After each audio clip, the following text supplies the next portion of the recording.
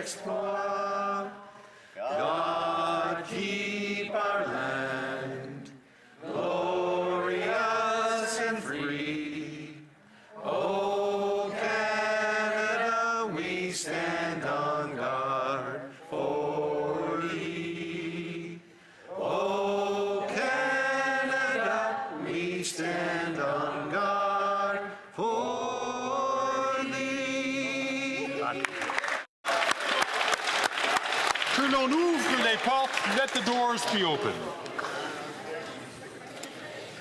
Statements by members, déclaration de députés, l'honorable député de Halifax. The Honourable Member for Halifax West. Mr. Speaker, I rise today to congratulate Masqua Aquatic Club on celebrating their 50th anniversary. Nestled in the waters of Kearney Lake in Halifax West, Masqua is one of Canada's largest and most committed and accomplished paddling club. It's where many in my community learned to swim, took out their first canoe or kayak, got summer work experience, or first hiked through Blue Mountain Birch Cove Lakes. After an incredibly well-decorated 2023, Masqua has done the unthinkable, and for a second year in a row, we're victorious in the Canoe Kayak Canada Sprint National Championships. Special shout-out to my constituents, Masqua athletes Emily Vadders and Matthew Brown, who just represented Canada in the 2024 Olympic Hopes Regatta in Hungary. Congratulations to head coach Christian Hall, Commodore Perry Giles, the board, coaches, athletes, parents, and supporters. We're all proud of your accomplishments, and here's to the next 50 years. The Honourable Member from Northumberland, Peterborough South. Thank you. September 23rd to 29th marks Rail Safety Week. This week serves as a reminder of the importance of keeping our railways and our train yards safe. As we acknowledge the tragedies of the past, we must recommit to the safety of our railways going forward. To our railway workers, you keep our economy moving. You keep Canadians moving. More importantly, you keep Canadians safe. The work you do every day does not go unnoticed. Every year, 375 million tons of freight move across our rails. Millions of passengers are taken safely to their destination. Conservatives will always be there to stand up for our rail workers because you're always there to protect the safety of Canadians. Thank you for keeping Canadians moving safely. The Honourable Member from Don Valley West. Speaker, I rise today to congratulate an organization close to my heart, Asthma Canada, celebrating its 50th anniversary this year. In 1974, patients, parents, community members, and leading physicians created an organization dedicated to helping Canadians with asthma lead healthy lives. Since then, its mission has been to ensure Canadians living with asthma enjoy a symptom-free life. 4.6 million Canadians live with asthma. I am one of them. Asthma attacks lead to approximately 70,000 hospitalizations and 250 deaths every year. It's serious. As the former president and CEO of Asthma Canada, I saw the hard work done by physicians, nurses, researchers, educators, administrators, and volunteers striving to engage, advocate, inform, and treat people living with asthma in a patient-centered health charity. Congratulations, Asthma Canada, on 50 years of excellent work. We look forward to 50 more years.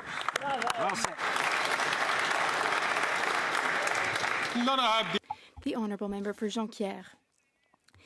This year, the Association of Bookstores of Quebec gave the Award of Excellence to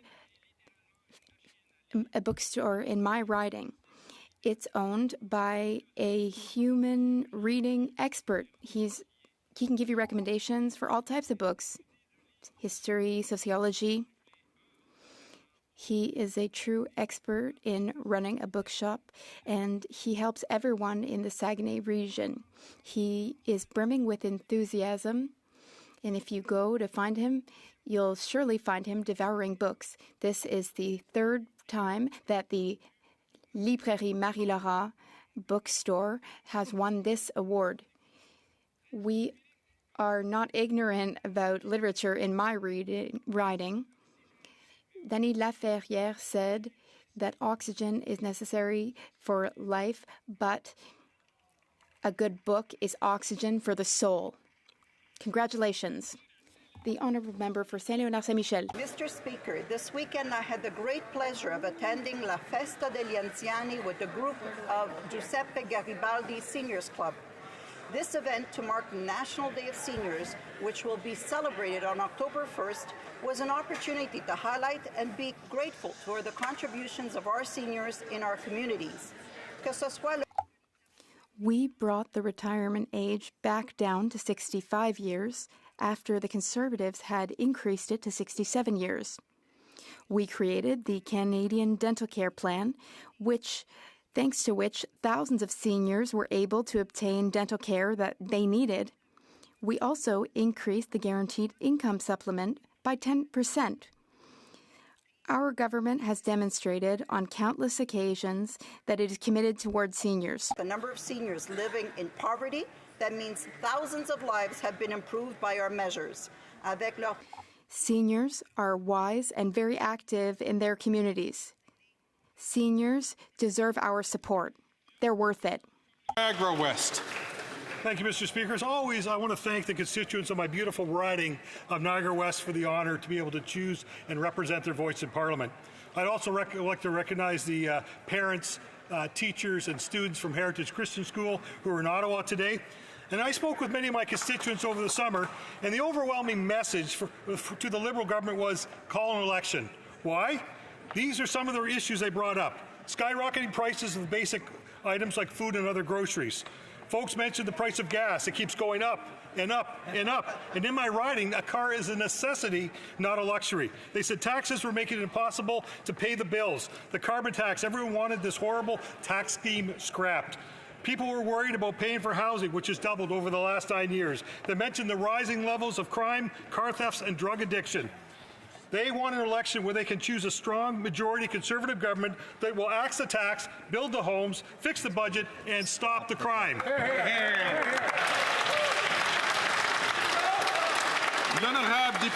The Honourable Member for Lac-Saint-Louis. Was at heart a storyteller, and he applied this gift as a teacher to impart knowledge and insights to his students about the world around them. Following a career in education, Dennis made the leap to politics. He was a campaign volunteer and then a constituency assistant to both my predecessor, Clifford Lincoln, and myself. Dennis worked for the No side in the 1995 Quebec referendum and was a leader in Pointe Claire's successful bid to regain its independent city status in Quebec's municipal demerger referendums in 2004. He then served 3 terms as a highly regarded Pointe Claire city councillor. After retiring from politics, Dennis remained active in community affairs. Among other things, acting as a sounding board and wise counsel to public office holders like myself. Dennis Smith believed in education and the politics of reason as fundamental to society's progress. To his wife Karen and son Adam, we extend our deepest condolences.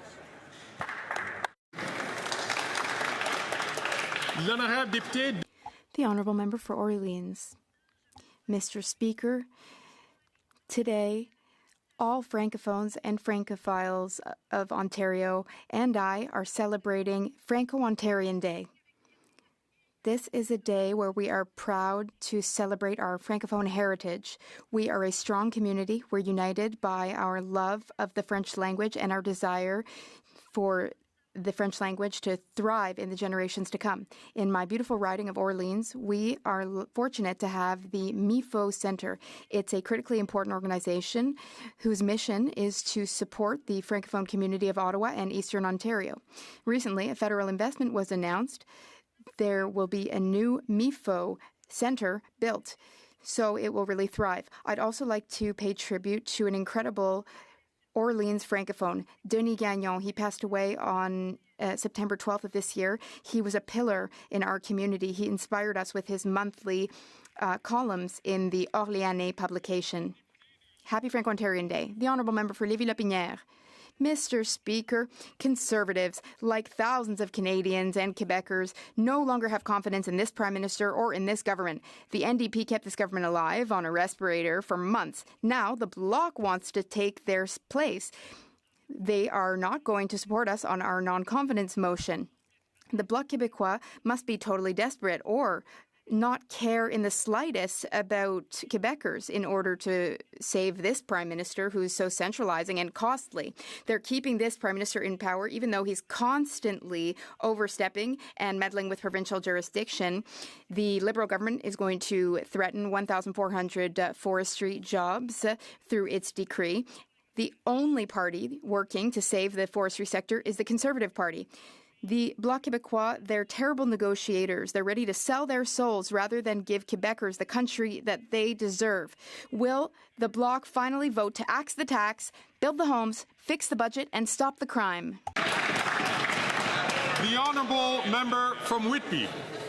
Mr. Speaker, today I rise to celebrate the important work of Jen Well, a grassroots movement tackling one of today's biggest challenges, which is loneliness.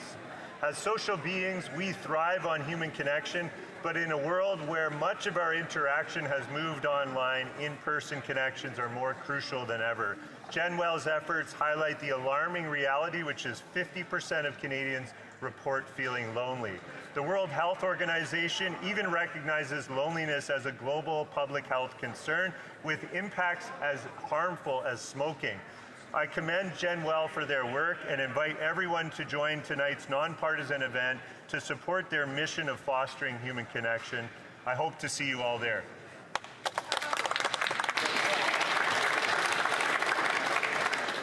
The honourable member from Kildonan, St. Paul. After 9 years of the NDP Liberals, taxes are up, costs are up, crime's up, and time's up. Under the Liberal government, repeat violent offenders are getting bail and parole, and justice for victims is being ignored. In fact, 256 people were killed in 2022 by criminals out on bail or another form of release. That's 256 people that could still be alive today if not for this broken Liberal bail system. And just last month, a serial rapist was granted day parole only 4 years after he was convicted of sexually assaulting 5 women while working as a nightclub promoter. Is it any wonder that sexual assaults are up 75%, Mr. Speaker, over the past 9 years? And yet the NDP continues to prop up the Liberals and their soft on crime agenda. They continue to enable putting criminals before victims. But today they can do the right thing and vote non-confidence in this Liberal government. Only a Conservative government will deliver justice for Canadians and bring home safe streets.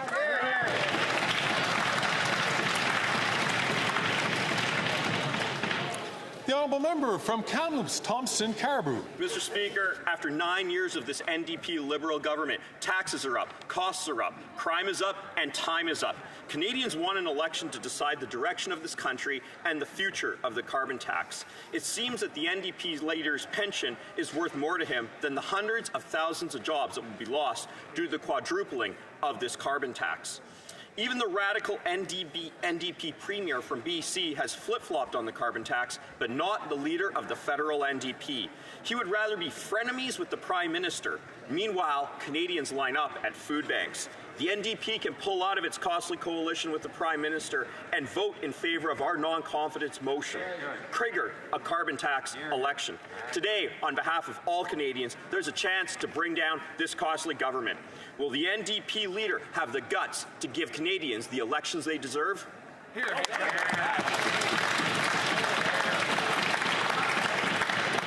honourable member from Brampton Centre. Mr. Speaker, I was excited to welcome 56 members of the South Lake Seniors Club from Brampton who are visiting Ottawa to attend question period today. South Lake Seniors Club is a not-profit organization serving seniors in Brampton. Their aim is to stimulate thinking, encourage interest and participation in healthy activities. The club holds regular gatherings, providing opportunities to socialize and participate in cultural and physical activities. They also organize health-related seminars and yoga sessions, as well as bus tours like today's. Thank you, South Lake Seniors Club, for making a difference in our community. I would also like to thank all the hard-working parliamentary staff who have been so helpful in accommodating this visit. Thank you, Mr. Speaker.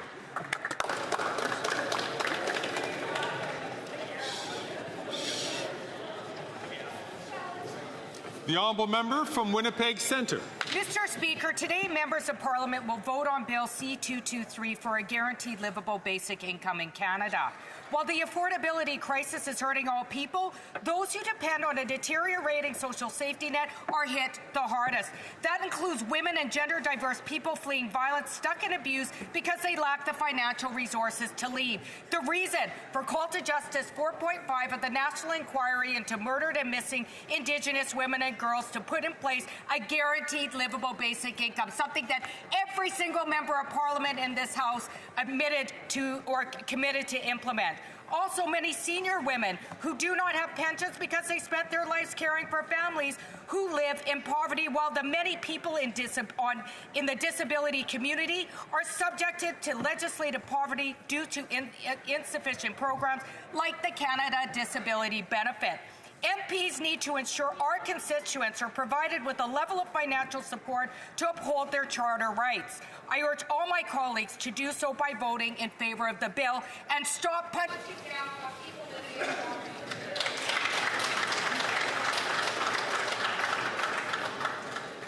living in The Honourable Member for Salaberry-sur-Roi. On July 17th of this year, Quebec lost an incredible unionist, feminist, sovereignist, and progressive, Régent Parent. On behalf of the Bloc Québécois, I wish to offer my sincerest condolences to his loved ones, his wife Pauline, and their children Marie-Hélène, Claudia, and Olivier.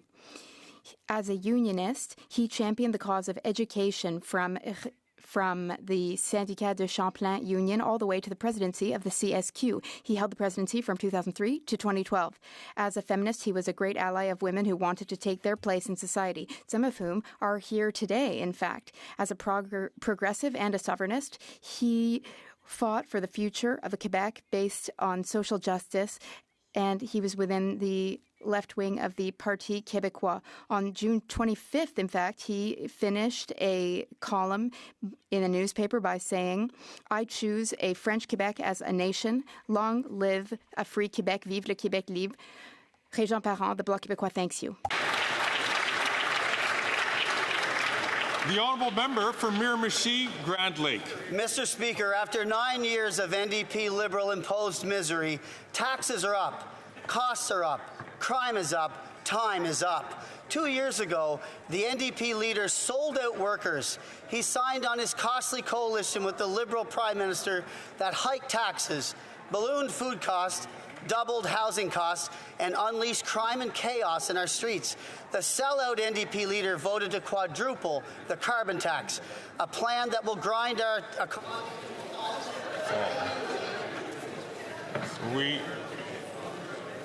I'm going to invite the Honourable Member to start his SO31. Again, I know SO31s are important to all members, but I'd like to remind the Honourable Member to ensure that the language which is used is not directed to a particular member in a way that would not be parliamentary.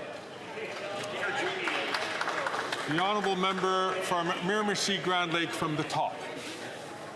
Mr. Speaker, after 9 years of this NDP Liberal imposed misery, taxes are up, costs are up, crime is up, and time is up. 2 years ago, the NDP leader sold out workers. He signed on to his costly coalition with the Liberal Prime Minister that hiked taxes, ballooned food costs, doubled housing costs, and unleashed crime and chaos right in our streets. The sellout NDP leader voted to quadruple the carbon tax.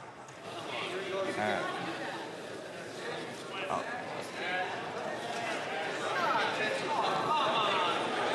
going to ask the Honourable Member to...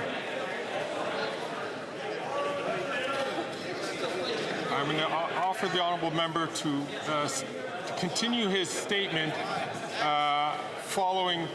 If you could just start a paragraph before, I'll give him 25 seconds to finish his statement.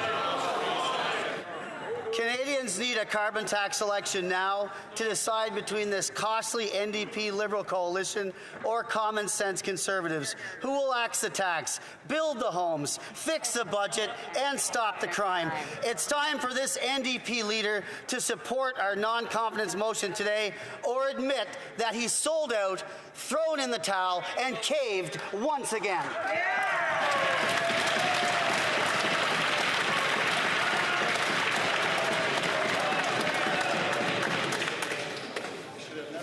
So all members, I just want to make sure that we understand it's important for us to be judicious in the uses of our words, especially in regard to each one of us who serve here. It is important that we may have our disagreements, but in regarding a specific person, we need to be very judicious in our comments because we are all colleagues. The honourable member from Ottawa West Nepean. Thank you, Mr. Speaker. Today I'm wearing a Forget-Me-Not pin to recognize World Alzheimer's Month and to stand with the more than 700,000 Canadians living with dementia, a number projected to rise to 1.7 million by 2050. Dementia costs Canadians over $10 billion annually, but the personal toll on individuals and their families is immeasurable. In 2017, this House unanimously supported the National Dementia Strategy, and it remains vital that we continue to work to address this growing challenge. I want to thank the Alzheimer's Society of Canada for the essential work that they do in helping families in our communities and funding research for a cure. I am joined today by colleagues from all parties wearing Forget-Me-Not pins. I wear mine for my Oma. Together, we can work toward a future where Alzheimer's and dementia are diseases of the past. Thank you. Very good, very good, very good.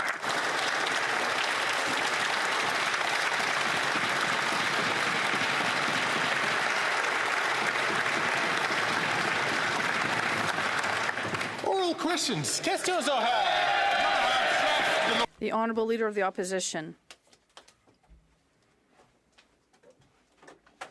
The Bloc is voting to keep the Liberal government in power, the most centralizing government in the history of our country. They added 100,000 public servants. They have doubled consulting costs, doubled debt, and the cost of housing.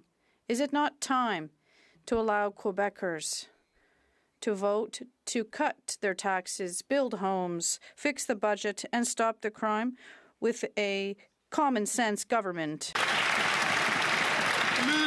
The Right Honourable Prime Minister.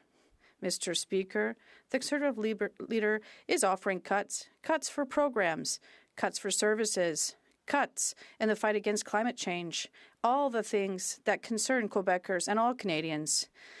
They have nothing to offer but austerity and performances here at the House of Commons. They're continued to cut programs like dental care, daycare spots, an investment in pharmacare, an investment to grow our economy with green investments. We are going to invest in Canadians and Quebecers, and they're just there to cut. The Honourable Leader of the Opposition.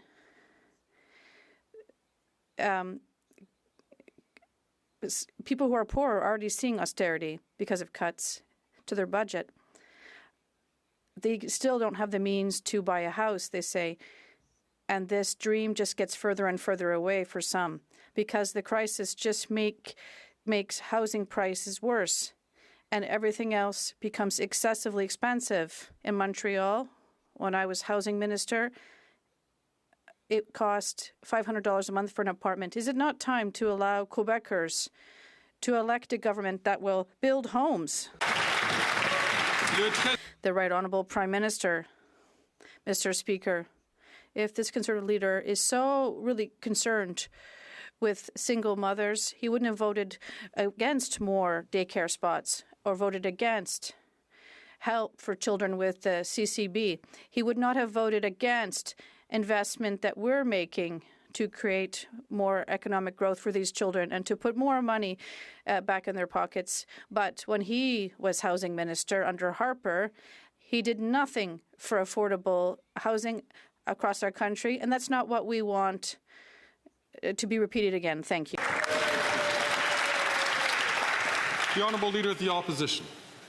After 9 years of the NDP Liberals, taxes up, costs up, crimes up, time's up. Today, we'll vote to trigger a carbon tax election between the costly carbon tax coalition of NDP Liberals who tax your food, punish your work, double your housing costs, and unleash crime and chaos, or common sense Conservatives who will axe the tax, build the homes, fix the budget, and stop the crime. Why can't we bring it home today?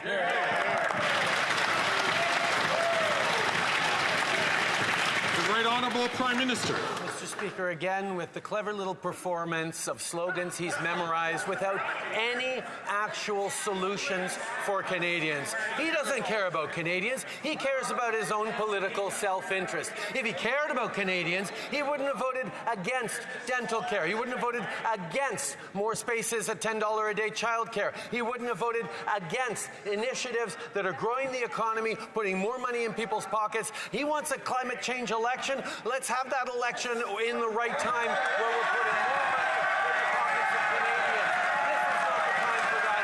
We're going to continue to deliver for Canadians.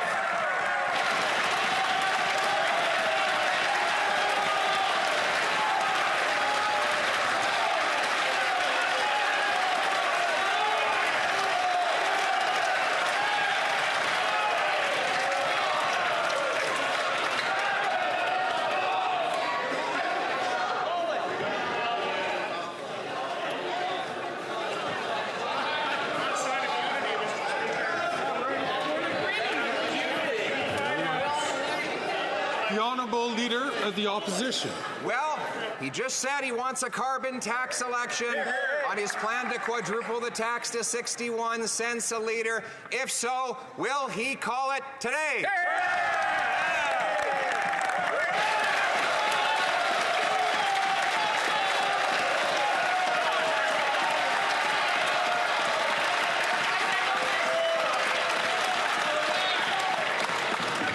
The Right Honourable Prime Minister. Mr. Speaker, I believe this on today we will see that this House does not have confidence in the leader of the Conservative Party.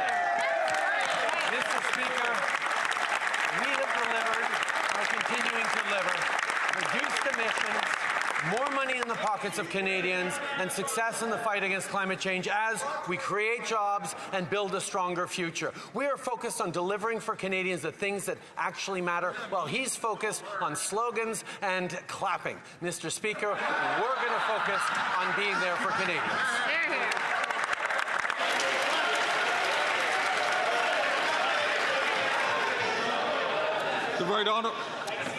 The Honourable Leader of the Opposition. Mr. Speaker, he's concerned that we're clapping for him. He agreed to a carbon tax election on his quadrupling of the tax to 61 cents a litre, where Canadians will choose between an NDP Liberal government that has taxed their food, punished their work, doubled their housing costs, and unleashed crime and chaos in their communities, or a common-sense Conservative government to axe the tax, build the homes, fix the budget, and stop the crime. He's bragging that he has more politicians on his side. Isn't it really the case that in Canada, the people decide?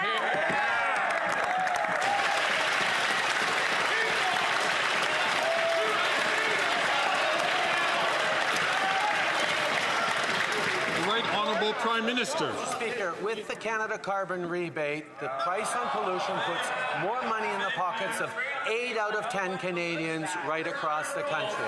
But we already know from his misunderstanding of carbon pricing that the Conservative leader doesn't understand math or economics. What's increasingly clear is he doesn't understand science as well. That's why I'd be happy to give him a briefing on the science of climate change. And good news on this one, it doesn't require a security clearance for it.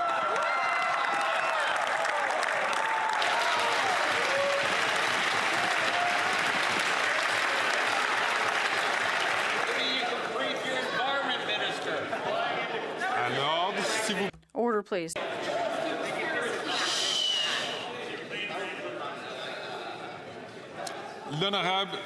The Honourable Member for Belleuil-Chambly. Mr. Speaker, the Bloc announced a good faith proposal that was reasonable about topics that have already obtained the support of all parties in this House. I would like to know from the Prime Minister if he can give us his word that he will quickly consider the Bloc's proposal to benefit seniors and farmers. The Right Honourable Prime Minister. Mr. Speaker, on this side of the House, we've already shown many times that our priorities include help for seniors and protection of supply management. We have shown this and will continue to do so. We'll continue to work with other members of this House to deliver for seniors and to deliver for our farmers.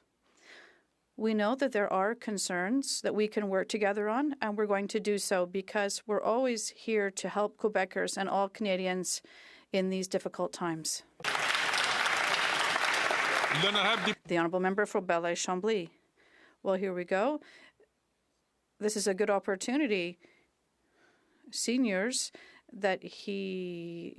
for whom he cut their purchasing power, and farmers, not only in Quebec and in Canada, we need to be more specific in terms of the intentions. Will the Prime Minister start a conversation with his sometime partner in the NDP so that we can have this project come to fruition in the timeline set out? The Right Honourable Prime Minister. Mr. Speaker, we are obviously going to look at this and debate this bill, but if we want to be specific, I'd like to underscore that many seniors in Quebec and elsewhere in the country that I've spoken with this summer said that they saved hundreds of dollars with visits to the dentists that were covered by the Canadian Dental Care Program. And unfortunately, they don't understand why the Bloc is opposed to this care for seniors in Quebec. It saved them hundreds of dollars, and we'll always be here to save seniors money. The Honourable Member from Burnaby South. Privatizing healthcare means telling people you either pay up or go to the back of the line. Daniel Smith is privatizing healthcare in Alberta right now, and this Prime Minister is doing nothing about it. Doug Ford is privatizing healthcare in Ontario, and the Prime Minister praises him. Why is this weak Prime Minister letting Conservatives tear down our healthcare system?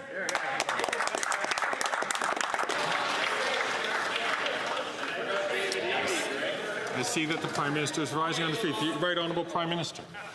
Speaker, on this side of the House, we have always defended universal health care, and we will continue to do. But the member opposite has a point. In those provinces, the NDP was unable to stop Conservatives from getting elected and weakening universal health care in all those places. That is why we are going to continue to stand up for universal health care, to stand up for progressive values, and indeed, to stand up to Conservatives.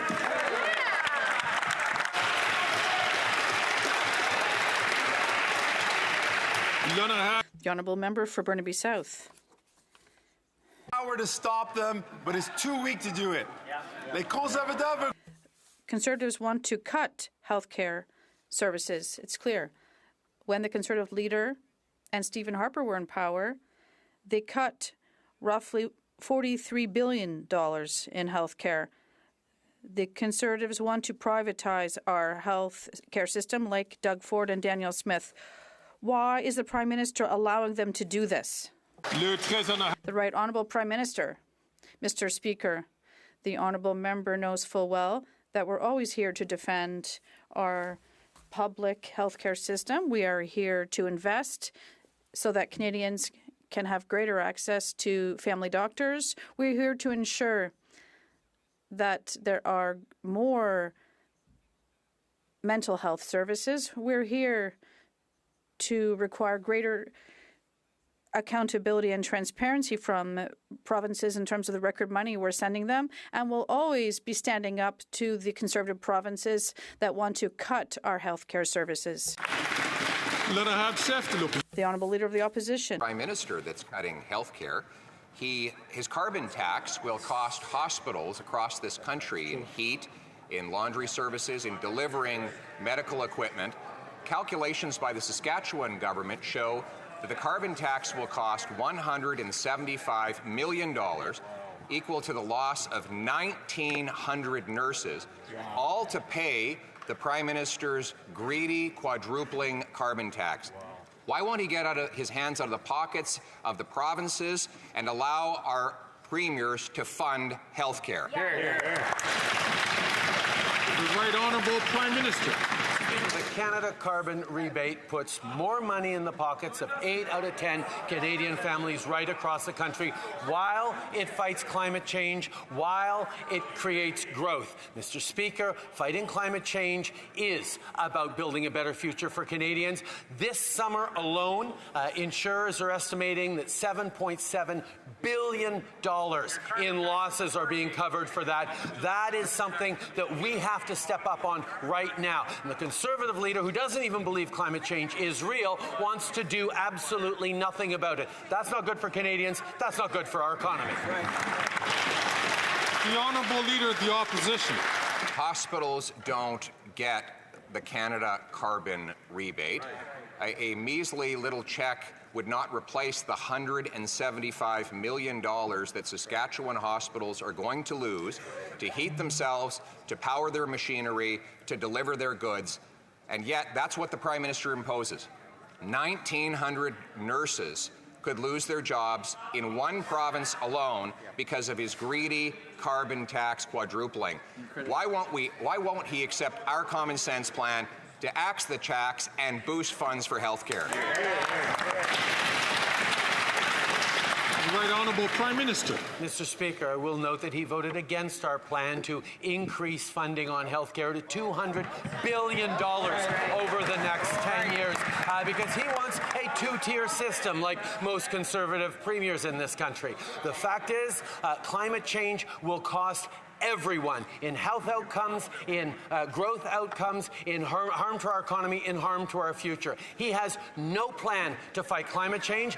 Our plan not only fights climate change, it makes emissions lower, puts more growth on the books, and puts more money in the pockets out of 8 out of 10 Canadians, the middle class, and those working hard to join them.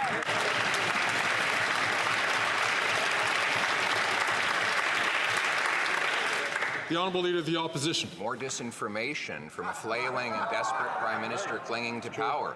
I voted in this Parliament to increase health funding, and in the previous government voted to increase it by 70%, more than his government had. More than that, we did not impose a carbon tax on hospitals. He claims that people are going to get checks. 1,900 nurses could lose their jobs because of the carbon tax in one province alone. A phony rebate check will not make the difference. Now he wants to quadruple the tax to 61 cents a litre. How many nurses are going to lose their jobs while hospitals are stuck paying this quadrupling tax? The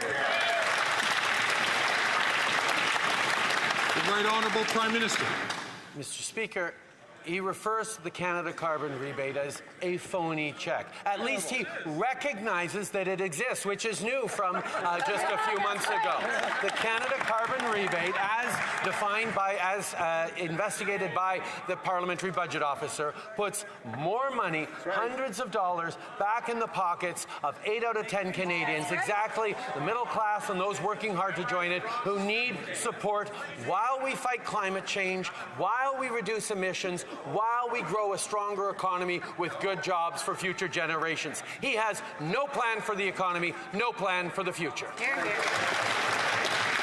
The Honourable Leader of the Opposition. My common sense plan is to axe the tax, build the homes, fix the budget, and stop the crime. But let's talk about education. The carbon tax will cost Saskatchewan schools $204 million. That's the equivalent of approximately 2,000 teachers losing their jobs, all to pay tax to heat schools in cold Saskatchewan winters. Why is the Prime Minister forcing provinces to cut teachers and education to pay for his greedy quadrupling carbon tax? Right Honourable Prime Minister. He goes once again with his little performances, Mr. Speaker, the little rhymes and slogans. The reality facing Canadians right across the country, including in Saskatchewan, is wildfires, droughts, floods, issues that are being increased because of the impacts of climate change. And if we do not continue to take ambitious action, future generations will pay dearly for inaction by governments like the government in Saskatchewan. that he wants to emulate. The reality is, Mr. Speaker, we put more money in people's pockets while fighting climate change, and we're going to keep doing that.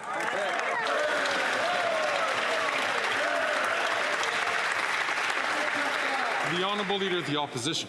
Mr. Speaker, screaming and hollering will not distract from the very serious question I asked. Can he tell us how many nurses and how many teachers will lose their jobs because his greedy carbon tax quadrupling will drive up costs to heat schools and hospitals? How many? Yeah.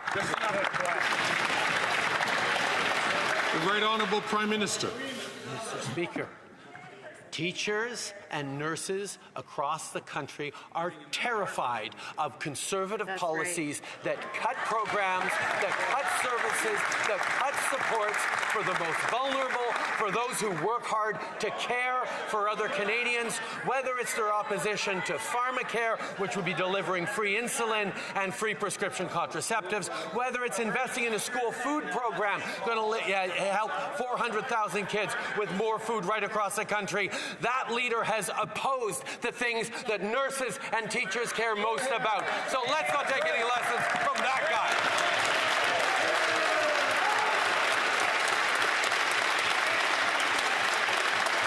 The Honourable Leader of the Opposition. He goes from screaming and waving his arms around erratically when I mention the carbon tax to bragging about a program that doesn't even exist. His multi-million-dollar school food program hasn't served a single ham sandwich, a single little bowl of Kraft dinner, not one meal to one child. It exists to feed bureaucracy in Ottawa, not kids in schools. So once again, put aside the grand dramatic performances and answer the question: how many doctors, nurses, and teachers will lose their jobs because of the quadrupling carbon tax? The Right Honourable Prime Minister. Speaker, I think it'd be instructive to look at how many doctors and teachers have lost their jobs because of Conservative governments over the past number of decades, and that's exactly what this leader is proposing once again. I will tell you, Mr. Speaker, because I once had a job as a teacher, and I was proud of serving kids every day. I haven't just been in this House for 20 years like the Leader of the Opposition.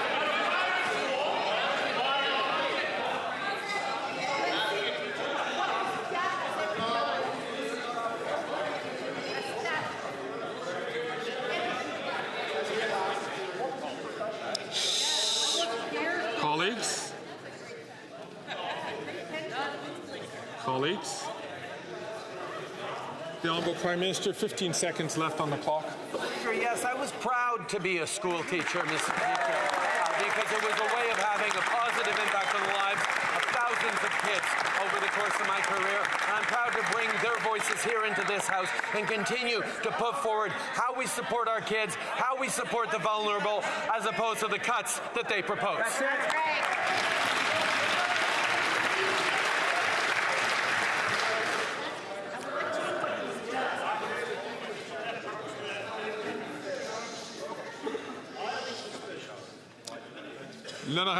The Honourable Member for Belleuil-Chambly.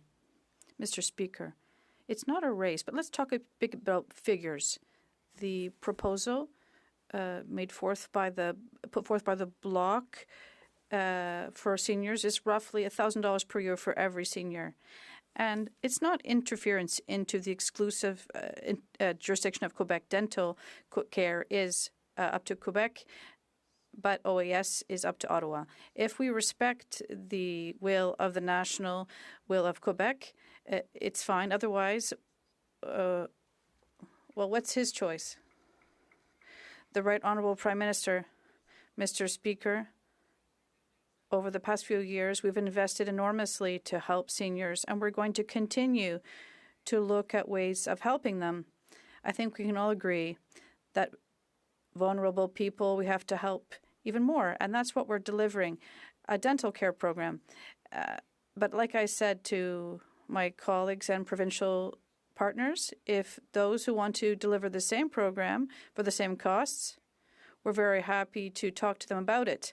But for the time being, We are here to deliver for vulnerable people and seniors. Several thousand people across the country have dental care through our program. The honourable member, we can do both, right? These two bills we're talking about, tabled by the Bloc, are in advanced stages. They have been supported at various stages by all parties in this House. The necessary time was given to the government, and it should, even in theory, also garner the support of the NDP. Does he realize that he needs to deliver for seniors sooner rather than later? The Right Honourable Prime Minister, like I said, Mr. Speaker, we are here to deliver for seniors, and we did so and will continue to do so. In terms of the farmers, I made a promise, Mr. Speaker, that no new negotiations for free trade agreements would hamper them or remove anything from the supply management sector. We are here to protect our farmers. This is a strong commitment I made, and we are going to always respect that. We're going to continue to work together to protect farmers, to protect supply management, and yes, to help our seniors. The Honourable Leader of the Opposition. 2015. New York Times. Headline. Life in Canada, home of the world's most affluent middle class. How things have changed after 9 years of NDP Liberals. The economy today, per capita, is actually smaller than it was 10 years ago. Per capita income has dropped more in Canada than any other G7 country since the year before COVID. The gap between U.S. GDP per capita and Canadian is now 50%, the biggest gap in 100 years. Will the Prime Minister recognize that taxing, punishing, and attacking our businesses is losing us jobs? The Right Honourable Prime Minister. What the Leader of the Opposition refuses to accept is that cuts to services and programs that Canadians are relying on is not going to grow the economy, is not going to help anyone through. We have the strongest balance sheet in the G7 right now, the lowest deficit, the lowest debt to GDP ratio. Companies from around the world are investing in Canada because they believe in Canadians. We are wanting to set that strong fiscal position in service of Canadians who are hurting right now. We want to invest more in dental, more in supports, more in growth and jobs, and he wants to cut at this particular time. The Honourable Leader of the Opposition. Mr. Speaker, after 9 years of this NDP Liberal Prime Minister, Canada has the worst mortgage debt, has had the worst housing inflation in the G7, and now has the worst GDP per capita change since the Great Depression, and the worst by far in the G7. Those are the devastating statistics that result in very real human costs. That's the reason we have 1,400 homeless encampments in one province alone and 2 million people lined up at food banks. Won't he realize that doubling housing costs and taxing people's food has very real human costs? The Right Honourable Prime Minister. Mr. Speaker, when that individual was Harper's failed housing minister, he built 6 affordable homes across the entire country only. He did not help with the investments that Canadians needed. And his so-called housing plan that he talks about now, which is, again, more performance than substance, lots of slogans, no actual solutions, is not going to deliver for Canadians either. We're doing what he didn't do, which is work with housing advocates, work with municipalities, work with provinces, and deliver the homes Canadians need. The Honourable Leader of the Opposition. When I was housing minister, rent and mortgage payments were half of what they are now, and there were almost 200,000 of those affordable homes built right across Canada. Now, this Prime Minister wants to bring in a massive tax on home builders with hikes to capital gains. Now, the most preeminent economist in Canada, Jack Mintz, reveals that would cost our economy 400,000 jobs and $90 billion. Where are those 400,000 unemployed Canadians going to be able to get the food and the money to pay their mortgages? Before the Right Honourable Prime Minister takes the floor, I'd like to remind all members to please not take the floor when they're not recognized by the Chair. The Right Honourable Prime Minister. Mr. Speaker, the Leader of the Opposition is instrumentalizing Canadians who are suffering right now to try and score cheap political points. What he is not offering is any sort of solution for Canadians. We put forward the most ambitious housing plan in decades because we know that working with municipalities, working with provinces, working with nonprofit agencies and charitable foundations is a way of delivering homes. I was just in Vancouver speaking to a young student who got into an apartment because of partnerships that this government set up. These are things that make a real difference in people's lives, but he doesn't care. The Honourable Leader of the Opposition. Well, I will comment on one spectacular social housing project of his, and that is the brand new lavish apartment that he bought his friend, the new Consul General to New York. $9 million for his friend Tom Clark to have stunning powder room finished in jewel onyx, crystallo gold quartzite countertops, a handcrafted copper soaking tub, custom bronze bathroom fixtures, $5,000 coffee machine. Did the Prime Minister go and inspect this palace in the sky on his recent trip to New York? The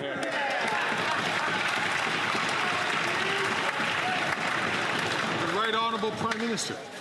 Mr. Speaker, engaging with international leaders on fighting climate change, on solving global crises, on standing up unequivocally for Ukraine.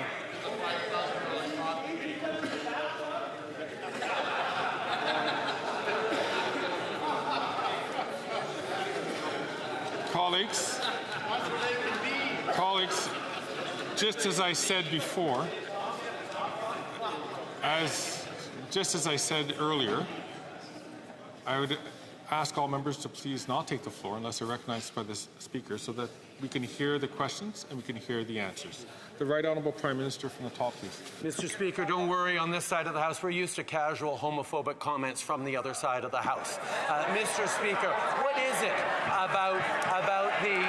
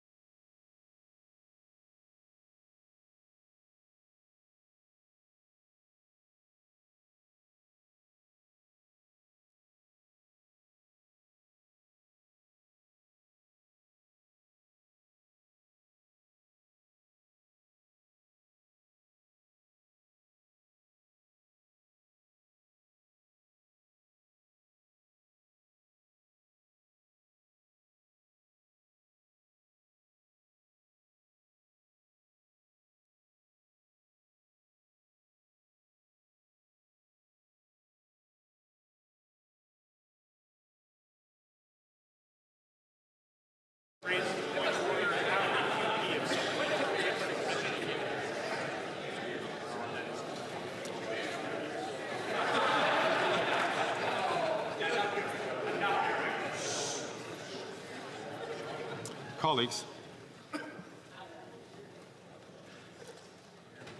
I heard comments that because it was not on microphone, I chose not to get up. I would ask, nonetheless, that we all treat each other with the presumption of honor and respect. And I'll ask the Prime Minister to please withdraw that comment and to start his comment again under the colleagues. Colleagues, I heard a comment, as I said, which I could not stand up because I did not know who said it. But we should be. But colleagues, I don't appreciate when we would tar the entire members with that concern.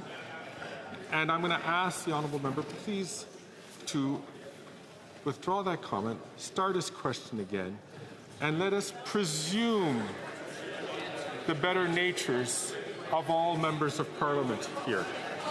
The Right Honourable Prime Minister from the top.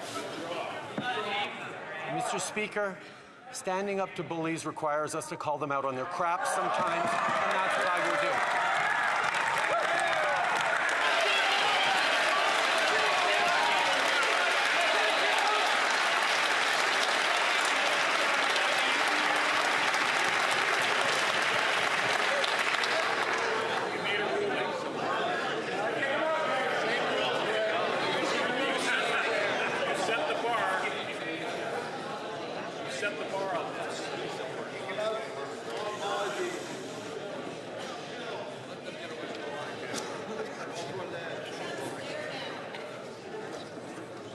I'll invite the Prime Minister once again to rise on his feet.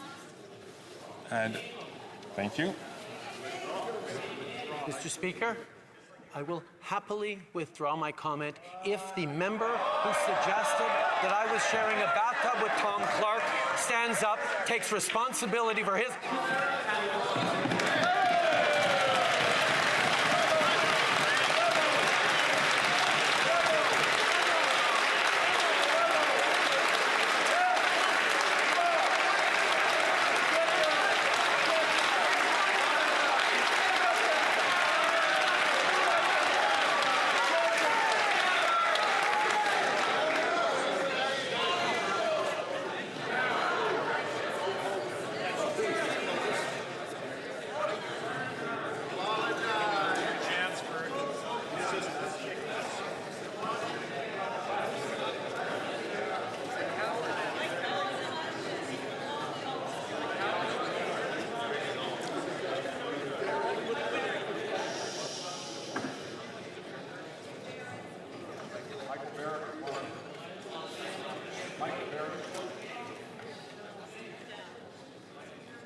As I had indicated to all colleagues here, I was not able to hear or track the source of that statement.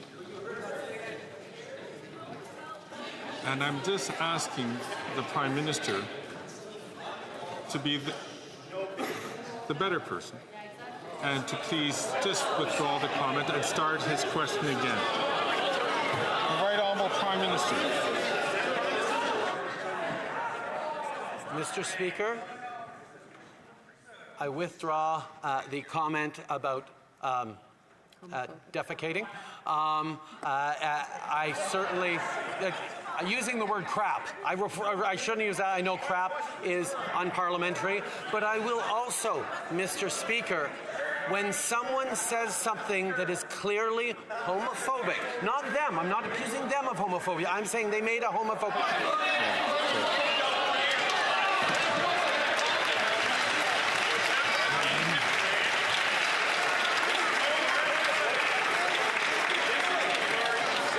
I appreciate the Prime Minister withdrawing his comment, and the Chair accepts him withdrawing that comment. But as the Speaker had indicated, sometimes in this chair, and for those who have occupied this chair or who will occupy this chair will understand, it is a very difficult decision day to day. I heard a comment, I did not know who said it, and the Speaker chose, for the reputation of this House, for us to move on from that comment. I asked the Prime Minister to withdraw the comment. I appreciate you withdrawing the comment. The Prime Minister, please respond to the question that was asked by the... Mr. Speaker, I know the very idea of standing up for Canada's rights and values on the world stage makes the Leader of the Opposition's skin crawl. What is it exactly? Is it standing up to fight climate change? Is it standing up for women's rights? Is it standing up for democracy rights and freedom of the press? Whatever it is, he sure doesn't like it when Canada stands proudly on the world stage because he wants everyone to think that Canada is broken. Well, Canada's not broken. Canada's the best country in the world. We're going to make it even better.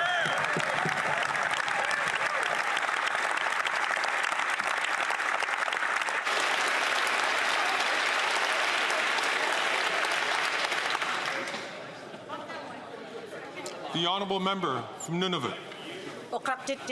Nunavut are prevented from thriving by the lack of doctors and access to health care. The Conservative leader will want to cut health care, but they will have nothing to cut as the Liberals haven't invested enough in Nunavut. The Prime Minister failed on his promises to deliver the health care people need. When will the Prime Minister invest in the health care Nunavut need so they can thrive? The Right Honourable Prime Minister. We signed a historic health agreement with the Premier of Nunavut. We will continue to be there as they deliver health care across the territory. We know how important it is to continue to invest in health care for the North. We know how important it is to continue to defend public health care in this country. We will continue to do that, even though, as the member opposite rightly points out, Conservatives want to cut public health care. They want to kill public health care. The honourable member from London Fanshawe. This government has failed to help our seniors age with dignity. Instead of putting people first, they've protected the profits of companies and abandoned seniors. They've let Doug Ford tear Ontario families apart and force seniors into some of the worst private long-term care homes. The military even found that some of these corporations, including one that the Conservative MP for Thornhill lobbied for, weren't giving seniors food and water. Wow. Why won't the Prime Minister put our families and our loved ones before profits? The Right Honourable Prime Minister.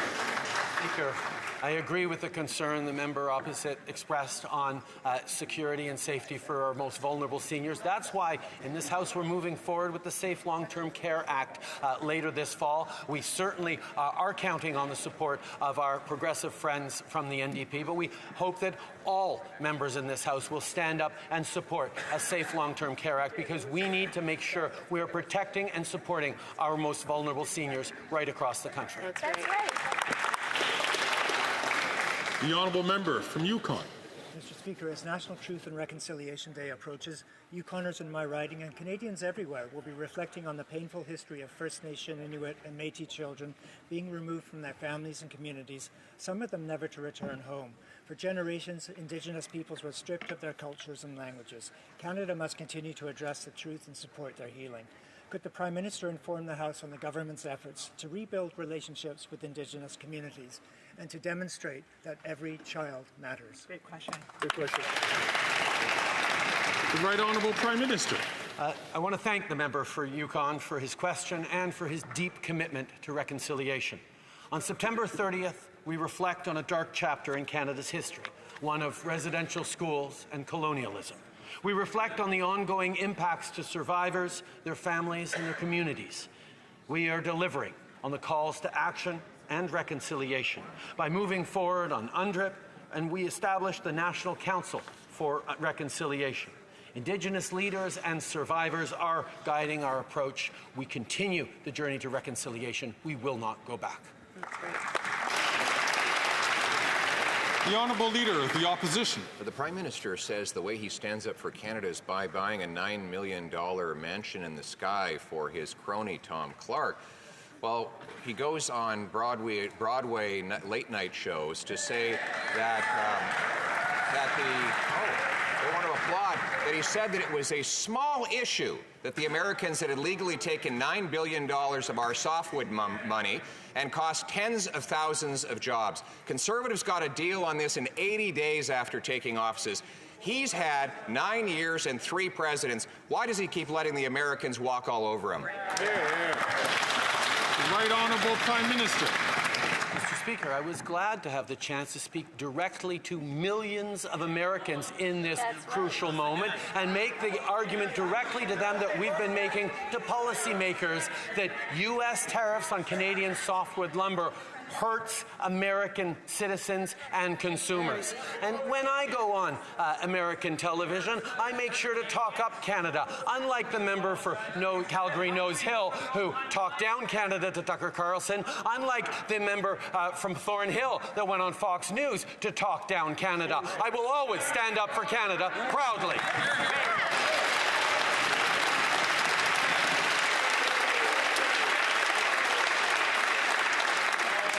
The Honourable Leader of the Opposition. Only he didn't stand up. He backed down. Yes. He's been backing down for 9 years, during which time 3 presidents have imposed illegal tariffs that Conservatives had originally got taken off. And recently, Biden doubled those tariffs, causing 500 mill workers to lose their jobs in British Columbia. They must have been watching that show, seeing the Prime Minister say that their unemployment and their now poverty was a, quote, small issue. Why is it that he thinks he's such a big shot that the jobs of working people are a small issue? The Right Honourable Prime Minister. Mr. Speaker, it's obvious that the Leader of the Opposition really didn't like that I went down to New York City to talk directly to Americans. Perhaps he would have been happier if I accepted an all-expenses-paid trip perhaps down to Florida to appear at an anti-abortion church. I know he would have been all right with that, because that's what he allows of his own members.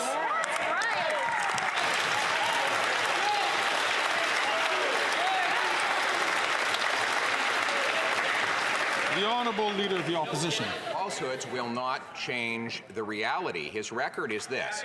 Common sense Conservatives got a softwood deal that reimbursed $4 billion of tariffs the Americans had collected within 80 days of taking office last time. Those tariffs were slapped back on under this Prime Minister, and he's capitulated ever since, not collecting $1 of the tariffs back. In fact, President Biden has now doubled those tariffs. He capitulated on Buy America, capitulated on softwood, capitulated on the Keystone Pipeline. When can we have a government that stops capitulating and starts standing up for Canada?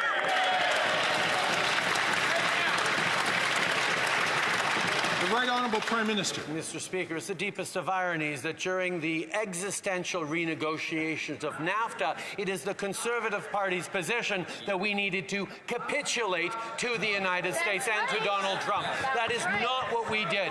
We stood firm. We protected steel workers. We protected auto workers. We protected agricultural workers and our dairy farmers. We continue to stand up to Americans while we protect jobs in this country, while they were saying, ooh, it's too important. You need to give in to the United States. We didn't. We stood strong. We came out of that with a win-win right across the board. That's right.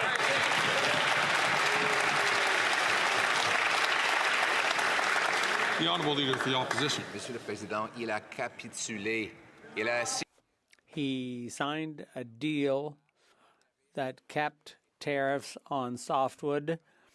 Tariffs which the Conservatives had previously managed to get rid of. He caved in on Buy America, which discriminates against our companies. He caved in on Keystone, and now Canadians are investing $400 million more in the U.S. than the opposite way. Why has he caved in and let down our construction and forestry workers? Minister. Mr. Speaker, you should be very careful about reminding people what things were like under Harper when he was on the governing side. Canadians remember very clearly what it was like under that government, which didn't invest in people, which cut back on services, on our armed forces, on police and childcare. They cut all the programs that Canadians depend on and didn't create the growth that Canadians need. We will continue to invest in Canadians and stand up for our steel and aluminum workers. We will be there to defend jobs in Canada. The Honourable Member for Belleuil-Chambly. Mr. Speaker, I'm scratching my head here. I'm wondering how we might not get there, because everyone agrees with the Bloc's bills. So I imagine everyone will continue to support them. The NDP, the Conservatives, the Liberals, all supported our bills. So I wonder if the government will get it in gear, because time is running out for farmers in Quebec, and leaders of all parties have agreed. So in order to get there by the end of October, something's got to give. The Right Honourable Prime Minister. Mr. Speaker, I'm very happy to know that the Bloc may be there to support our dental care program for seniors, because that's helping a lot of seniors. We're talking about millions of Canadians, including Quebecers, who've had access to dental services when the Bloc was against the program. But we managed to get it delivered all the same for thousands of people, and we will be there. We will still be there to help seniors with dental care and to invest in their future with housing, and we will be there to deliver the necessary services. The Honourable Member for Belleuil-Chambly. With that kind of logic, that's how the Liberal government has got to the edge of the precipice. So they should perhaps change their approach a little bit, maybe a little less sparring and a bit more substance. So he says he agrees with being there for seniors and protecting supply management. Everyone agrees. There's been unanimous support. So we need those two bills to get through. Are we going to move forward on this? Yes or no? The Right Honourable Prime Minister. Mr. Speaker, the direction of this government has always been to move forward, moving forward on investments for our seniors, investments for jobs, for the next generations, moving forward on the fight against climate change and economic growth at the same time. We will be there to work constructively with everyone who wants to deliver the goods for Canadians here in this place. And I'm glad that we're going to continue our constructive and productive conversations with the Bloc Québécois. The Honourable Leader of the Opposition. He proposes to quadruple the carbon tax to 61 cents a litre on seniors, small businesses and single moms. The Prime Minister spent his summer in a frenzy of high carbon, high taxing, high flying hypocrisy. Newly released data show that he went 92,000 kilometers. In flights on average every 2 days, he went 300,000 liters of jet fuel. Why is it that he punishes working class Canadians with his quadrupling carbon tax when he flies around burning more and more jet fuel? The Right Honourable Prime Minister. Mr. Speaker, perhaps if the Leader of the Opposition had actually met with Canadians or talked with media or been out there across the country over the course of the summer, he would have heard the fact that Canadians need support from government programs and services. Canadians want to see $10 a day childcare. Canadians want to see support on dental care. Canadians want to see a national school food program. These are all things that he wants to cut because that's all he's offering Canadians. That shows me he wasn't listening to Canadians he was talking to. He was just making sure he could use them to advance his own political aims. We're offering salute.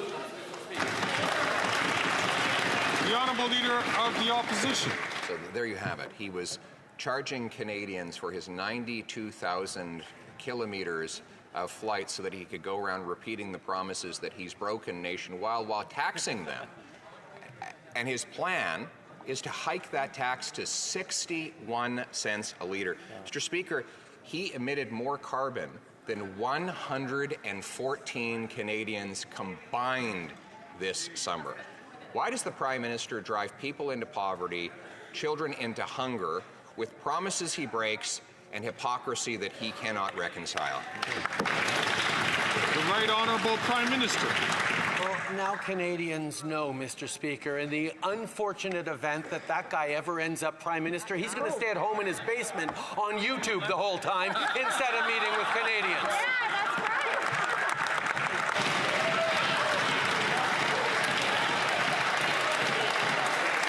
The Honourable Leader of the The Honourable Leader of the Opposition. Mr. Speaker, we can resolve that question right now with a carbon tax election. Mais on sait que le Premier ministre ne veut. But we know the Prime Minister doesn't want to do that because he has such a bad record on the environment and on the economy. It's not just tax hikes, but Canada is now ranked 63rd out of 67 countries when it comes to the effectiveness of our fight against climate change. So that's the hypocrisy. He's doing nothing for the environment. Is he not willing to try to defend his disastrous record before Canadians? The Right Honourable Prime Minister. Mr. Speaker, Canadians are starting to see that the leader of the Conservative Party has no plan whatsoever to fight climate change, no plan to put more money in Canadians' pockets while fighting climate change, and clearly he doesn't understand that the only way to create an economy for the future is to deal with the environment at the same time. So the Conservative leader's refusal to understand the absolute necessity of continuing the fight against climate change shows how completely out of touch he is with Canadians and Quebecers.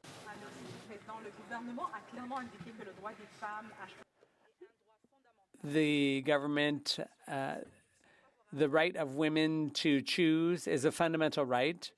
Many fear that the Conservative leader and his party will not protect this fundamental right.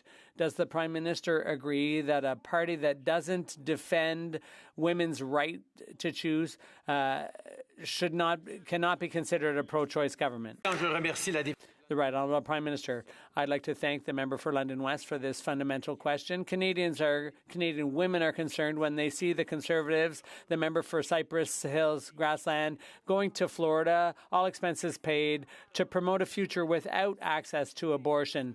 They are concerned when they see the member for Yorkton Melville, the Conservative member, proposing that not just once, twice, but 3 times proposing limits on access to abortion when the leader votes the other way. The Conservative leader may appear to be many things, but he certainly cannot pretend to be pro-choice. The Honourable Leader of the Opposition.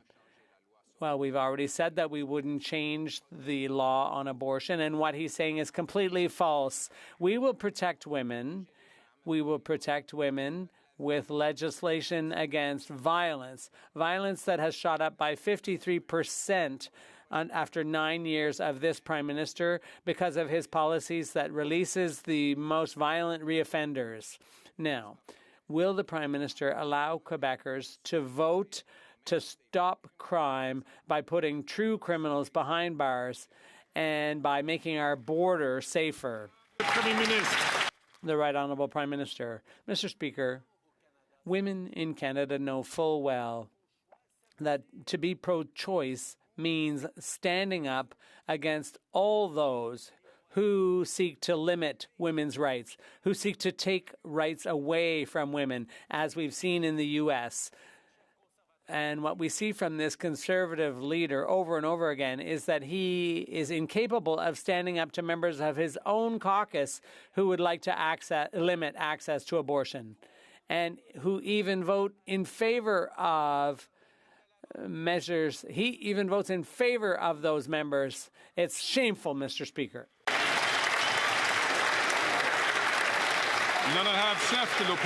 The Honourable Leader of the Opposition. Completely false, and I could use another word outside of the House to describe stating a falsehood knowingly, but we'll save that for when we are outside the House. Mr. Speaker, the reality is that after 9 years of this Prime Minister's policies, gun crime is up 120%, as he's put all the resources into targeting lawful, law-abiding, trained and tested duck hunters and blown $67 million without recovering a single solitary gun that he promised 4 years ago to ban. Why won't we let Canadians vote to stop the crime and put the real gun criminals in jail? The Right Honourable Prime Minister. Every time the Leader of the Opposition stands up to rhyme off his little show, all his MPs and ask the Right Honourable Prime Minister to start from the top, please. Mr. Speaker, every time the Leader of the Opposition gets up on his feet to rhyme off his little show, his party members applaud enthusiastically. But the two times he just stood up to suggest that he is perhaps pro-choice, silence from his team, Mr. Speaker. He cannot protect women's rights from the members of his own caucus, Mr. Speaker. That's not standing up for women. That's not protecting the future. That's not freedom in this country.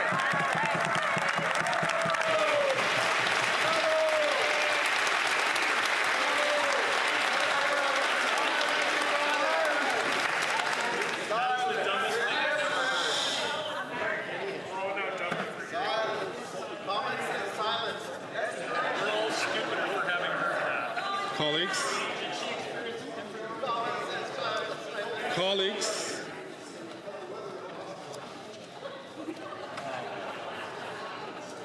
the Honourable Leader of the Opposition. Mr. Speaker, what we're seeing from this erratic performance today is a Prime Minister who's like a...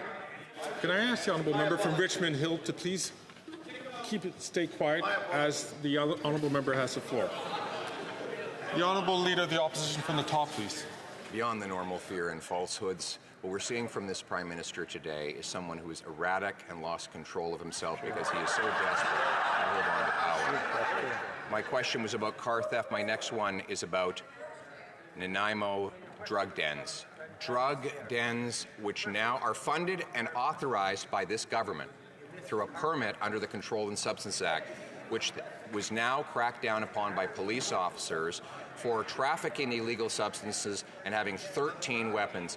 Will the Prime Minister stop giving the permits for these illegal drug dens so that we can stop the crime and bring home safety? The Right Honourable Prime Minister. Mr. Speaker, we recognize that far too many Canadians have been impacted by the opioid epidemic, by the toxic drug crisis. That is why we're doubling down on science and supports on the street. We're there to look at ways to help families through this, to deal with addictions, to lift people out of poverty. And yes, we will partner with people right across the country to do that on things that make sense in their jurisdictions. We're going to stay grounded in science while the leaders opposite choose their ideology as guiding paths. Yeah, very good. The Honourable Member from Steveston, Richmond. Richmond East. Throughout the summer, I met with my constituents and listened to what's on their minds. They want rapid construction of new housing options. They want their kids to have the best possible start in life with $10 a day childcare and nutritious food in the schools. They want to build an economy that works for everyone. They know that in order to do this, we need to make our tax system fair. Mr. Speaker, could the Prime Minister please update this House on the government's plan to create fairness for every generation? The Right Honourable Prime Minister. Mr. Speaker, I want to thank the member for Steveston, Richmond East for his question and his hard work. This is about fairness for every generation by building more homes, making life more affordable, and creating more good-paying jobs. And today, the House will vote on our plan to make the tax system fairer. We know that fairness is the last thing the Conservative leader and his party care about, and that his agenda is filled with cuts to housing, health care, and freedoms. Well, on this side, we stand with Canadians.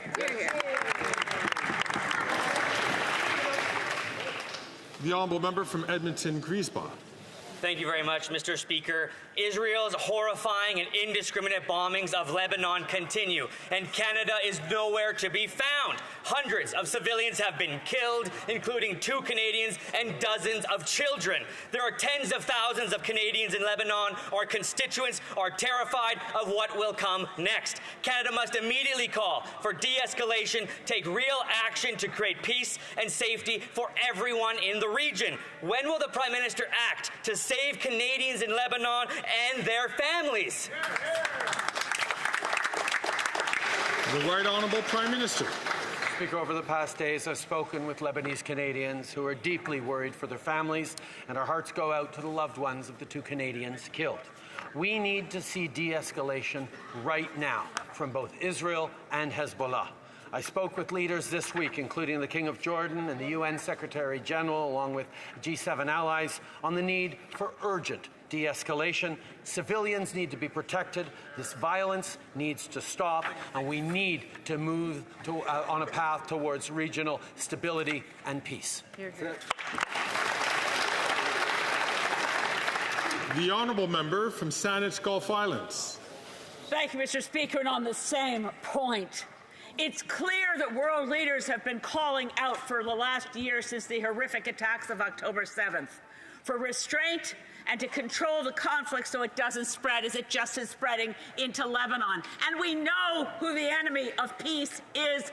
Unfortunately, he has a name. He's Prime Minister Benjamin Netanyahu. And he has put his political career and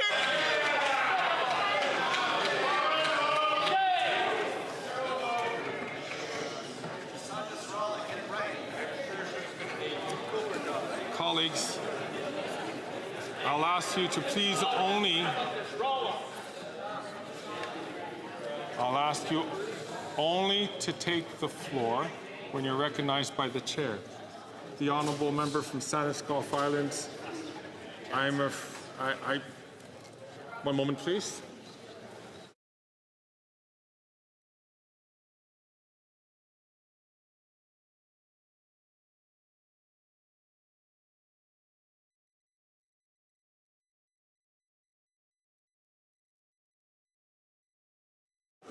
And I ask the honourable member from Saanich Gulf Islands to conclude her question. She has 10 seconds on the clock. Mr. Speaker, is that we are allies of Israel, but Israel's Prime Minister is unpopular. He's put his personal ego and political career ahead of rescuing Israeli hostages, and he seems to care nothing about innocent civilians, whether in Gaza.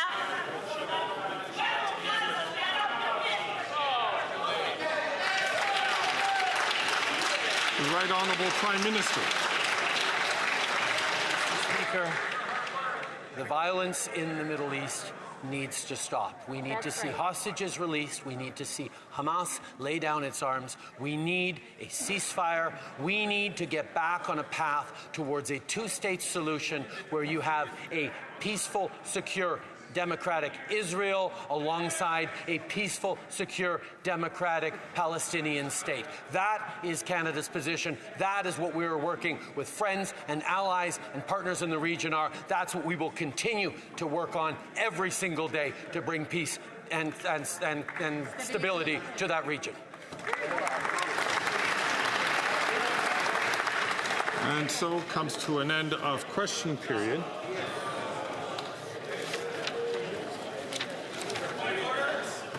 The honourable member from Edmonton Griesbach is rising on a point of order. Thank you very much, Mr. Speaker. During question period, we clearly heard a very derogatory, homophobic, and cowardly comment coming from the Conservative benches directed at the Prime Minister. Clearly, Conservative MPs heard it because many of them started to laugh. I have listened to the feed on Parleview, and we can hear the remark. Yeah. I urge you, Mr. Speaker, to review the tapes and come back with a ruling. Thank you very much.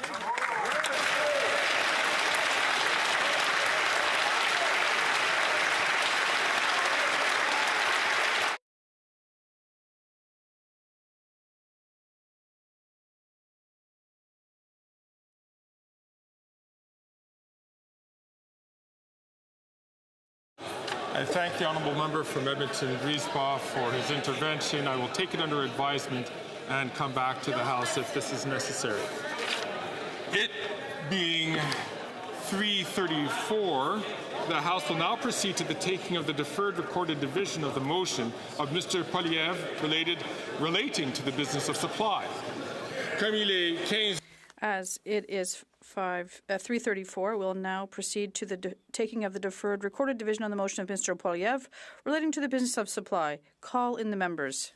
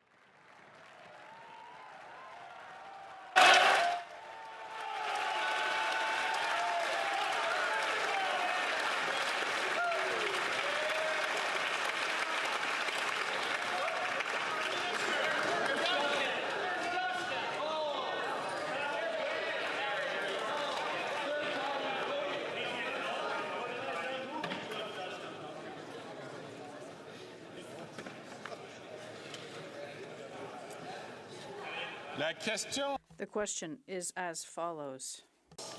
Mr. Poilievre, Mr. Poilievre, seconded by Mr. Nader, moved that the House has no confidence in the Prime Minister and the government. By Mr. Nader, moved that the House has no confidence in the Prime Minister and in the government. The 10-minute period for voting, for members voting electronically has started, and the House will now proceed to the vote for members participating in person. All those in favour of the motion will please vote. Mr. Poilievre. Mr. Schmale. Mr. Schmale. Mr. Bazan. Mr. Bazan. Mr. Kimmich. Mr. Kimmich. Mr. Perkins. Mr. Perkins. Mr. Brock. Mr. Brock. Monsieur Deltel. Monsieur Deltel. Mrs. Stubbs. Mrs. Stubbs. Monsieur Paulus. Monsieur Paulus. Mr. Scheer. Mr. Scheer. Mr. Upal. Mr. Upal. Ms. Landsman. Ms. Landsman. Mr. Halan. Mr. Halan. Ms. Lewis Haldeman Norfolk. Ms. Lewis Haldeman Norfolk. Mr. Barrett. Mr. Barrett. Mrs. Gray. Mrs. Gray. Mr. Barlow. Mr. Barlow. Ms. Dancho. Ms. Dancho. Mr. Ellis. Mr. Ellis. Mr. Kelly. Mr. Kelly. Mr. Baldinelli. Mr. Baldinelli. Mr. Cooper. Mr. Cooper. Mr. Williams. Mr. Williams. Mr. Caputo. Mr. Caputo. Mr. Jennis. Mr. Jennis. Mr. Small. Mr. Small. Mr. Lawrence. Mr. Lawrence. Mr. Richards. Mr. Richards. Mr. Duncan Stormont Dundas South Glengarry. Mr. Duncan Stormont Dundas South Glengarry. Monsieur Berthold. Monsieur Berthold. Mr. Workington. Mr. Workington. Mr. Chong. Mr. Chong. Mr. Abutayev. Mr. Abutayev. Mrs. Kuzi. Mrs. Kuzi. Mr. Seaback. Mr. Seaback. Ms. Ferrari. Ms. Ferrari. Mrs. Block. Mrs. Block. Mr. Stewart, Miramichi Grand Lake. Mr. Stewart, Miramichi Grand Lake. Mr. Chambers. Mr. Chambers.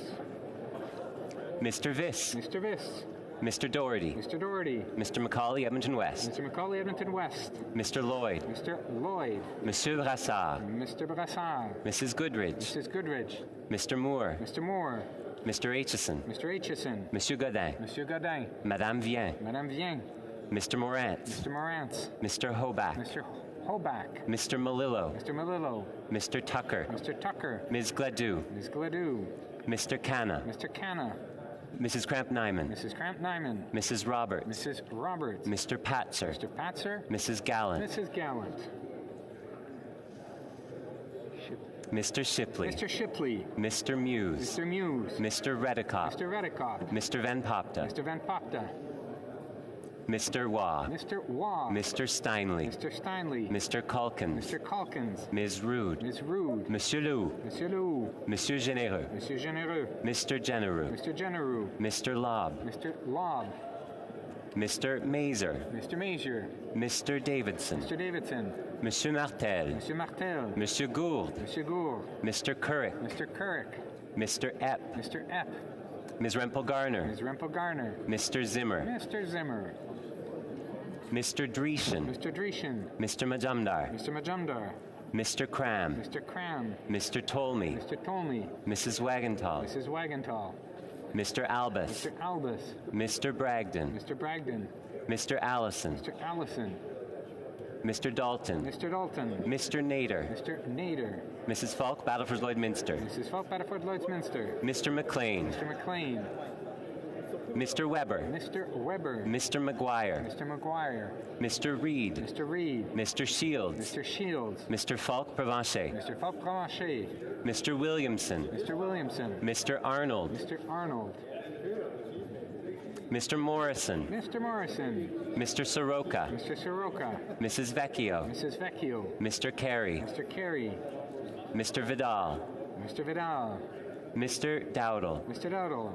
Mr. Lake. Mr. Lake. Mr. Vierson. Mr. Vierson. Mr. Ruff. Mr. Ruff. Mr. Fast. Mr. Fast. Mr. Leipert. Mr. Leipert. Mr. Kitchen. Mr. Kitchen. Mr. Leslie. Mr. Leslie. Mr. Giovanni. Mr. Giovanni.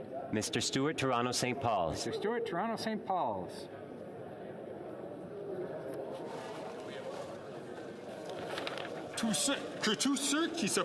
All those opposed to the motion will please rise. Monsieur Trudeau. Mr. Macaulay Cardigan. Mr. Macaulay Cardigan. Mr. Sajan. Mr. Sajan. Mr. Blair. Mr. Blair. Mr. Holland. Mr. Holland. Ms. Ing. Ms. Ing. Monsieur McKinnon-Gatineau. Monsieur McKinnon-Gatineau. Monsieur Duclos. Monsieur Duclos. Monsieur Leblanc. Monsieur Leblanc. Ms. Gould. Ms. Gould. Ms. Freeland. Ms. Freeland. Ms. Anand. Ms. Anand. Monsieur Guilbeault. Monsieur Guilbeault. Mr. Wilkinson. Mr. Wilkinson. Monsieur Boissonneau. Monsieur Boissonneau. Ms. Hutchings. Ms. Hutchings. Ms. Tassie. Ms. Tassie. Mr. Varani. Mr. Varani. Ms. Sachs. Ms. Sachs. Ms. Suds. Ms. Suds. Ms. Chagger. Ms. Chagger. Ms. Murray. Ms. Murray. Mr. McKay. Mr. McKay. Ms. Scrow. Ms. Scrow. Mr. McGinty. Mr. McGinty. Mr. Scarpaleggia. Mr. Scarpaleggia. Mr. Casey. Mr. Casey. Monsieur Vandal. Monsieur Vandal. Ms. Cara. Ms. Cara. Madame Saint-Onge. Madame Saint-Onge. Ms. Qualtrough. Ms. Qualtrough. Ms. Haidu. Ms. Haidu. Monsieur Miller. Monsieur Miller. Ms. Sahota. Ms. Sahota. Madame Joly. Madame Joly. Mr. Hussain. Mr. Hussain. Madame Petipat-Taylor. Madame Petipat-Taylor. Mr. Ananda Sangari. Mr. Ananda Sangari. Mr. Beach. Mr. Beach. Madame Martinez Farada. Madame Martinez Farada. Mrs. Valdez. Mrs. Valdez. Ms. Jazek. Ms. Jazek. Mr. Dhaliwal. Mr. Dhaliwal. Mr. Aria. Mr. Aria. Madame Lalonde. Madame Lalonde. Mrs. Romanado. Mrs. Romanado. Mr. Sheehan. Mr. Sheehan. Ms. O'Connell. Ms. O'Connell. Mr. Oliphant. Mr. Oliphant. Madame Bendayan. Madame Bendayan. Mr. Gerritsen. Mr. Gerritsen. Mr. Lamoureux. Mr. Lamoureux. Madame Fortier. Madame Fortier. Mr. Fragascados. Mr. Fragascados. Mr. Biddle. Mr. Biddle.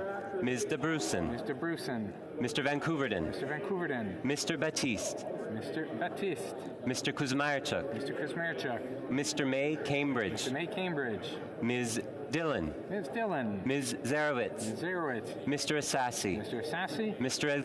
El Khoury. Monsieur El Khoury. Mr. Fonseca. Mr. Fonseca. Mr. Hardy. Mr. Hardy. Monsieur Yakino. Monsieur Yakino. Mr. Johari. Mr. Johari. Monsieur Lightbound. Monsieur Lightbound. Mr. Nakfi. Mr. Nakfi. Monsieur Drouin. Monsieur Drouin. Mr. Sidhu Brampton East. Mr. Cedar Brampton East. Mr. Badaway. Mr. Badaway. Ms. Demoff. Ms. Demoff. Mr. Sousa. Mr. Sousa. Mr. Dogood. Mr. Dogood. Mrs. Atwin. Mrs. Atwin. Mr. Maloney. Mr. Maloney. Mr. Housefather. Mr. Housefather. Mr. Sarai. Mr. Sarai. Mr. Kellaway. Mr. Kellaway. Ms. Vandenbeld. Ms. Vandenbeld. Monsieur Serré. Correction. Monsieur Sanson. Monsieur Sanson. Monsieur Serré. Monsieur Serré. Madame Koutrakis. Madame Koutrakis. Madame Brière. Madame Brière. Mr. Fisher. Mr. Fisher. Mr. Long. Mr. Long. Mr. Longfield. Mr. Longfield. Mr. McDonald Avalon. Mr. McDonald Avalon. Mr. McKinnon Coquitlam Port Coquitlam. Mr. McKinnon Coquitlam Port Coquitlam. Mr. Morrissey. Mr. Morrissey. Mr. Shifke. Monsieur Shifke. Madame Shanahan. Madame Shanahan. Ms. Sidhu Brampton South. Ms. Cedar Brampton South. Mr. Sorbara. Mr. Sorbara. Ms. Hefner. Ms. Hefner. Mr. Turnbull. Mr. Turnbull. Mr. Nur Mohammed. Mr. Nur Mohammed. Ms. Khalid. Ms. Khalid. Mr. Chang. Mr. Chang. Madame Zaid. Mrs. Zaid. Mr. Rogers. Mr. Rogers. Ms. Yip. Ms. Yip. Mr. Blois. Mr. Blois. Madame Latanzio. Ms. Latanzio.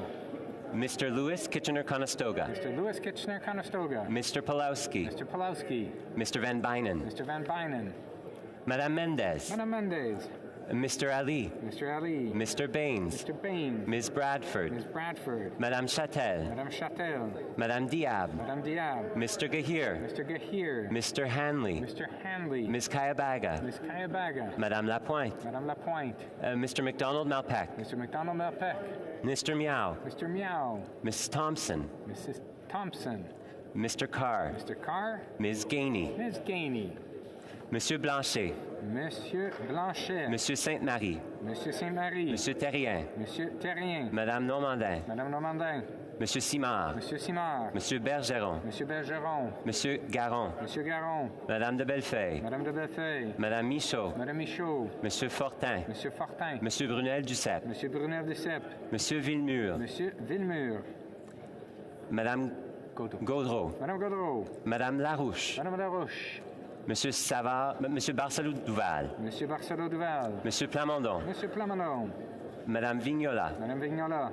Madame Posé. Madame Posé. Monsieur Champoux. Monsieur Champoux. Monsieur Beaulieu. Monsieur Beaulieu. Monsieur Lemire. Monsieur Lemire. Madame Sinclair-Desgagnés. Madame Sinclair-Desgagnés. Madame Chabot.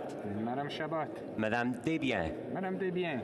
Monsieur Blanchette-Jonca. Monsieur Blanchette-Jonca. Madame Bérubé. Madame Bérubé. Monsieur Désilets. Monsieur Désilets. Mr. Singh. Mr. Singh. Mr. Massey. Mr. Massey. Ms. Matheson. Miss Matheson. Ms. McPherson. Miss McPherson. Ms. Idlout. Ms. Idlout. Ms. Gazan. Ms. Gazan. Mr. McGregor. Mr. McGregor. Madame Hughes. Madame Hughes. Mr. Cannings. Mr. Cannings. Ms. Ashton. Miss Ashton. Monsieur Bouleris. Monsieur Bouleris. Mr. Angus. Mr. Angus. Mr. Davies. Mr. Davies. Monsieur Desjardins. Mr. Desjardins. Ms. Zarillo. Ms. Zarillo. Ms. Kwan. Ms. Kwan. Ms. May, Saanich Gulf Islands. Ms. May, Saanich Gulf Islands. Mr. Morris. Mr. Morris. La Chambre attendra. The House will now wait for the electronic voting period to end before resuming its proceedings.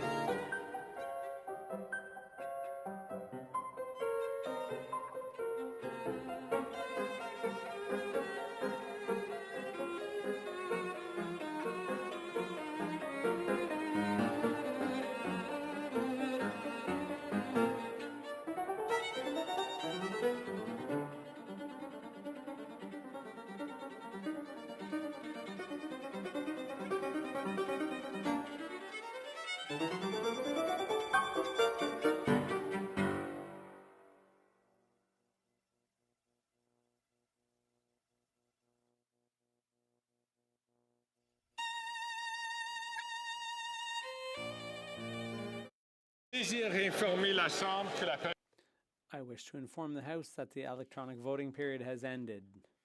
If members were unable to vote due to technical difficulties, they may now use the raise hand function and the chair will recognize them. The table will now compile the results of the vote. Yeas pour 120, 120. Nays contre 211, 211. I declare the motion defeated.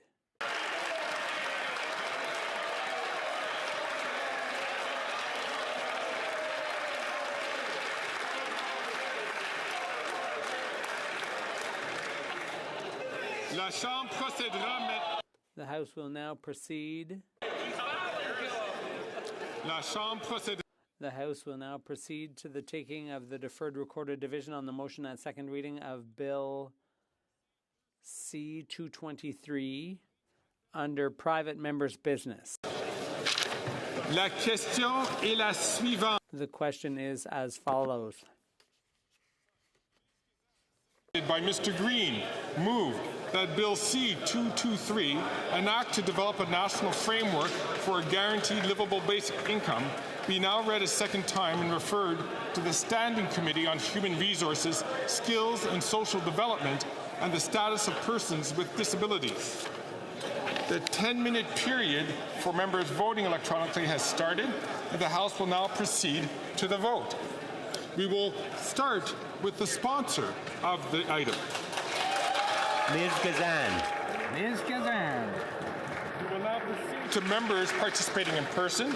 All those at my left who favor the motion will please rise. Sixth row.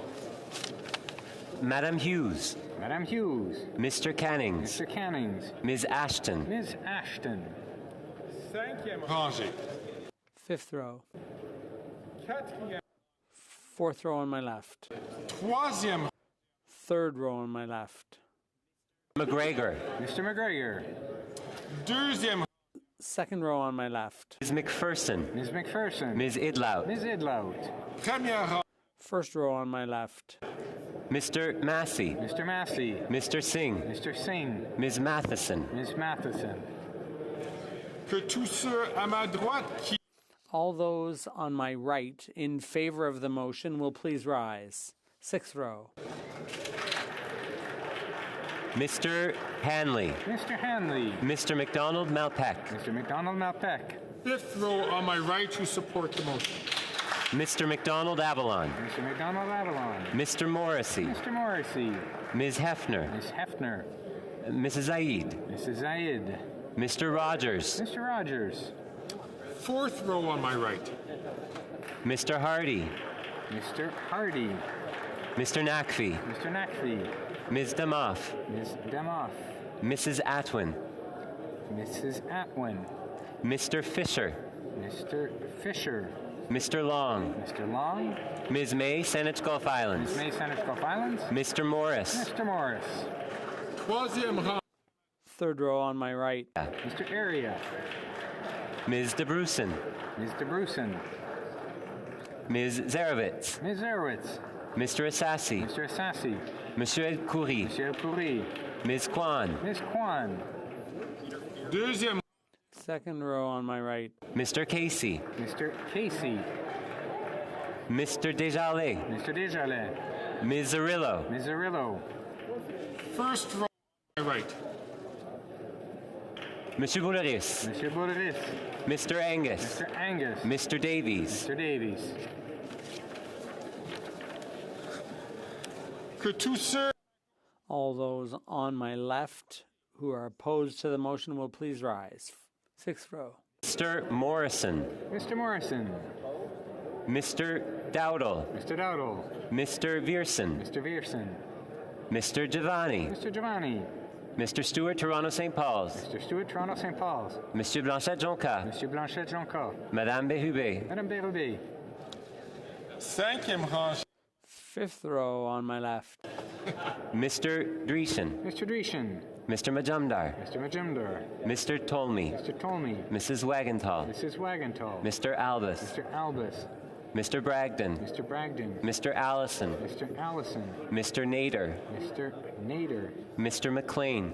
Mr. McLean. Mr. Weber. Mr. Weber. Mr. McGuire. Mr. McGuire. Mr. Reed. Mr. Reed. Mr. Shields. Mr. Shields. Mr. Falk Provencher. Mr. Falk Provencher. Mr. Williamson. Mr. Williamson. Mr. Arnold. Mr. Arnold. Madame Saint-Clair Desgagnés. Madame Saint-Clair Desgagnés. Madame Desbiens. Madame Desbiens. Fourth row on my left. Mr. Muse. Mr. Muse. Mr. Redekop. Mr. Redekop. Mr. Van Popta. Mr. Van Popta. Mr. Waugh. Mr. Waugh. Ms. Rude. Ms. Rude. Monsieur Lou. Monsieur Lou. Monsieur Généreux. Monsieur Généreux. Mr. Genereux. Mr. Genereux. Mr. Lobb. Mr. Lobb. Mr. Mazer. Mr. Major. Mr. Davidson. Mr. Davidson. Monsieur Gould. Monsieur Gould. Mr. Currick. Mr. Kirk. Mr. Epp. Mr. Epp. Monsieur Plamondon. Monsieur Plamondon.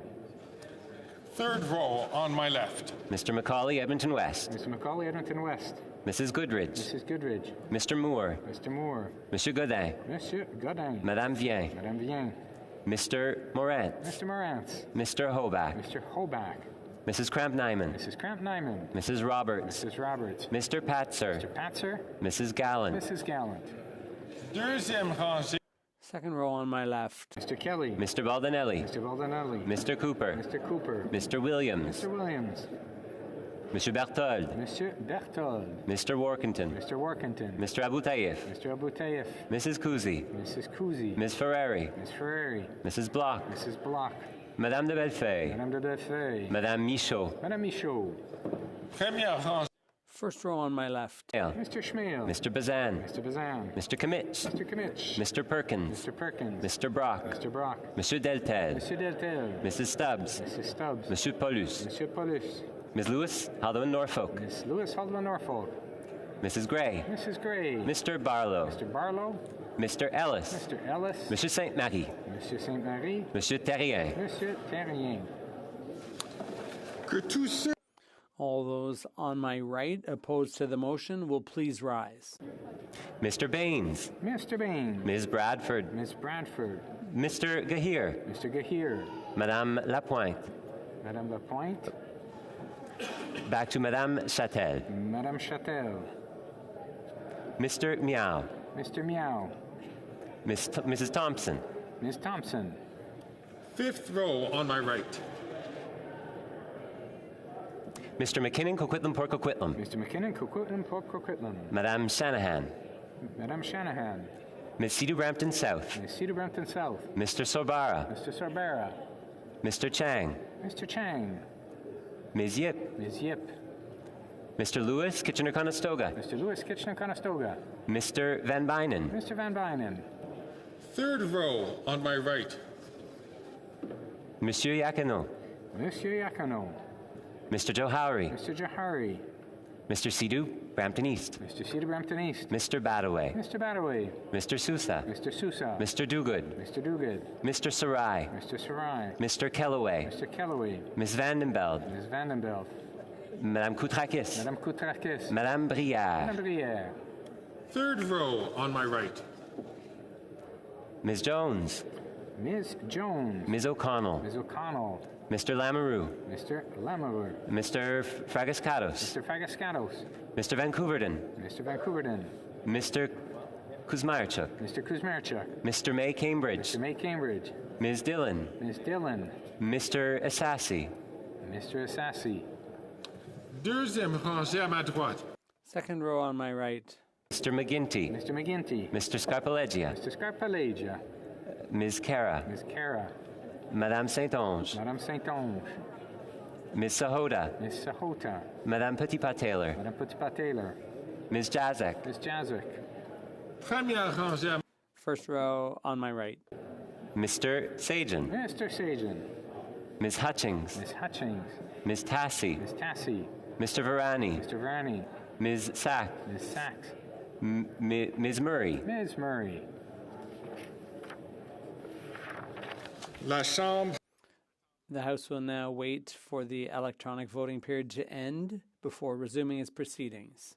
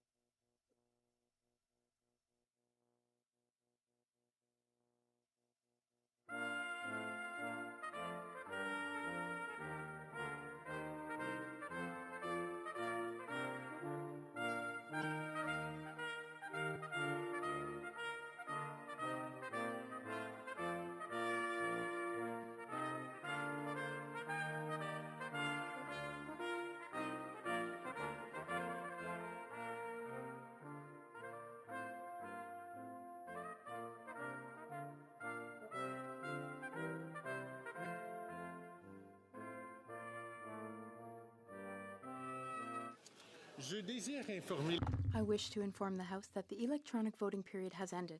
If members are not able to vote due to technical difficulties, they may now use the raise hand function, and the chair will now recognize them. I see the honourable member from Willowdale has Thank you, Mr. Speaker. Given my exuberance for Bill C-223, I voted twice in error. I would like my vote to reflect yay. I vote in favor. Thank you.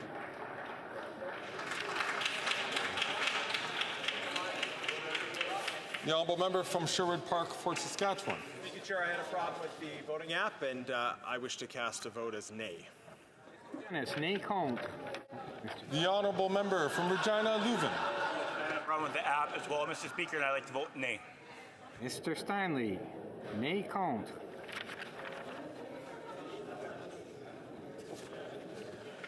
Le bureau va maintenant compiler les... The table will now compile the results of the vote.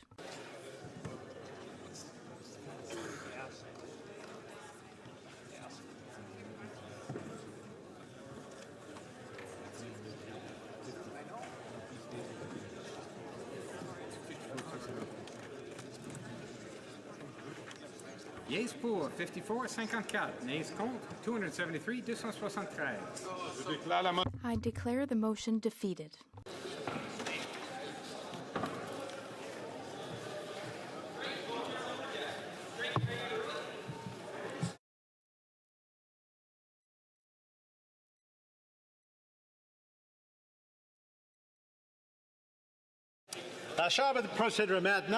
The House will now proceed to the taking of the deferred recorded division on motion M110 under private member's business in the name of Mr. Elsassi.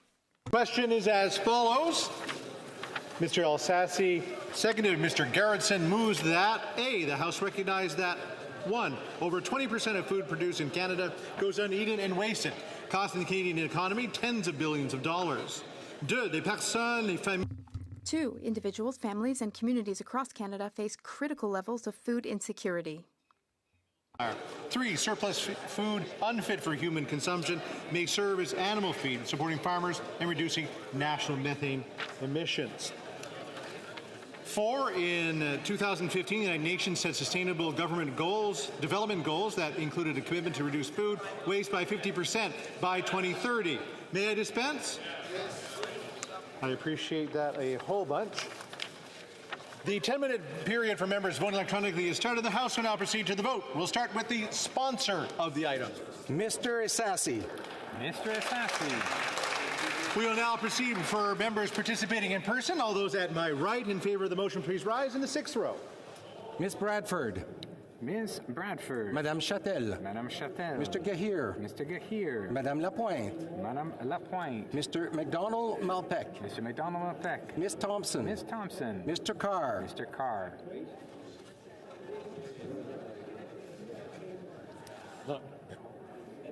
No. Back to Ms. Gainey. Ms. Gainey. 5th row. Mr. McDonald-Avalon. Mr. McDonald-Avalon.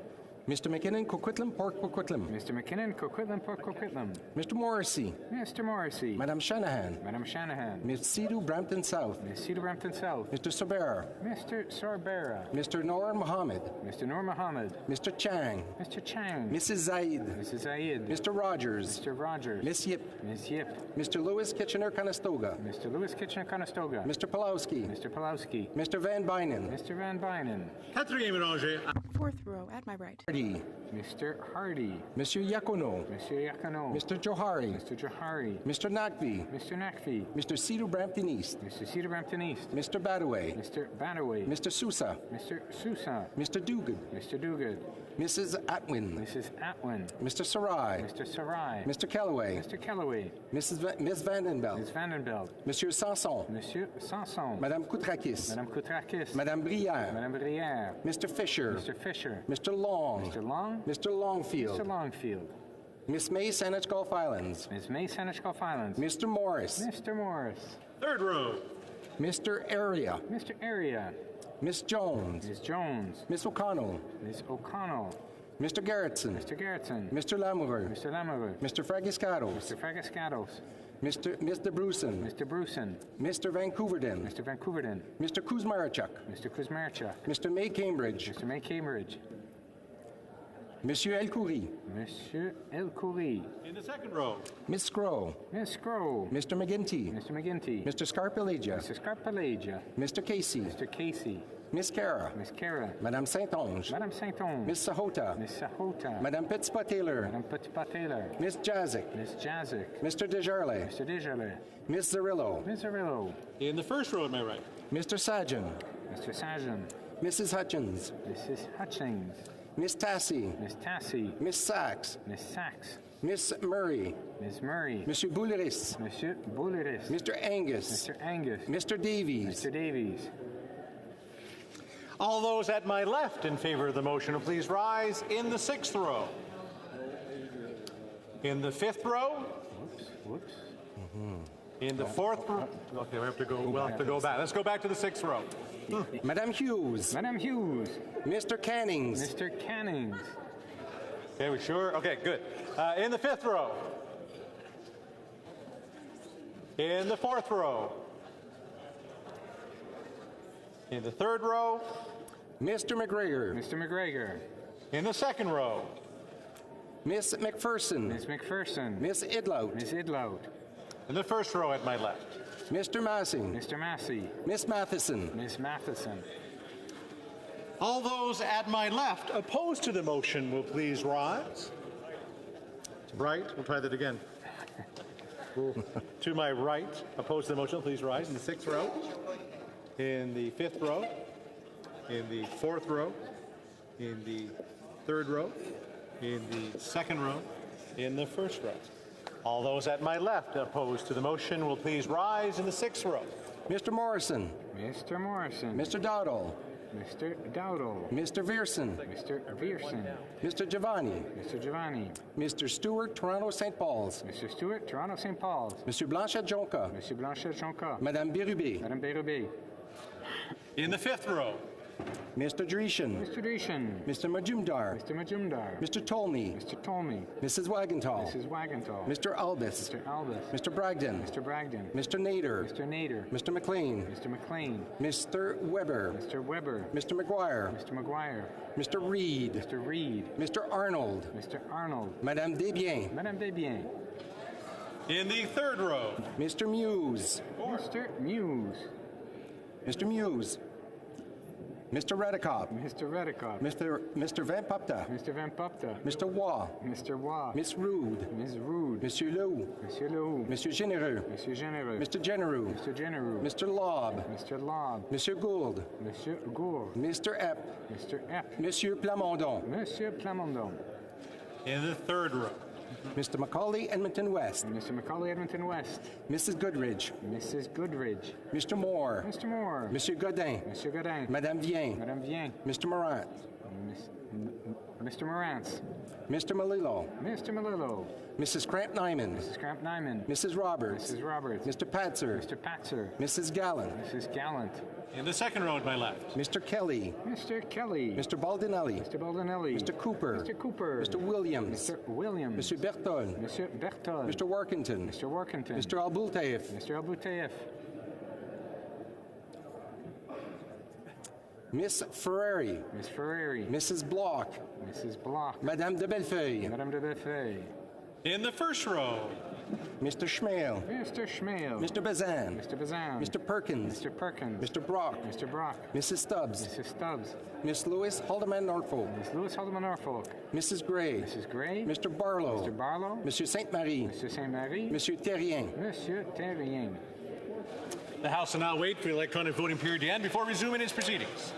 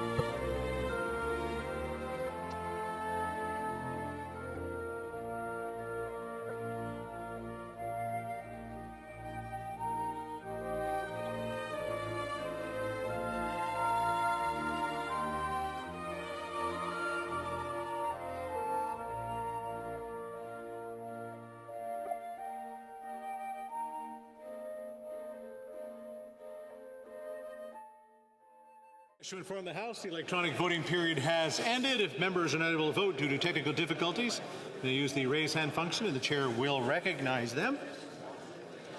Personne là, n'est quelqu'un en chambre. The table will now compile the results of the vote. Yeas pour 177, 177. Nays contre 150, 150. I declare the motion is carried.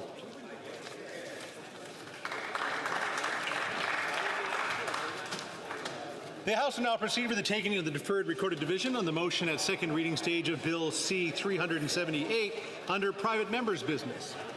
The question is as follows. Madame Vien, appuyée par Monsieur Ms. Vien, seconded by Mr. Deltel, moved that Bill C-378, an act amending the Canada Labour Code, complaints by former employees, be now read a second time and referred to the Standing Committee on Human Resources, Skills and Social Development and the Status of Persons with Disabilities. Voting electronically has started. The House will now proceed with the vote. Nous commencerons par... We will begin with the sponsor of the item.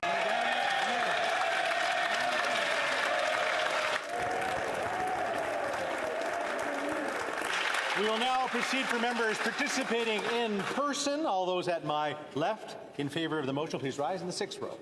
Mr. Morrison. Mr. Morrison. Mr. Dowdall. Mr. Dowdall. Mr. Vierson. Mr. Vierson. Mr. Giovanni. Mr. Giovanni. Mr. Stewart, Toronto St. Paul's. Mr. Stewart, Toronto St. Paul. Monsieur Blanchet-Jonca. Monsieur Blanchet-Jonca. Madame Birubé. Madame Birubé. Madame Hughes. Madame Hughes. Mr. Cannings. Mr. Canning. In the fifth row. Mr. Dreeshen. Mr. Dreeshen. Mr. Majumdar. Mr. Majumdar. Mr. Tolmie. Mr. Tolmie. Mrs. Wagenthal. Mrs. Wagenthal. Mr. Albus. Mr. Albus. Mr. Bragdon. Mr. Bragdon. Mr. Nader. Mr. Nader. Mr. McLean. Mr. McLean. Mr. Weber. Mr. Weber. Mr. McGuire. Mr. McGuire. Mr. Shields. Mr. Shields. John. Mr. Williamson. Mr. Williamson. Mr. Arnold. Mr. Arnold. Madame Desbiens. Madame Desbiens. Quatrième rangée. Mr. Muse. Mr. Muse. Mr. Redikoff. Mr. Redikoff. Mr. Van Popta. Mr. Van Popta. Mr. Waugh. Mr. Waugh. Miss Rude. Ms. Rude. Monsieur Lehoux. Monsieur Lehoux. Monsieur Généreux. Monsieur Généreux. Mr. Genereux. Mr. Genereux. Mr. Lobb. Mr. Lobb. Monsieur Martel. Monsieur Martel. Monsieur Gould. Monsieur Gould. Mr. Epp. Mr. Epp. Monsieur Plamondon. Monsieur Plamondon. Madame Vignola. Madame Vignola. Troisième rangée. Third row. Mr. Macaulay, Edmonton West. Mr. Macaulay, Edmonton West. Mrs. Goodridge. Mrs. Goodridge. Mr. Moore. Mr. Moore. Monsieur Godin. Monsieur Godin. Mr. Malillo. Mr. Malillo. Mrs. Roberts. Mrs. Roberts. Mr. Patzer. Mr. Patzer. Mrs. Gallant. Mrs. Gallant. Mr. McGregor. Mr. McGregor. In the second row. Mr. Kelly. Mr. Kelly. Mr. Baldinelli. Mr. Baldinelli. Mr. Cooper. Mr. Cooper. Mr. Williams. Mr. Williams. Mr. Richards. Mr. Richards. Monsieur Berthold. Monsieur Berthold. Mr. Workington. Mr. Workington. Mr. Albouteif. Mr. Albouteif. Mrs. Block. Mrs. Block. Madame de Bellefeuille. Madame de Bellefeuille. Miss McPherson. Miss McPherson. Miss Idlout. Miss Idlout. In the first row at my left. Mr. Schmale. Mr. Schmale. Mr. Bazan. Mr. Bazan. Mr. Kimmich. Mr. Kimmich. Mr. Perkins. Mr. Perkins. Mr. Brock. Mr. Brock. Monsieur Deltel. Mr. Deltel. Mrs. Stubbs. Mrs. Stubbs. Monsieur Paulus. Monsieur Paulus. Miss Lewis Haldeman Norfolk. Miss Lewis Haldeman Norfolk. Mrs. Gray. Mrs. Gray. Miss Dancho. Miss Dancho. Monsieur Sainte-Marie. Monsieur Sainte-Marie. Monsieur Terrien. Monsieur Terrien. Mr. Massey. Mr. Massey. Miss Matheson. Miss Matheson. All those at my right in favor of the motion, please rise in the sixth row. Miss Bradford. Miss Bradford. Madame Diab. Madame Diab. Mr. Gahir. Mr. Gahir. Madame Lapointe. Madame Lapointe. Mr. McDonald Malpec. Mr. McDonald Malpec. Miss Thompson. Miss Thompson. Miss Gainey. Miss Gainey. Cinquième rangée. Fifth row. Donald Avalon. Mr. McDonald Avalon. Mr. McKinnon Coquitlam Port Coquitlam. Mr. McKinnon Coquitlam Port Coquitlam. Madame Shanahan. Madame Shanahan.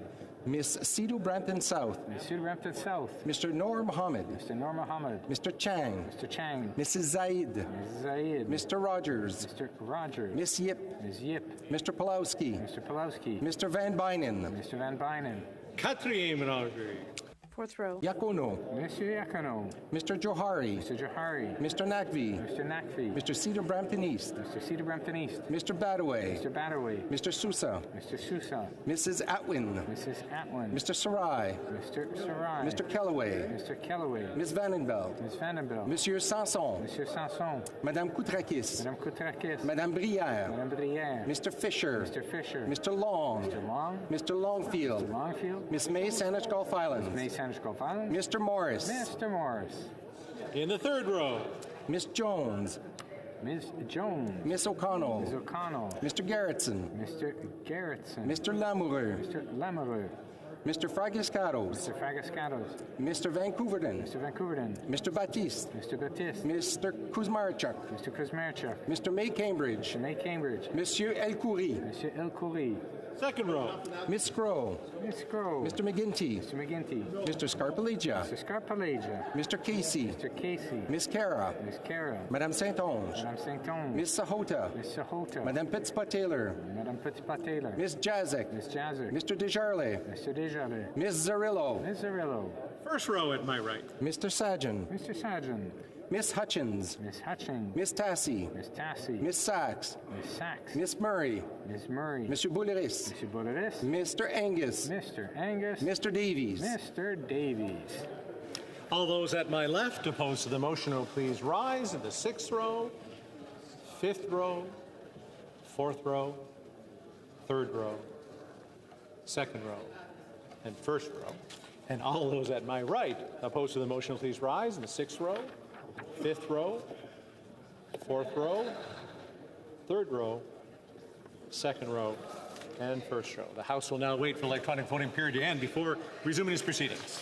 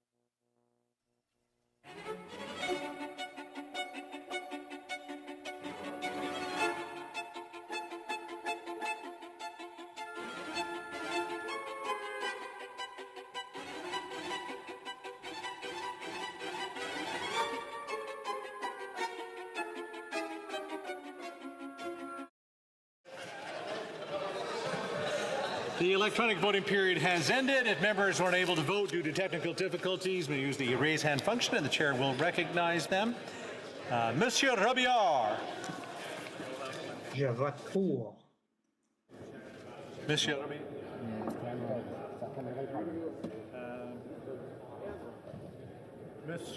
Monsieur Robillard, ton caméra.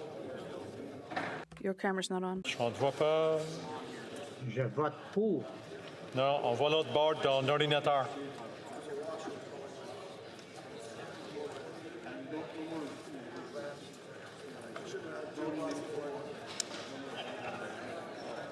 Non. Non, Monsieur Robillard, on ne peut pas te voir. We can't see you. Essayez de nouveau. Hein? Try again.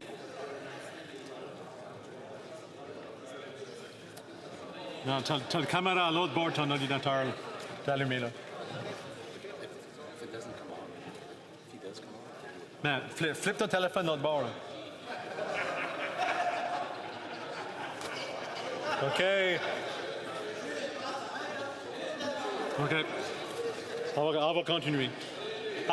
Before getting the table to compile the results, I just want to thank our caller for such a great job, and also to wish him a very happy birthday. Our clerk, Robert Benoit.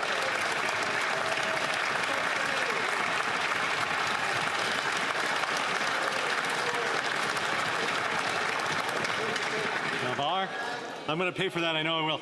The table will now compile the results of the vote. Yeas pour 326, 326. Nays contre 0, aucun. I declare the motion carried.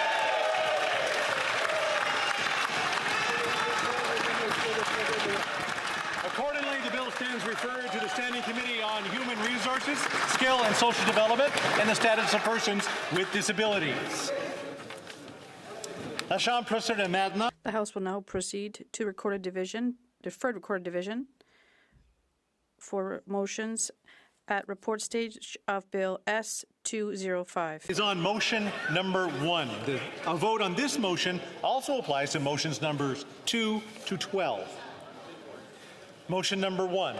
Ms. Ferrari, seconded by Ms. Gray, move that Bill S-205 in Clause 1 be amended. Hey, may I dispense? Thank you so much. The 10-minute period for members voting electronically has started, and the House now proceed to the vote. We will start with the sponsor of the motion.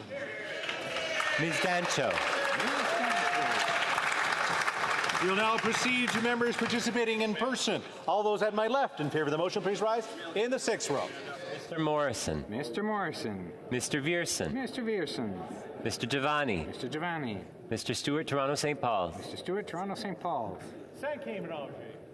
5th row. Mr. Dreesen. Mr. Dreesen. Mr. Majumdar. Mr. Majumdar. Mr. Albus. Mr. Albus. Mr. Bragdon. Mr. Bragdon. Mr. Allison. Mr. Allison. Mr. McLean. Mr. McLean. Mr. McGuire. Mr. McGuire. Mr. Reed. Mr. Reed. Mr. Shields. Mr. Shields. Mr. Williamson. Mr. Williamson. Mr. Arnold. Mr. Arnold. 4th row at my left. Mr. Muse. Mr. Muse. Mr. Redicott. Mr. Redicott. Mr. Van Popta. Mr. Van Popta. Mr. Waugh. Mr. Waugh. Mr. Steinley. Mr. Steinley. Ms. Rude. Ms. Rude. Monsieur Lou. Monsieur Lou. Monsieur Généreux. Monsieur Généreux. Mr. Genereux. Mr. Genereux. Mr. Lobb. Mr. Lobb. Monsieur Gould. Monsieur Gould. Mr. Epp. Mr. Epp. 3rd row. Mr. Macaulay, Edmonton West. Mr. Macaulay, Edmonton West. Mrs. Goodridge. Mrs. Goodridge. Mr. Moore. Mr. Moore. Madame Vien. Madame Vien. Mr. Morantz. Mr. Morantz. Mr. Malillo. Mr. Malillo. Mr. Canna. Mr. Canna. Mrs. Roberts. Mrs. Roberts. Mr. Patzer. Mr. Patzer. Mrs. Gallant. Mrs. Gallant. 2nd row. Mr. Kelly. Mr. Kelly. Mr. Baldinelli. Mr. Baldinelli. Mr. Cooper. Mr. Cooper. Mr. Williams. Mr. Williams. Mr. Caputo. Mr. Caputo. Mr. Small. Mr. Small. Mr. Berthold. Mr. Berthold. Mr. Workington. Mr. Workington. Mr. Abu Tayyif. Mr. Abu Tayyif. Ms. Ferrari. Ms. Ferrari. Mrs. Block. Mrs. Block. In the 1st row.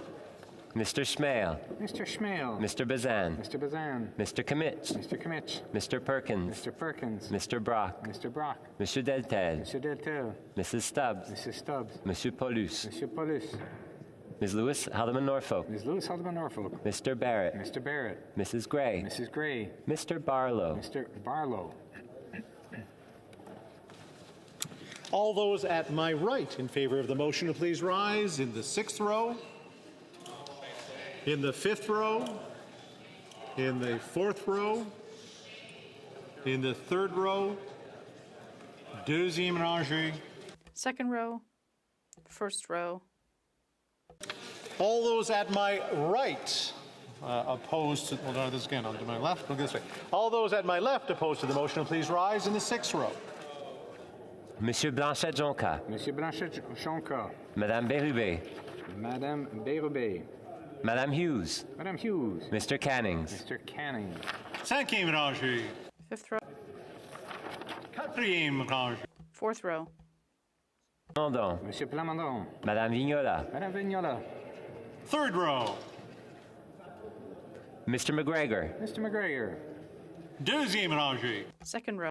Madame de Bellefeuille. Madame de Bellefeuille. Madame Michaud. Madame Michaud. Ms. McPherson. Miss McPherson. Ms. Idlow. Ms. Idlow. Première rangée à ma gauche. First row to my right, left rather. Monsieur Sainte-Marie. Monsieur Saint-Marie. Monsieur Terrien. Monsieur Terrien. Ms. Matheson. Ms. Matheson. All those at my right opposed to the motion will please rise in the 6th row. Ms. Bradford. Ms. Bradford. Madame Diab. Madame Diab. Mr. Gahir. Mr. Gahir. Madame Lapointe. Madame Lapointe. Mr. McDonald Malpeck. Mr. McDonald Malpeck. Ms. Thompson. Ms. Thompson. Ms. Gainey. Ms. Gainey. 5th row at my right. Mr. McDonald Avalon. Mr. McDonald Avalon. Mr. McKinnon Coquitlam Port Coquitlam. Mr. McKinnon Coquitlam Port Coquitlam. Mr. Morrissey. Mr. Morrissey. Madame Shanahan. Madame Shanahan. Mr. Chang. Mr. Chang. Ms. Said. Mrs. Zayed. Mr. Rogers. Mr. Rogers. Ms. Yip. Ms. Yip. Mr. Pulowski. Mr. Pulowski. Mr. Van Bynen. Mr. Van Bynen. Mr. Hardy. Mr. Hardy. Monsieur Yakino. Monsieur Yakino. Mr. Cedar Brampton East. Mr. Cedar Brampton East. Mr. Badaway. Mr. Badaway. Mr. Sousa. Mr. Sousa. Mrs. Atwin. Mrs. Atwin. Mr. Sarai. Mr. Sarai. Mr. Kellaway. Mr. Kellaway. Mrs. Vandenbeld. Mrs. Vandenbeld. Monsieur Sanson. Mr. Sanson. Madame Koutrakis. Madame Koutrakis. Madame Brière. Madame Brière. Mr. Fisher. Mr. Fisher. Mr. Long. Mr. Long. Mr. Longfield. Mr. Longfield. Ms. May, Saanich Gulf Islands. May Saanich Gulf Islands. Mr. Morris. Mr. Morris. Troisième rangée. Third row. Mr. Fragascatos. Mr. Fragascatos. Mr. Vancouverden. Mr. Vancouverden. Mr. Baptiste. Mr. Baptiste. Mr. Kuzmarchuk. Mr. Kuzmarchuk. Mr. May, Cambridge. Mr. May, Cambridge. Monsieur El Khoury. Monsieur El Khoury. Deuxième rangée. Second row. Ms. Scrow. Miss Scrow. Mr. McGinty. Mr. McGinty. Mr. Scarpalegia. Mr. Scarpalegia. Mr. Casey. Mr. Casey. Ms. Sahota. Miss Sahota. Madame Petitpas Taylor. Madame Petitpas Taylor. Ms. Jazek. Miss Jazek. Mr. Desjardins. Mr. Desjardins. Ms. Zarillo. Ms. Zarillo. In the 1st row. Mr. Sajan. Mr. Sajan. Ms. Hutchings. Miss Hutchings. Ms. Tassie. Miss Tassie. Ms. Sachs. Miss Sachs. Ms. Murray. Miss Murray. Monsieur Bouleris. Monsieur Bouleris. Mr. Angus. Mr. Angus. Mr. Davies. Mr. Davies.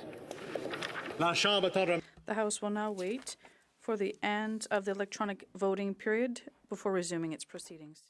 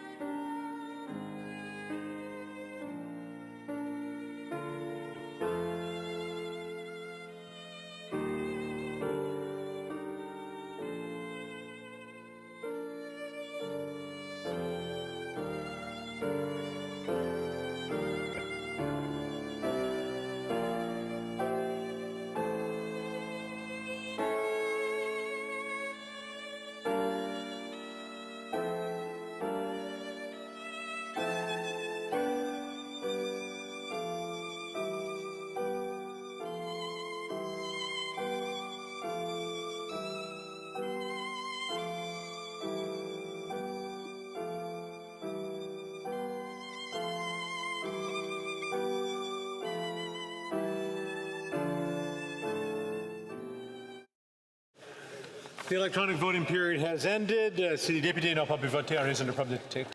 If members were unable to vote due to technical difficulties, they may now use the raise hand function and the chair will recognize them. Oui.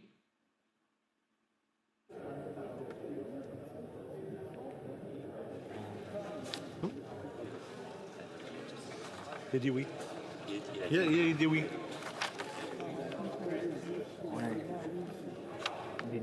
Oui.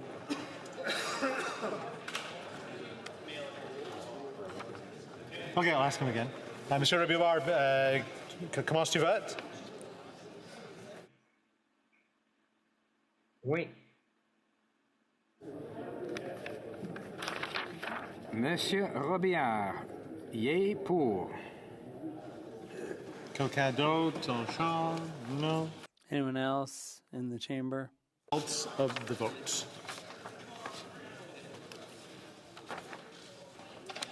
Yes pour 123, 123. Nays contre 202, 202. I declare motion number 1 defeated. I there declare motions number 2 to 12 defeated. You want to speak?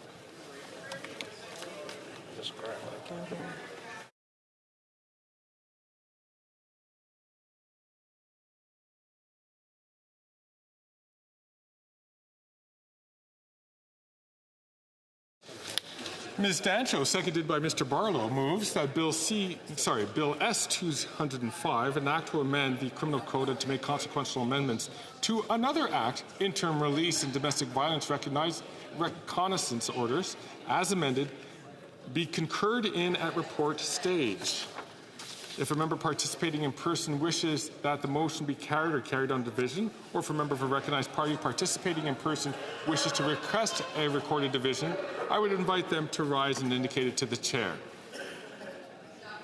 The Honourable Parliamentary Secretary to the Leader of the Government. Mr. Speaker, we request a recorded vote, please. A 10-minute period for members of voting electronically has started, and the House will now proceed to the vote. We will start with the sponsor of the item. Ms. Dancho.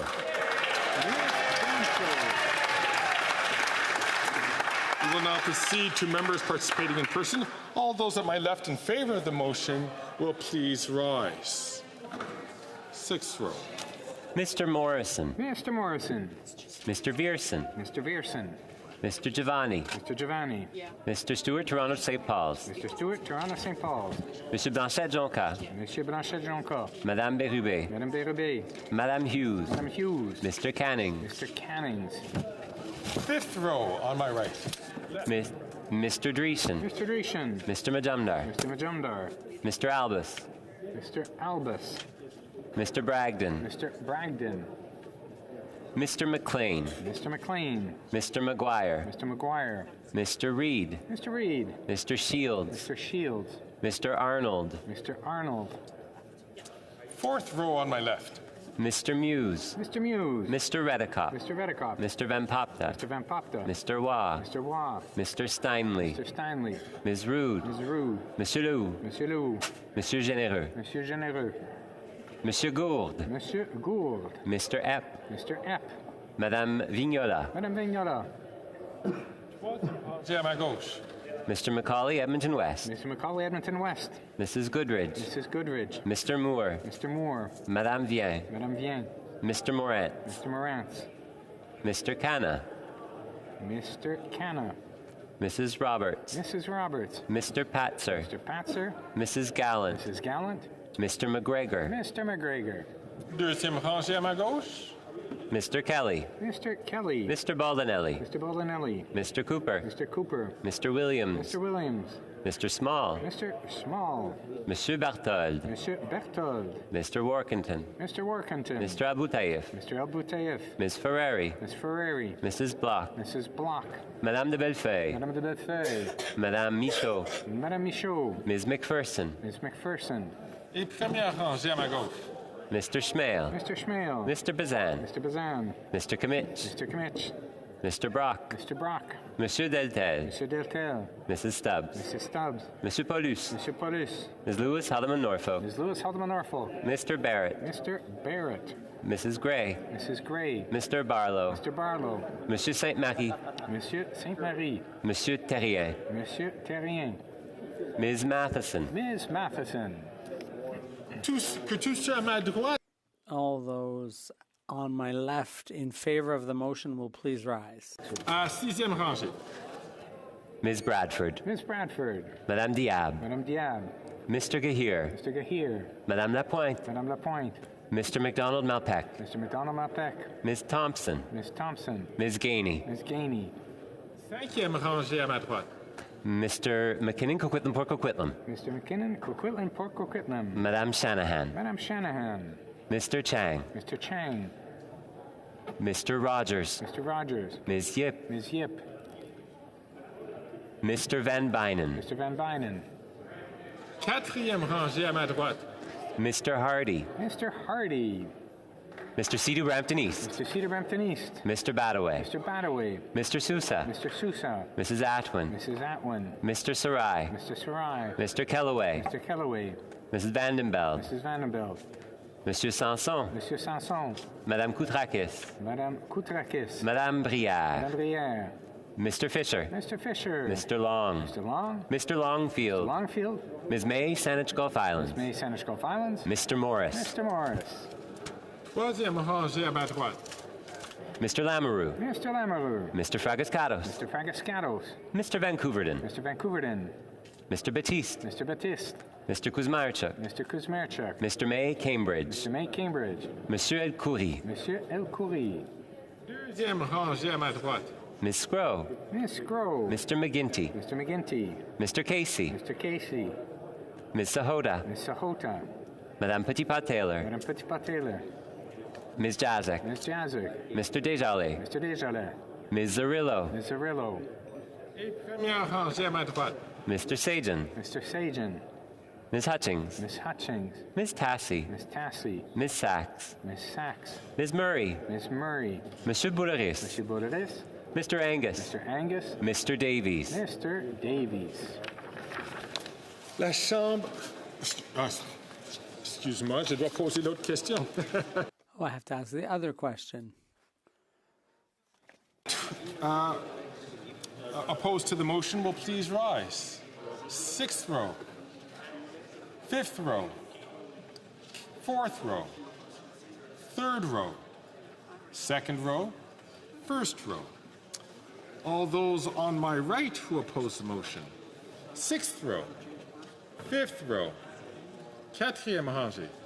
Troisième rangée. Deuxième rangée. Première rangée. La Chambre attendra maintenant. The House will now await the end of the electronic voting period before resuming its proceedings.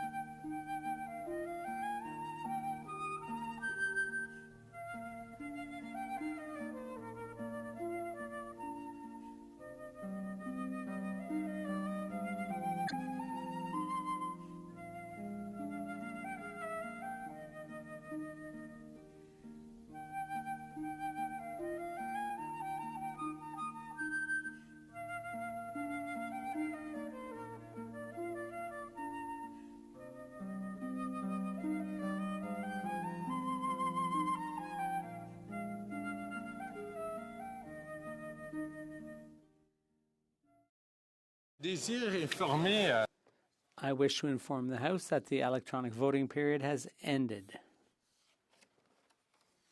If members were not able to vote due to technical difficulties, they may now use the raise hand function and the chair will recognize them.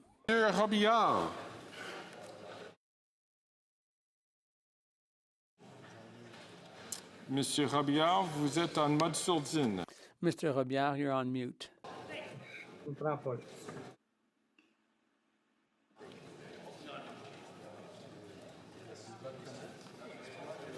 Je pense qu'il a dit oui, mais...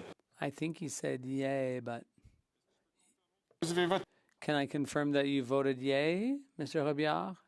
Yes. Okay, we heard you that time.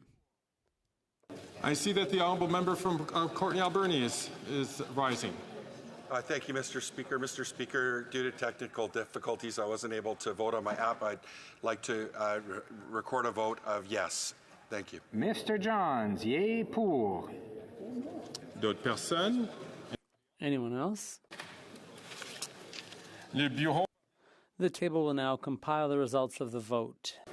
Yeas pour 323, 323. Nays contre 1. I declare the motion carried. Time. Now? Now. Ms. Dancho, seconded by Mr. Barlow, moves that Bill S-205, an act to amend the criminal code and to make consequential amendments to another act, interim release and domestic violence reconnaissance orders, be now read a third time and do pass. If a member participating in person wishes that the motion be carried or carried on division, or if a member of a recognized party participating in person wishes to invite a recorded division, I would invite them to rise and indicate it to the chair, the honourable member from Kildone and St. Paul's.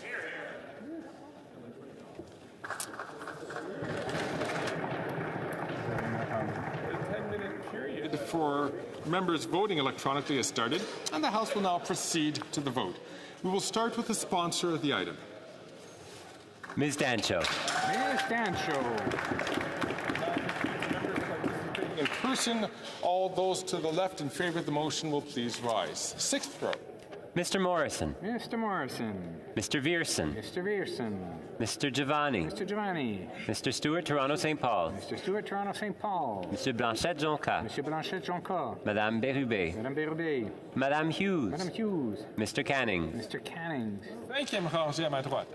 Mr. Dreeshen. Mr. Dreeshen. Mr. Majumdar. Mr. Majumdar. Mr. Albus. Mr. Albus. Mr. Bragdon. Mr. Bragdon. Mr. McLean. Mr. McLean. Mr. McGuire. Mr. McGuire. Mr. Reed. Mr. Reed. Mr. Shields. Mr. Shields. Mr. Arnold. Mr. Arnold. Quatrième rangée à ma gauche. Mr. Muse. Mr. Muse. Mr. Redicott. Mr. Redicott. Mr.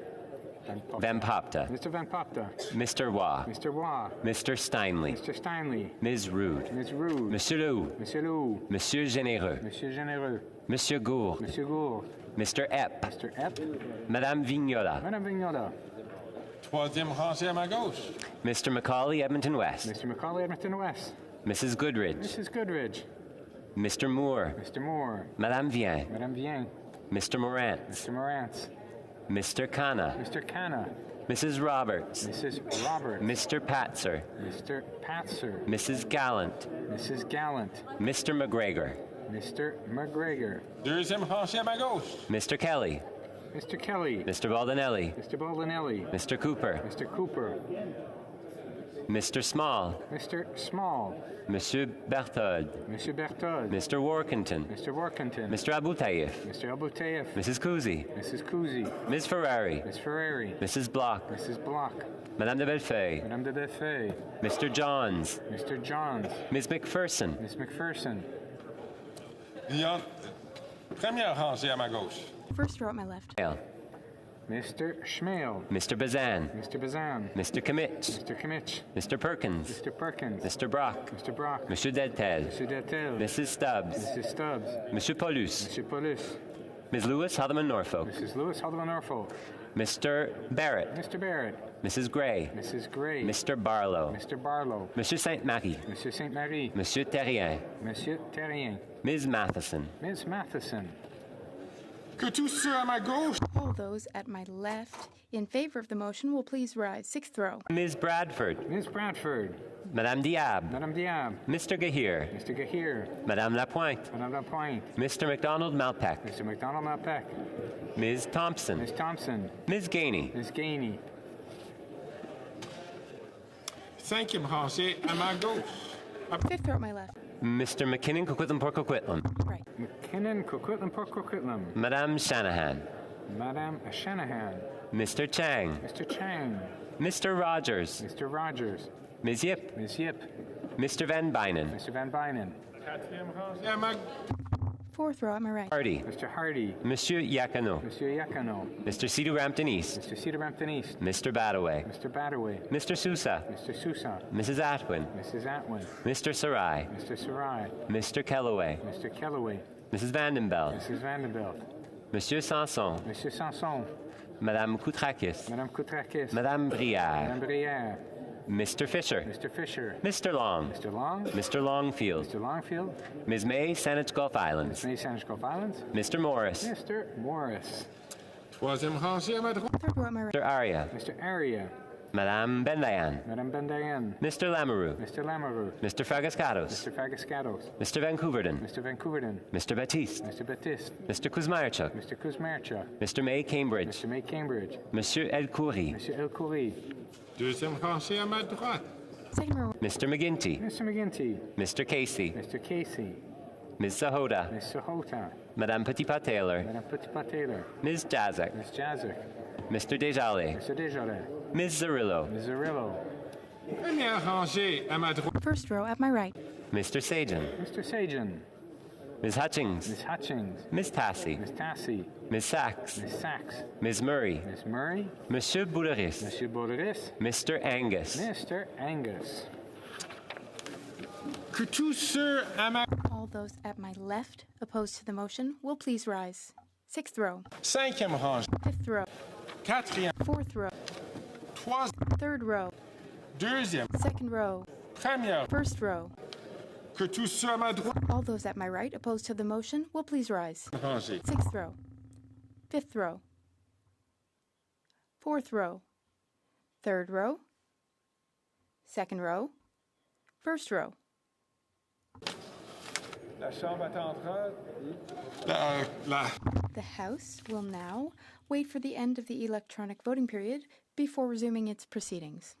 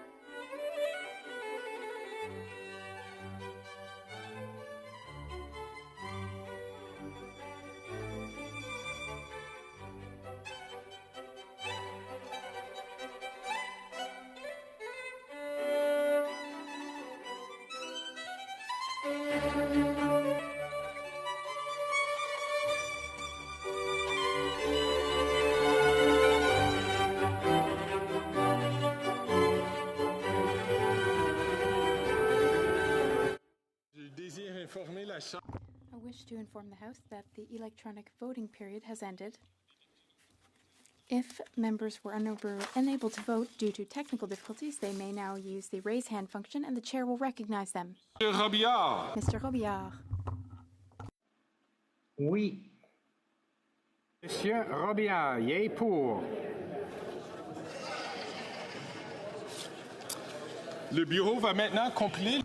The table will now compile the results of the vote. Yeas pour 321, 321. Nays contre, 0, aucun. Je déclare la motion. I declare the motion carried. I wish to inform the House that because of the deferred recorded divisions, the government orders will be extended by 92 minutes. Je désire informer la...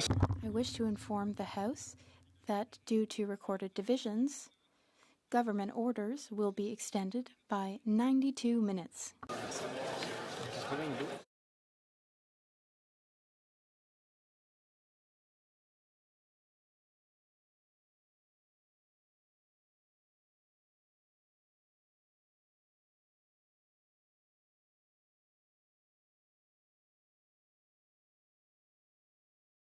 Informer la Chambre que on peut pas. I wish to inform the House that we cannot extend government orders by more than 90 minutes. So, government orders will be extended by 90 minutes. Will be extended by 90 minutes. I see the honourable. Je vois que l'honorable.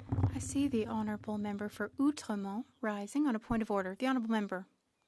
Thank you very much, Mr. Speaker. As honourable colleagues have done in the past, I seek unanimous consent to change my vote. I wish to change my vote for C-378. I wish to change my vote to be yay in favour, Mr. Speaker. Voilà, merci.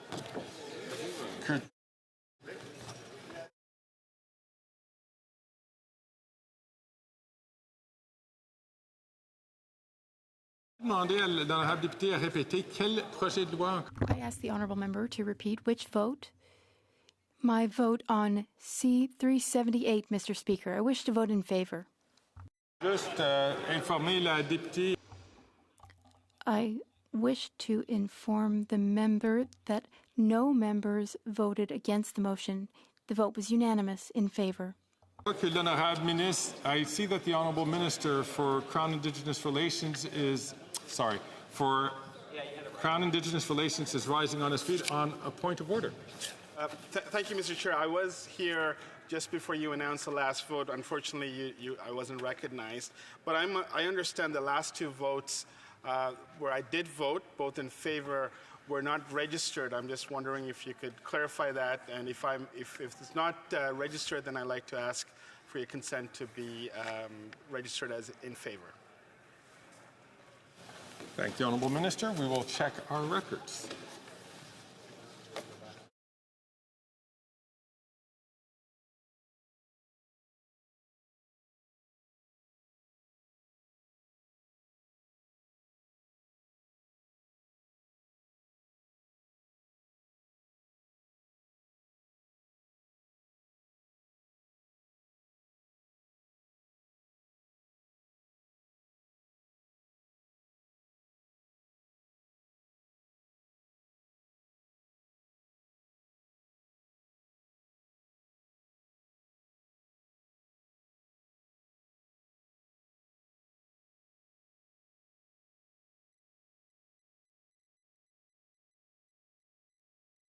So I'd like to inform the honourable minister that we have one of his votes recorded. That was for the consent stage, but not for, sorry, the opposite.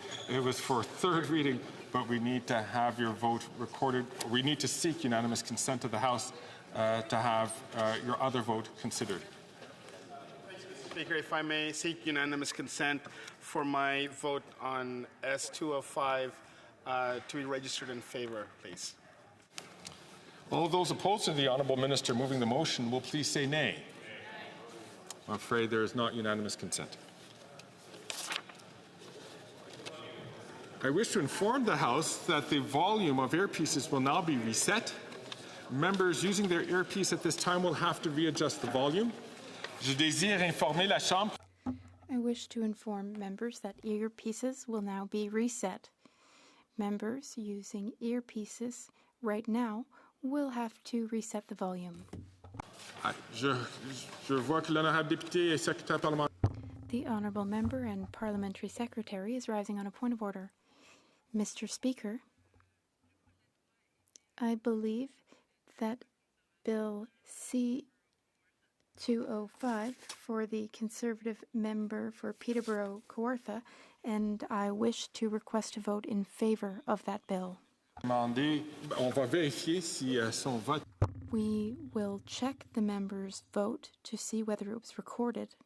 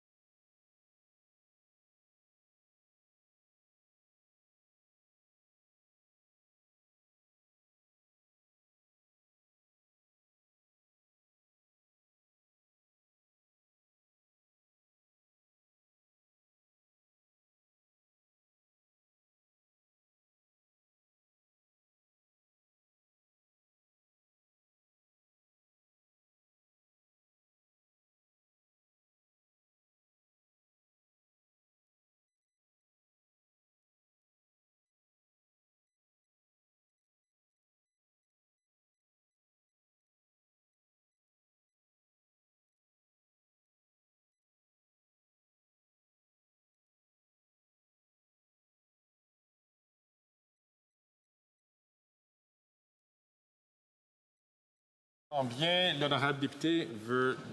The Honourable Member wishes to seek the unanimous consent of the House. Elle aimerait demander. She wishes to seek the unanimous consent of the House to change her vote, to be able to vote in favour of motion 1. May I ask the member to rise to request unanimous consent?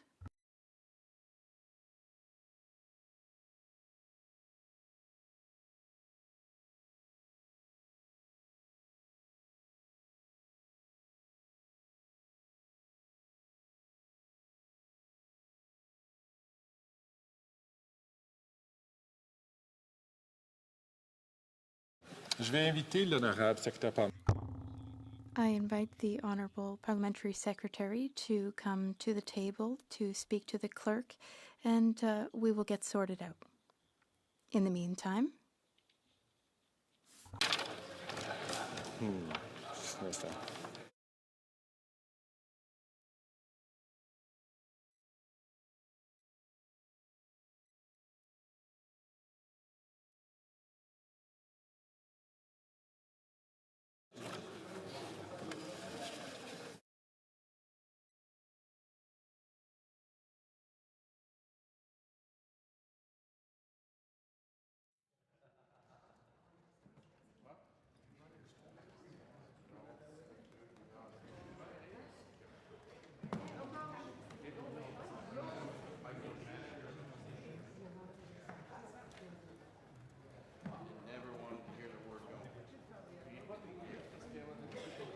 Alors, je comprends que tout est correct avec l'honorable député de...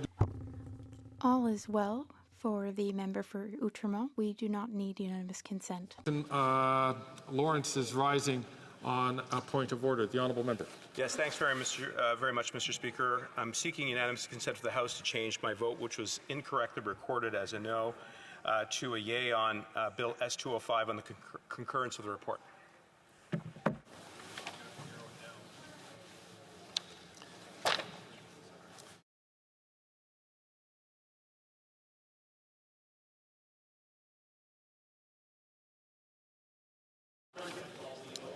All those opposed to the Honourable Minister moving the motion will please say nay.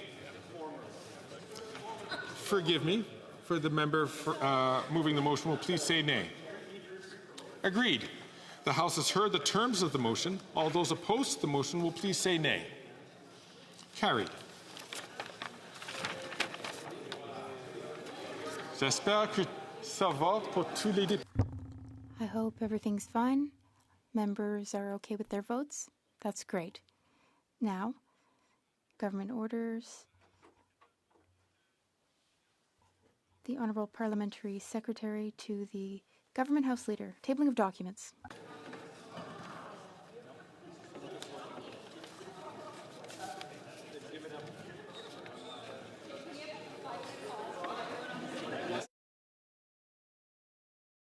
You don't have anything? Introduction of government bills. Statements by ministers. Reports from interparliamentary delegations. Presenting reports from committee, the Honourable Member from Winnipeg South Centre. Thank you very much, Mr. Speaker. I have the honour to present in both official languages the 69th report of the Standing Committee on Procedure and House Affairs.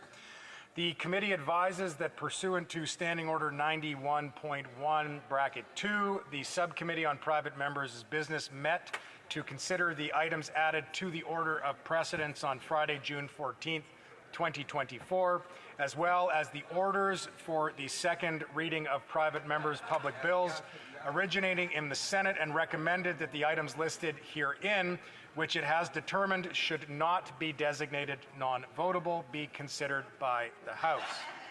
Thank you, Mr. Speaker. Pursuant to Standing Order 91.1(2), the report is deemed adopted.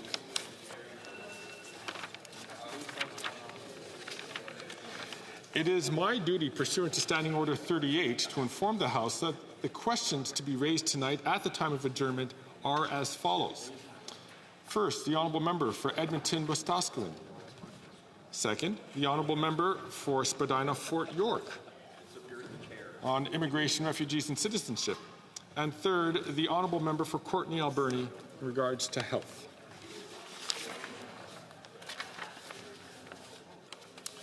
Introduction of private members' bills. First reading of Senate public bills. Motions. The Honourable Member, Mr. Morant, seconded by Mr. Albus, moves that the 16th report of the Standing Committee on Finance, presented on Monday, February 26, 2024, be concurred in. Debate. The Honourable Member from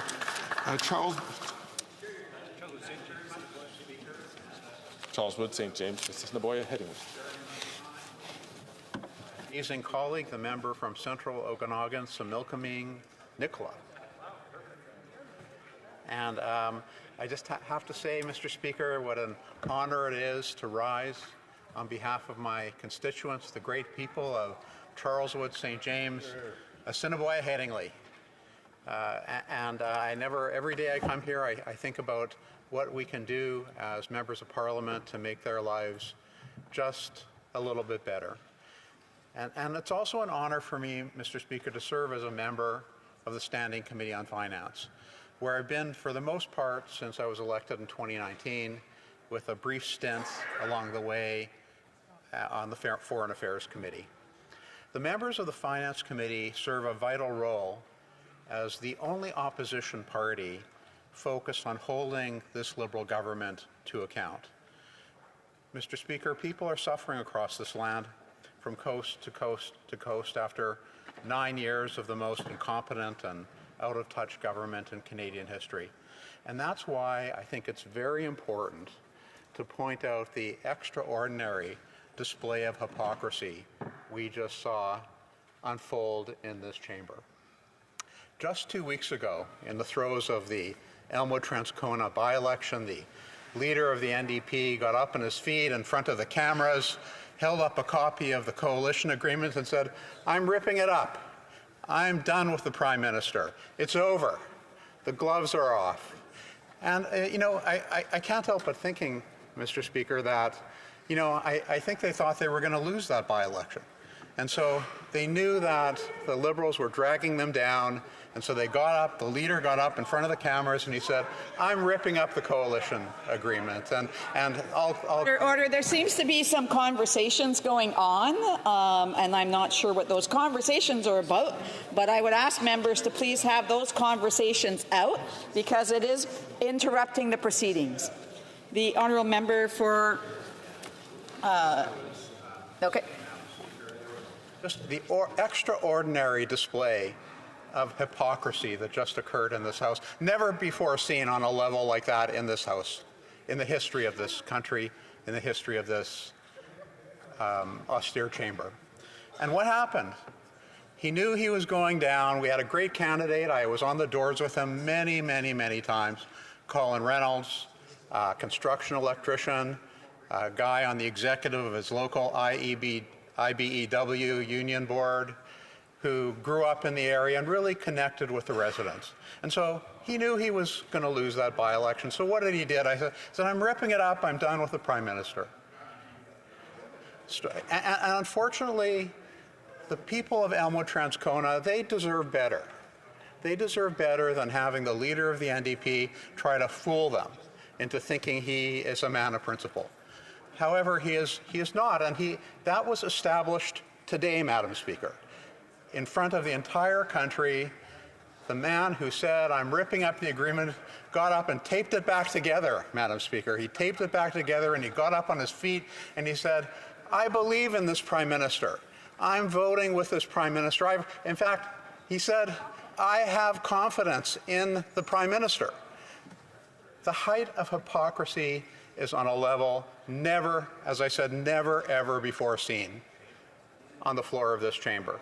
And Canadians won't forget it, and the people of Elmwood Transcona won't forget it come the next election.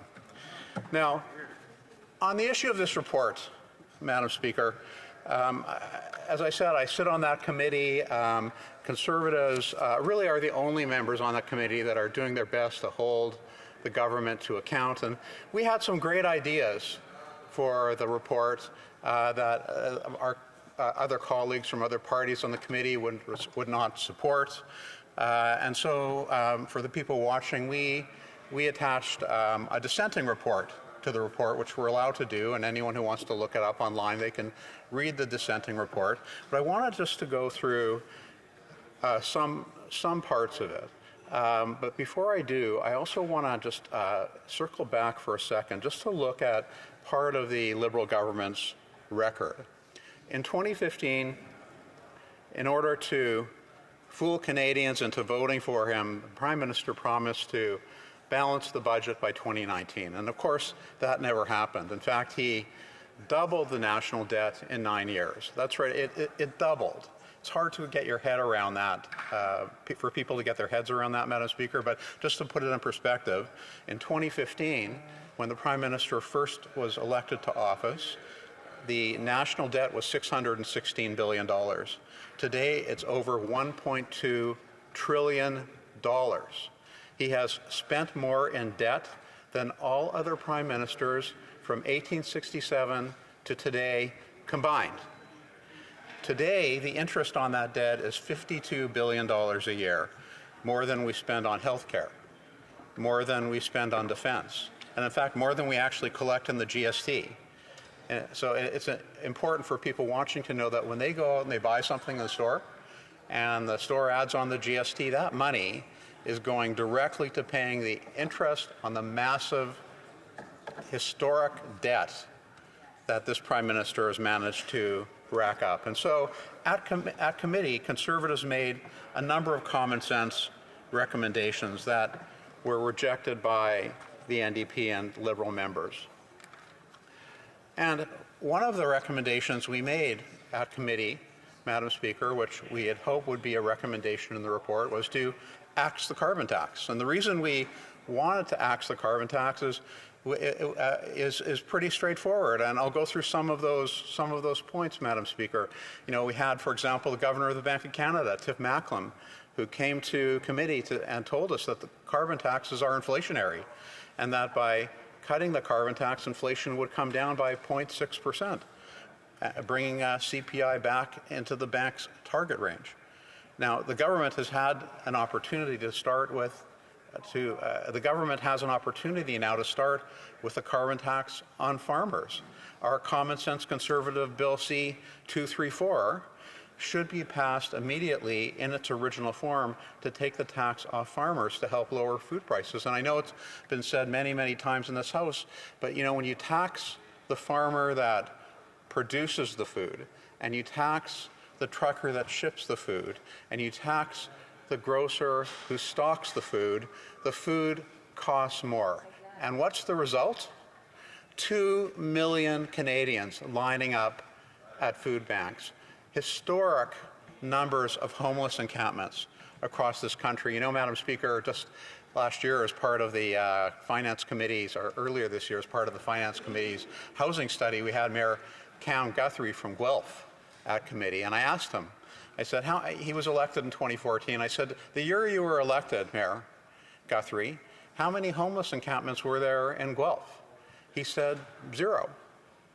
I said, well, how many are there today? He said 20.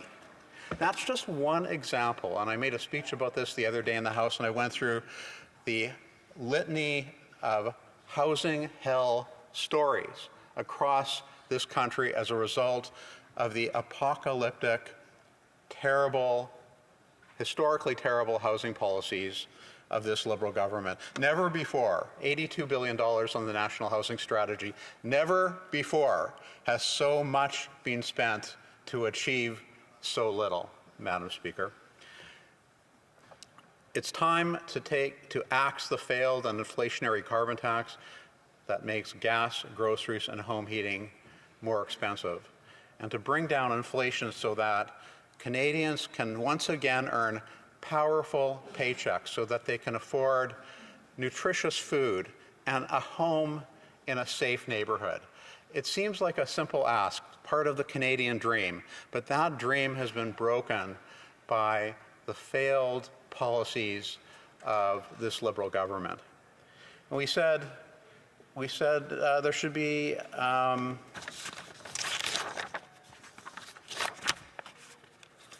we said to axe the tax, and we also talked about building more homes, Madam Speaker. There's a housing crisis in this country. Time flies when you're having fun. I see I'm just down to 1 minute. Thank you, Madam Speaker. We need to build more homes in this country. Again, we have a housing crisis. We have an affordability crisis. We need to build millions of homes, and the Liberals and the NDP voted against our common sense conservative bill, the Building Homes Not Bureaucracy Act. They voted against it, a bill that would have got those houses built, but instead they just got in the way. They are the gatekeepers of this House of Commons. They got in the way of a common sense bill that would help Canadians, and of course we need to fix the budget and we need to stop the crime. Let's bring it home, Madam Speaker. Questions and comments. The Honourable Minister. Thank you, Madam Chair. And you know, as we're listening, the Conservatives never missed the opportunity to actually work for Canadians, Madam Speaker. We were supposed to be discussing Bill C-71 tonight, which is Lost Canadians. Those that this Conservative government, when they were in power, actually stripped the ability of Canadians to retain or gain their citizenship. And I actually wanted to debate this bill tonight because it affects my daughter, who was born abroad and has lived here all of her life, in actually ensuring that her children have Canadian citizenship. So I asked the member, why is it that we have to hear the same slogans over and over and over again, rather than doing the work that we're doing on this side of the House for Canadians? The Honourable Member Charles Wood, St. James, Assiniboia, Headingley. Well, I will agree with the member on one point. She said that Conservatives never cease to work for Canadians, and in fact, that is absolutely correct. We will never cease to work for Canadians, and that's exactly what we're doing right now. And I will take no lessons from a member who literally was holding hands with Mahmoud Abbas in Ramallah less than a year ago after what happened on October 7th. The Honourable Member for Joliette. Thank you, Madam Speaker. I'd like to congratulate my colleague for their speech and all the work he does at the Finance Committee. Well, we're talking about the pre-budgetary consultation report that was printed last February. Well, then there was the government budget, and I'd like to ask my colleague if he finds the budget presented last spring did it really reflect what we heard at the consultations and the report we presented? Boy Headingley. Well, as I said, Conservatives tabled a dissenting report, and that report was based on testimony that we heard from many witnesses at committee that said that the carbon tax was just a terrible policy that was making life harder for everyone, that we needed to take tangible steps to build more homes, that the budget was out of control, and in fact the budgetary spending was the actual cause for spiking inflation and making everything more expensive for everyone. And we heard testimony that we needed to bring in things like mandatory minimum sentences and consecutive sentences in order to help stem the tide of crime in this country. So the reason those things are in a dissenting report is for the very reason my colleague mentions, is that our colleagues in the Liberal and NDP party on the committee would not agree to listen to what the witnesses said. And comments? The Honourable for Courtney Alberni. Oh, sorry, I have a point of order. The Honourable Minister for Mental Health and Addictions. Madam Chair, thank you. I'd like to take a point of personal privilege with regards to the member and his comments to me. With regards to my government work that I did abroad, I am a Canadian citizen and an Israeli citizen who's dedicated my life to 30 years in peace building. And he took yeah. I would just say that is more a point of debate than it is a point of privilege. The honourable member, point of order, the honourable for Courtney Alberni. I think actually the minister has a point, that she simply asked the member a question in relation to what he said on the floor of the House of Commons, and he went and took the time to insult my colleague. That is totally unacceptable, Madam Speaker, and it should be that he should be apologizing to the House. Sorry, this is all part of debate, and I do want to remind members to be careful on the wording. This has caused a bit of disorder, and so I just want to remind members to please be careful on what they're saying in the House. I'm sorry, I don't recognize individuals that are not in their chairs. So now we go to questions and comments. The honourable for Courtney Alberni. Colleague talked about the by-election in Elmo-Transcona, and he talked about small business people. Madam Speaker, for 7 years, the NDP led the charge to cap credit card merchants' fees and forced this government to do something.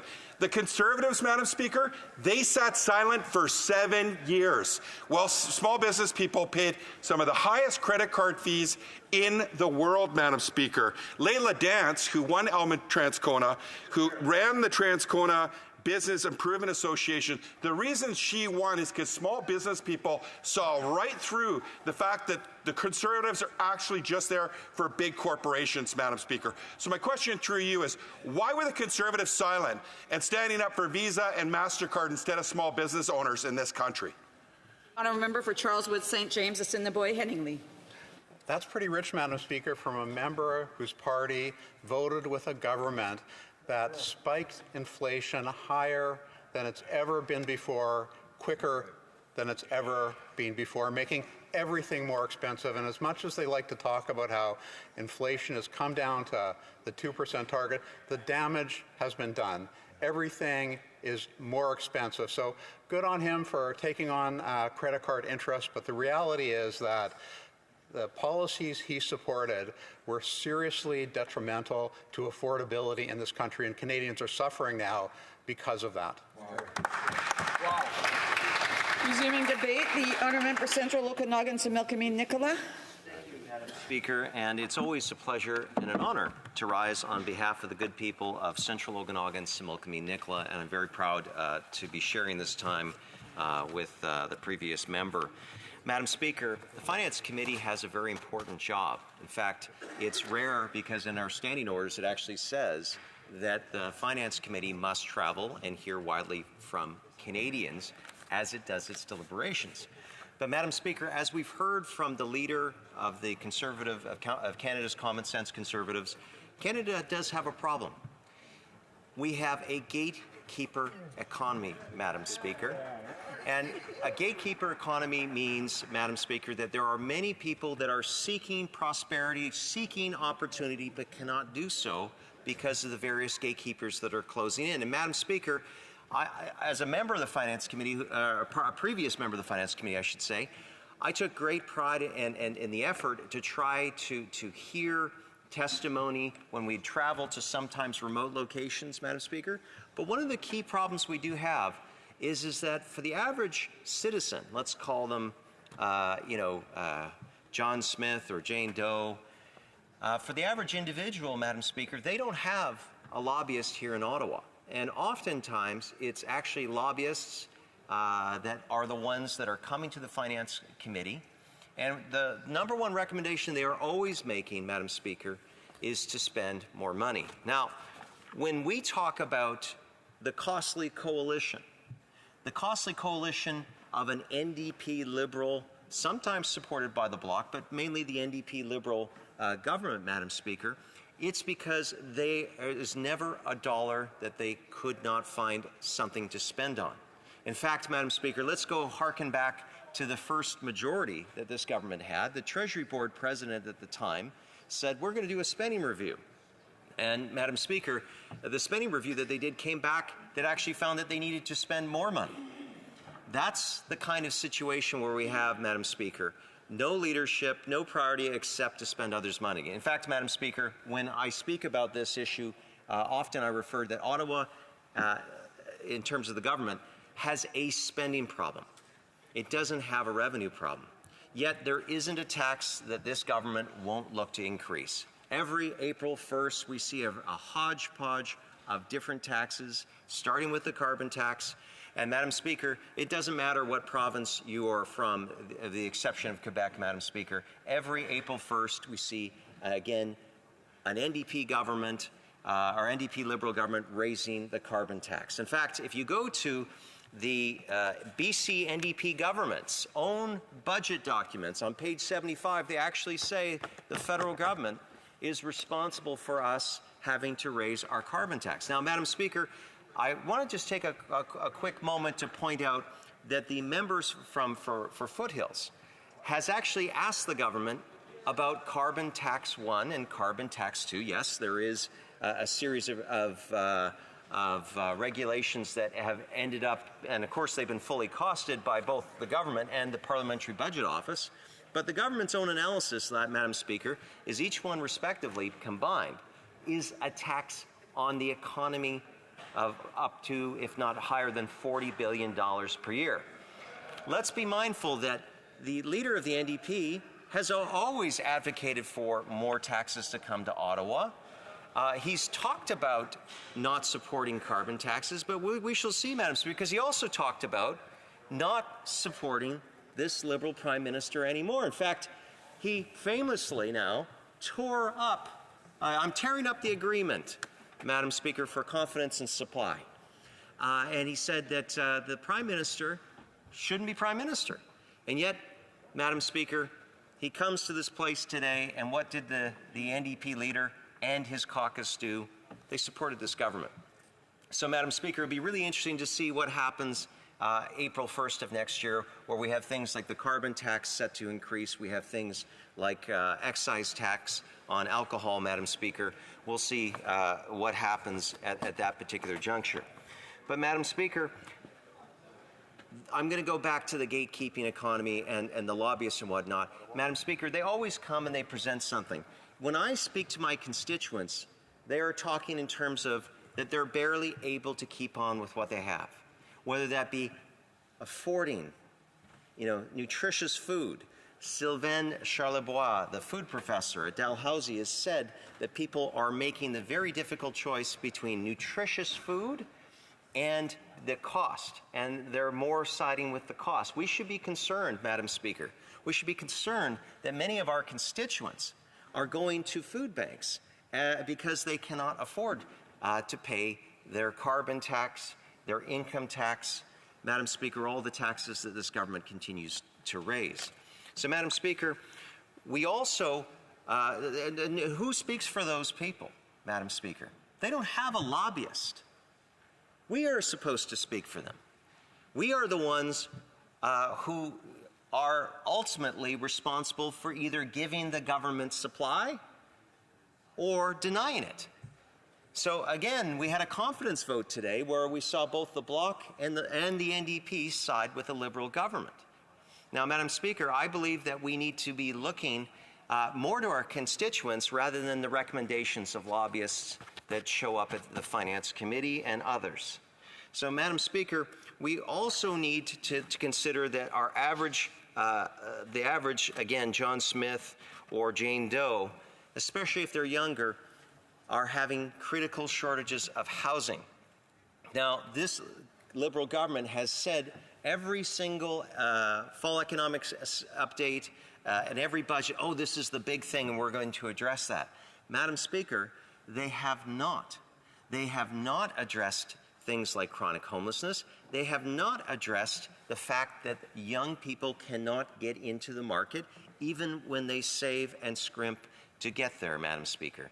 They keep talking about all the different programs that they offer and how that's going to alleviate the system. But again, Madam Speaker, going back to that gatekeeper economy, we have it where many municipalities, particularly in those large urban centers, yes, I'm talking about the census metropolitan areas, where people, city councillors, are choosing not to build housing in sufficient quantities.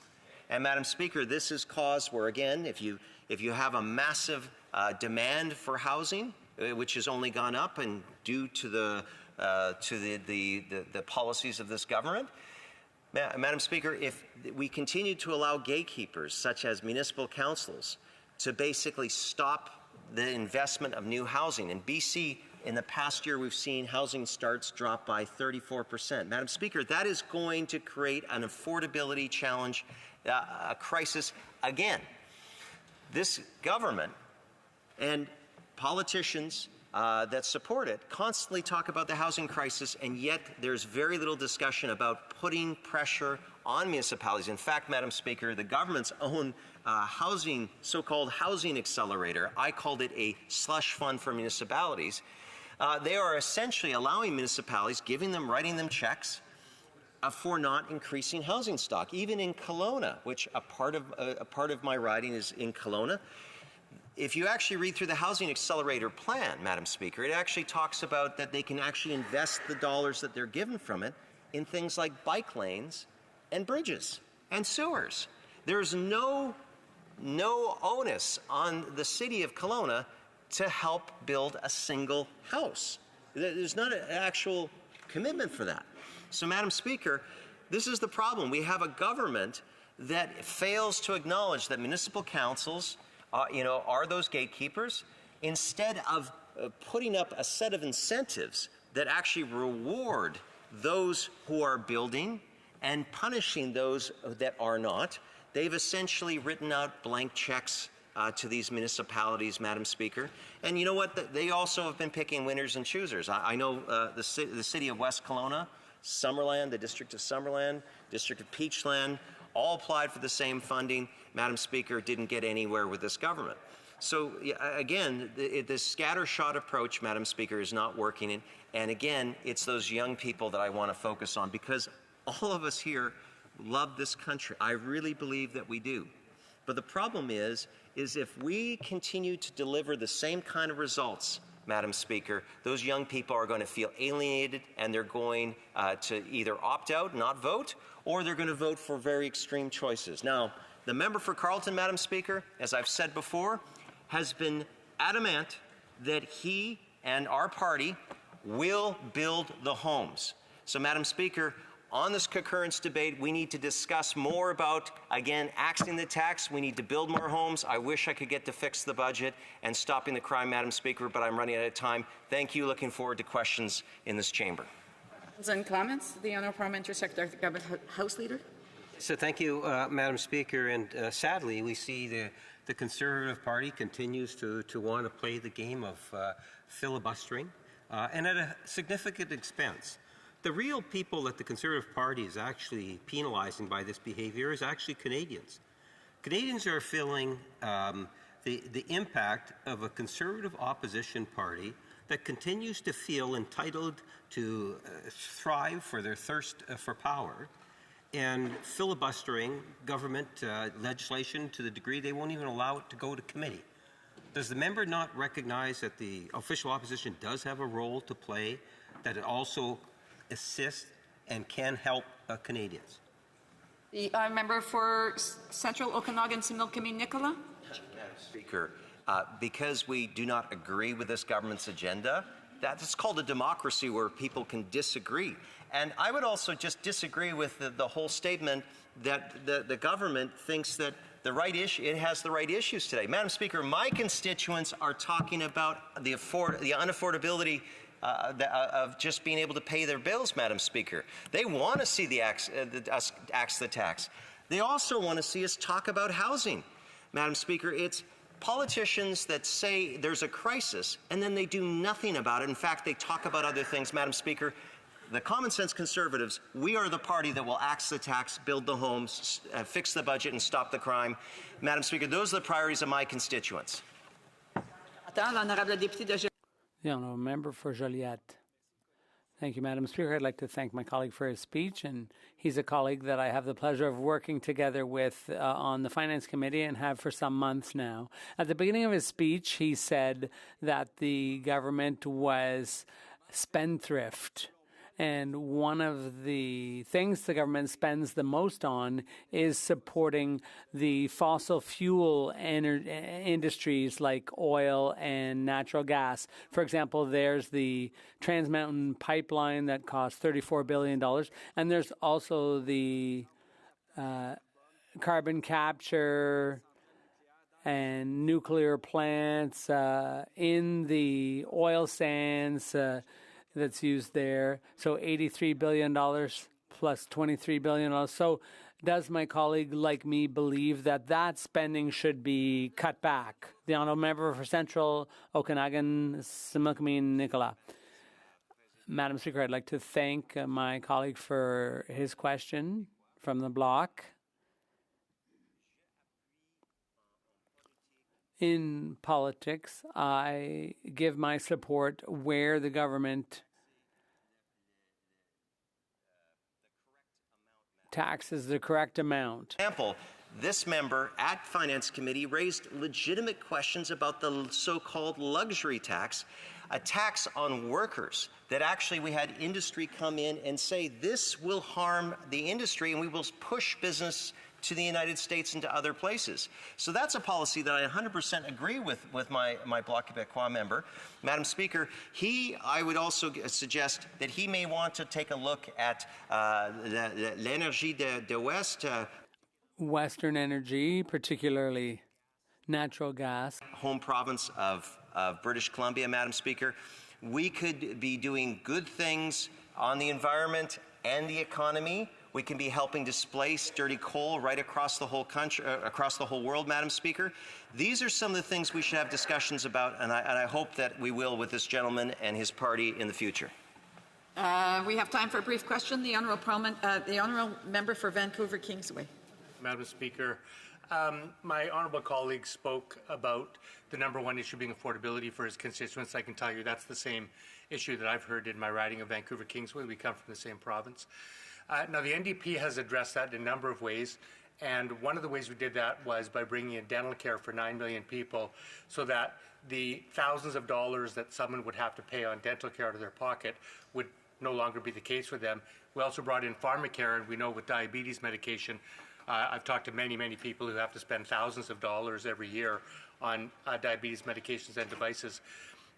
Can he explain to us, if he's truly concerned about affordability, why he and his party voted against those two measures, which take thousands of dollars of expenses off some of the most low-income Canadians in Canada, which would obviously ease their affordability issues? Why did he oppose that?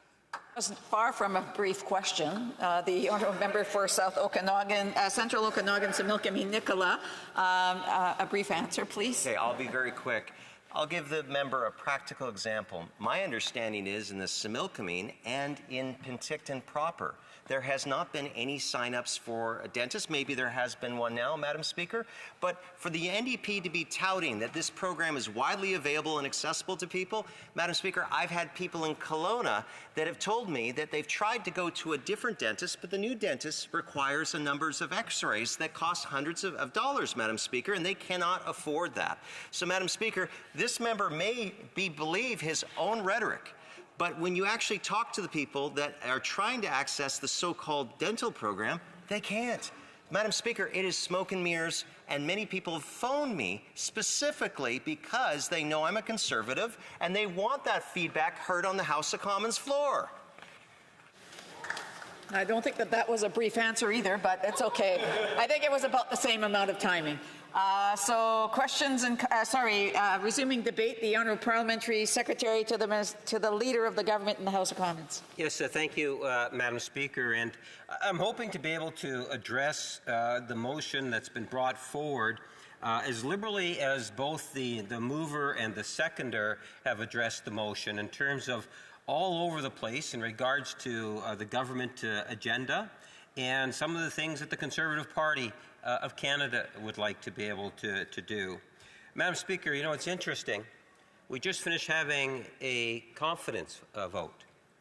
And the Conservatives Party of Canada, in their great thirst or hunger for power, will do whatever it takes, period, end of story, in order to get what they want, not necessarily what Canadians want, Madam Speaker, what the leadership of the Conservative Party wants.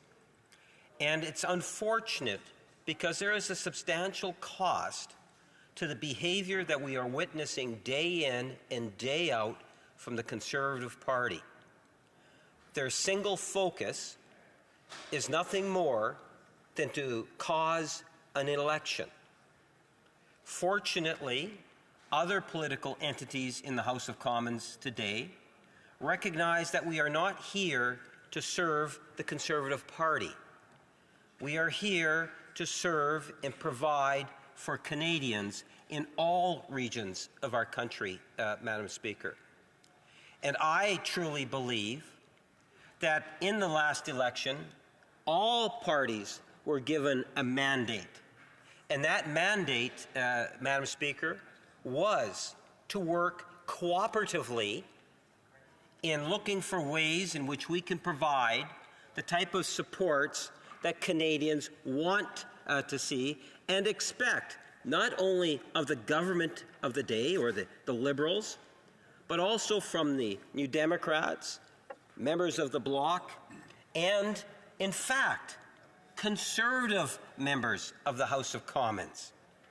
I can tell you that the Conservative Party has been consistent since day one after the last federal election. All one needs to do is to take a look in terms of the actions that they have taken. And it has been greatly amplified over the summer, to the degree in which they're getting even a little bit giddy, I would suggest to you, Madam Speaker. Unfortunately, I would have to add to that giddiness that there is some serious issues that are flowing out of the leader of the Conservative Party's office. And that really concerns a lot of Canadians. Because what we have witnessed is a Conservative Party shift to the right, to the extreme right, where we have even seen progressive Conservative prime ministers be exceptionally critical of the new Reform Conservative Party that we see today. I'll do more than one. I can name three. Joe Clark, Kim Campbell, and Brian Mulroney. All three of them have been critical of today's Conservative Reform Party. Joe Clark will tell you that he never left the Progressive Conservative Party. This party left him. And I can tell you that Brian Mulroney is on the record of saying that this Conservative Party has amputated the progressive nature of the Conservative Party. Some of the stuff that Kim Campbell says is unparliamentary, so I won't tell you what Kim Campbell has to say, in particular about the leader of the Conservative Party. The Conservative right that is so heavily influenced by the MAGA movement coming out of the States and the types of things that we're seeing in the States, Madam Speaker, that Canadians do not support or like, or in good part are in fear. There's a very negative side to politics, that state side that Canadians do not like. And it's interesting, we had a vote today. And I can tell you, here's the type of information that goes out. I don't know how they got a specific email address that gets funneled to me, but here we are having a vote on the confidence motion. And the Conservatives lose it. They didn't get what they wanted. Within minutes, an email goes out because I actually received the email, Madam Speaker. And I don't know how it is my name got on it. I suspect it's got to be a fairly extensive list. But here's one of the quotes directly from the email from the Conservative Party of Canada. Blank, I'll let you fill in the name, is spineless, he's a fake, a phony, a fraud, and a liar. Madam Speaker, these are very strong words. And this is something in which the Conservative Party of Canada today is sending out to literally, I suspect, millions of Canadians.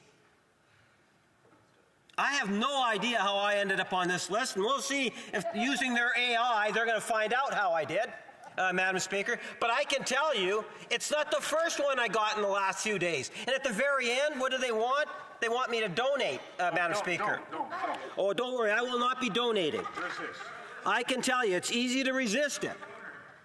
But the Conservative Party today is all about misinformation. It's about negative as bottom, as low as you can get into the gutter, they'll go. At least the leadership of their office of the Conservative Party today. They don't have any problem in terms of going low. In fact, Madam Speaker, you know, a couple of weeks back, I can't really recall when it was, I was on a CTV panel, and there was no Conservative representative, and I'm told, well, they kind of don't want to participate in panels. And yesterday I was on a CBC panel, and they don't participate on CBC panels. And then yesterday, the leader of the Conservative Party and the Conservative Party has made a decision. They don't like CBC and CTV. So now, as one of them says, here, you know, so now, Madam Speaker, they're saying, we don't want to be accountable through media like the CTVs of Canada or the CBCs, because they don't have confidence in those national news broadcasters, Madam Speaker. Because they don't want to answer the questions that are being posed to them. Instead, Madam Speaker, they want to rely on social media. You know, there's some reference to the leader of the Conservative Party being very similar to Trump. Well, that might be a bit of a disservice to Donald Trump. Quite frankly, Madam Speaker, I am very disappointed in the way and the direction that the far-right Conservative Party is going today, and there's no sign in terms of them changing their attitudes. Now, take that attitude of hate that they're actually promoting that's out there, Madam Speaker, and look at the information that they're providing. Today, they bring forward a motion, and that motion is in keeping with their slogans. I'll give them that much. Darn, they're good at slogans, Madam Speaker. They got slogans, they got bumper stickers, they're ready, they're itching, they want to get out there, Madam Speaker. But the problem is it's all based on a foundation of sand. At the end of the day, there's nothing to it but slogans and bumper stickers. And it's supported by misinformation. And the best example I could give, or one of the examples I could give, is likely what they've been talking a lot about already today. You know, find out how many, if you do a Hansard search, how many Conservative members of Parliament have actually said anything about cutting the carbon rebates, Madam Speaker? I suspect you won't find any of them. Now tell me how many you think have said cut the carbon tax. I suspect on average each one has said it 10 times. That's on average. Some have said it a couple hundred times, others haven't said it because they haven't spoken. But I can suggest to you, Madam Speaker, when they go to Canadians and they say, we're going to save, as they have said inside the chamber, we're going to save Canadians money by cutting the carbon tax, that's not true. More than 80% of the constituents in OH I represent, more than 80%, they get a carbon rebate. That rebate amount is more than the carbon tax that they pay. That means their net income, disposable income, is increased. That's the reality. You don't have to believe me. The parliamentary budget officer, who's independent, will tell you that, Madam Speaker. But they'll go around and they will say misinformation because it sounds good. Some provinces don't even have the carbon tax, yet they'll go to those provinces and say, we're going to cut the carbon tax, and give a false impression. The other day in debate, Madam Speaker, I had one member that on the Conservative Party that stood up and he said, well, you know, 34% is the cost increases on food as a direct result of the carbon tax. What a bunch of garbage. That's absolutely ridiculous, Madam Speaker. I challenged the member on that statement, and then I challenged a couple of other members on the statement that that particular member said. They don't change their opinions on it. Even if they're confronted with facts, Madam Speaker, they don't change their opinions because they are so focused. They are so focused on that thirst for power. At the end of the day, they're not concerned about what's happening for Canadians in the day-to-day livings that Canadians have to put up with, let alone the important issues that the House of Commons deals with on a daily basis. Today, we're supposed to be debating Bill C-71. Bill C-71 is a bill to ensure that individuals will be given their Canadian citizenship that should never have lost their citizenship. Every political party, except for the Conservatives, actually support that legislation. They don't even want to debate it, Madam Speaker, now. They won't allow it to be debated. They don't want it to go to committee. But you say, well, that Conservatives don't support that one. Well, Bill C-66 they support. They say that they support it. That takes sexual harassment victims and rape victims that are going through military courts, transferring that into civil courts. Every member of the House of Commons, Conservatives, Bloc, New Democrats, Greens, and of course Liberals, we all support that legislation. You would think the Conservatives would allow that bill to go to committee, but no. Instead, they want to filibuster. They bring forward another concurrence report. They say they're concerned about the economy. Take a look at Bill C-33 that we were supposed to be debating last week. To enhance our trading opportunities. And what does the Conservative Party do? No, we don't want to debate that either. Let's bring in another concurrence report, preventing the government from being able to debate that legislation. Members opposite, in criticizing the government today, We're talking about issues of crime, and they say that's what they want to talk about. I remind them about Bill C-63, Online Harms Act. That's there to protect children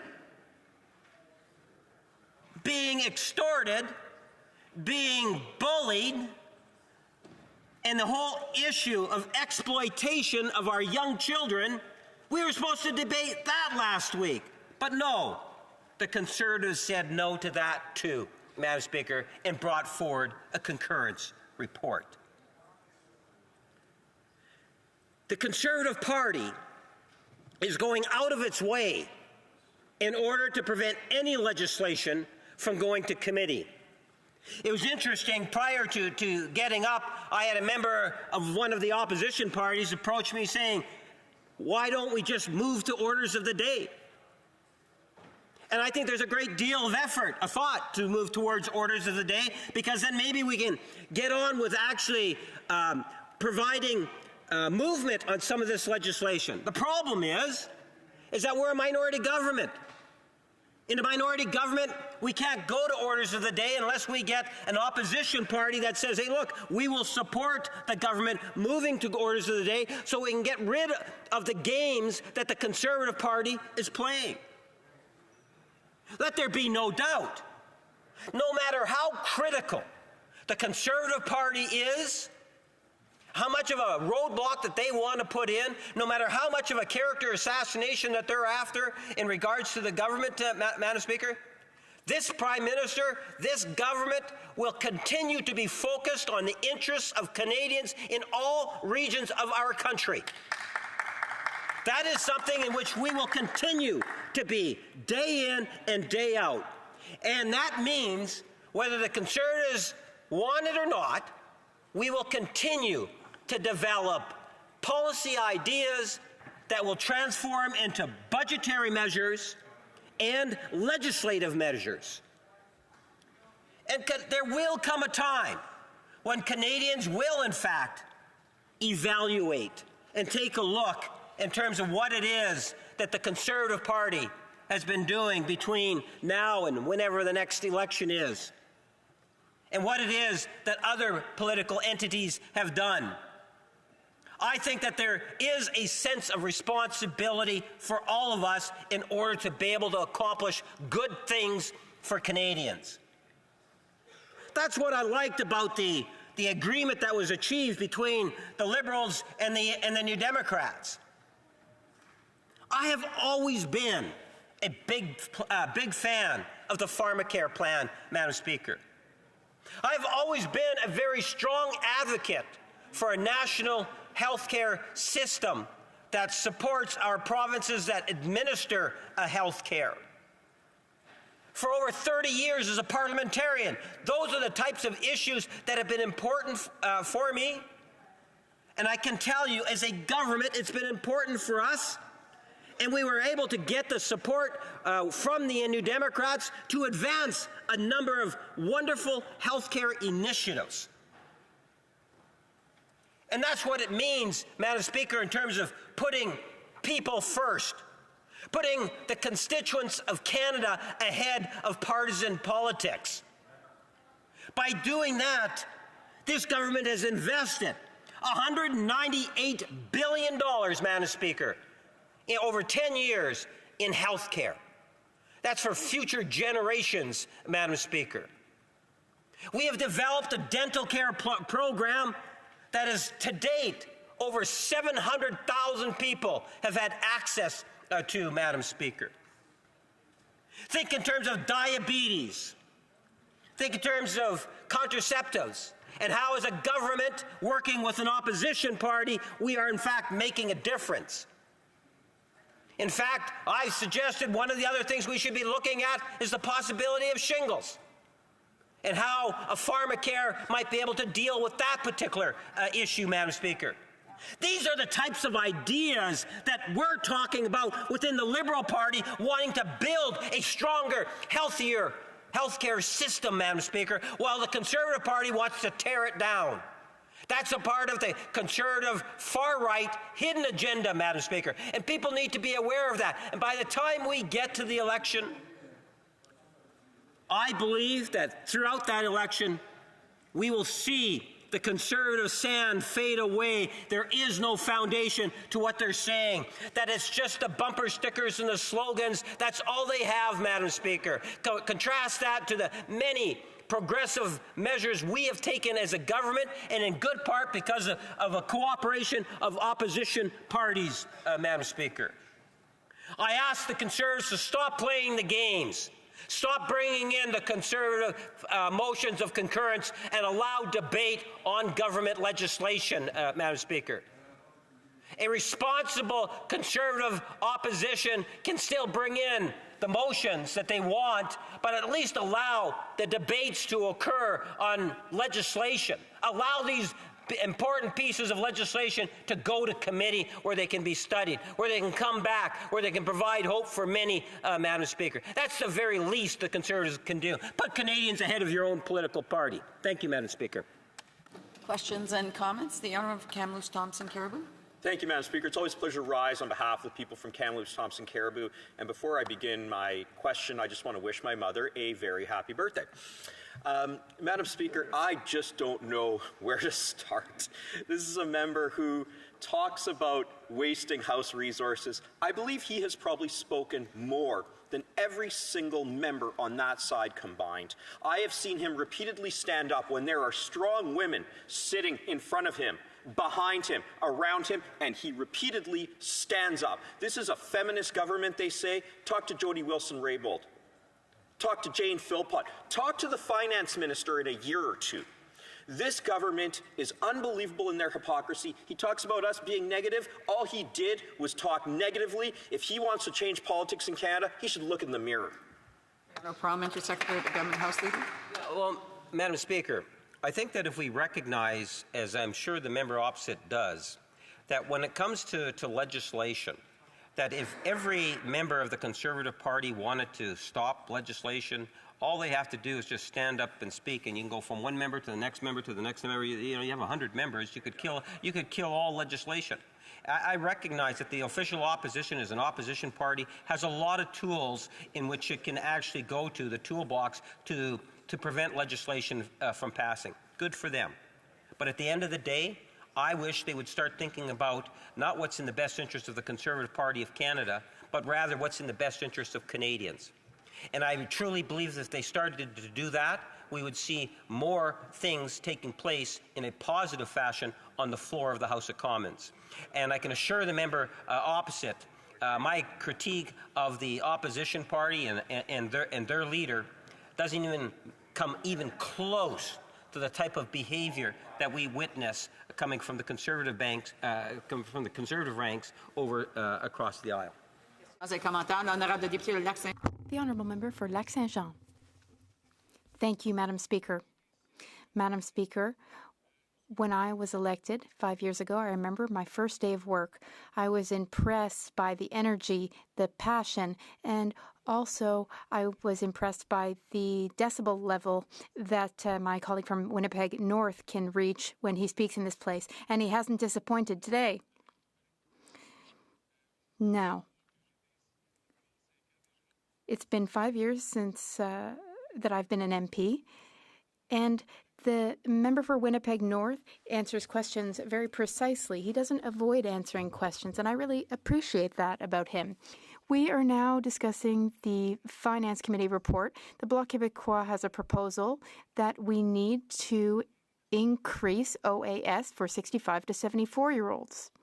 And we need to review our indexing so that it can take into account salaries in Canada.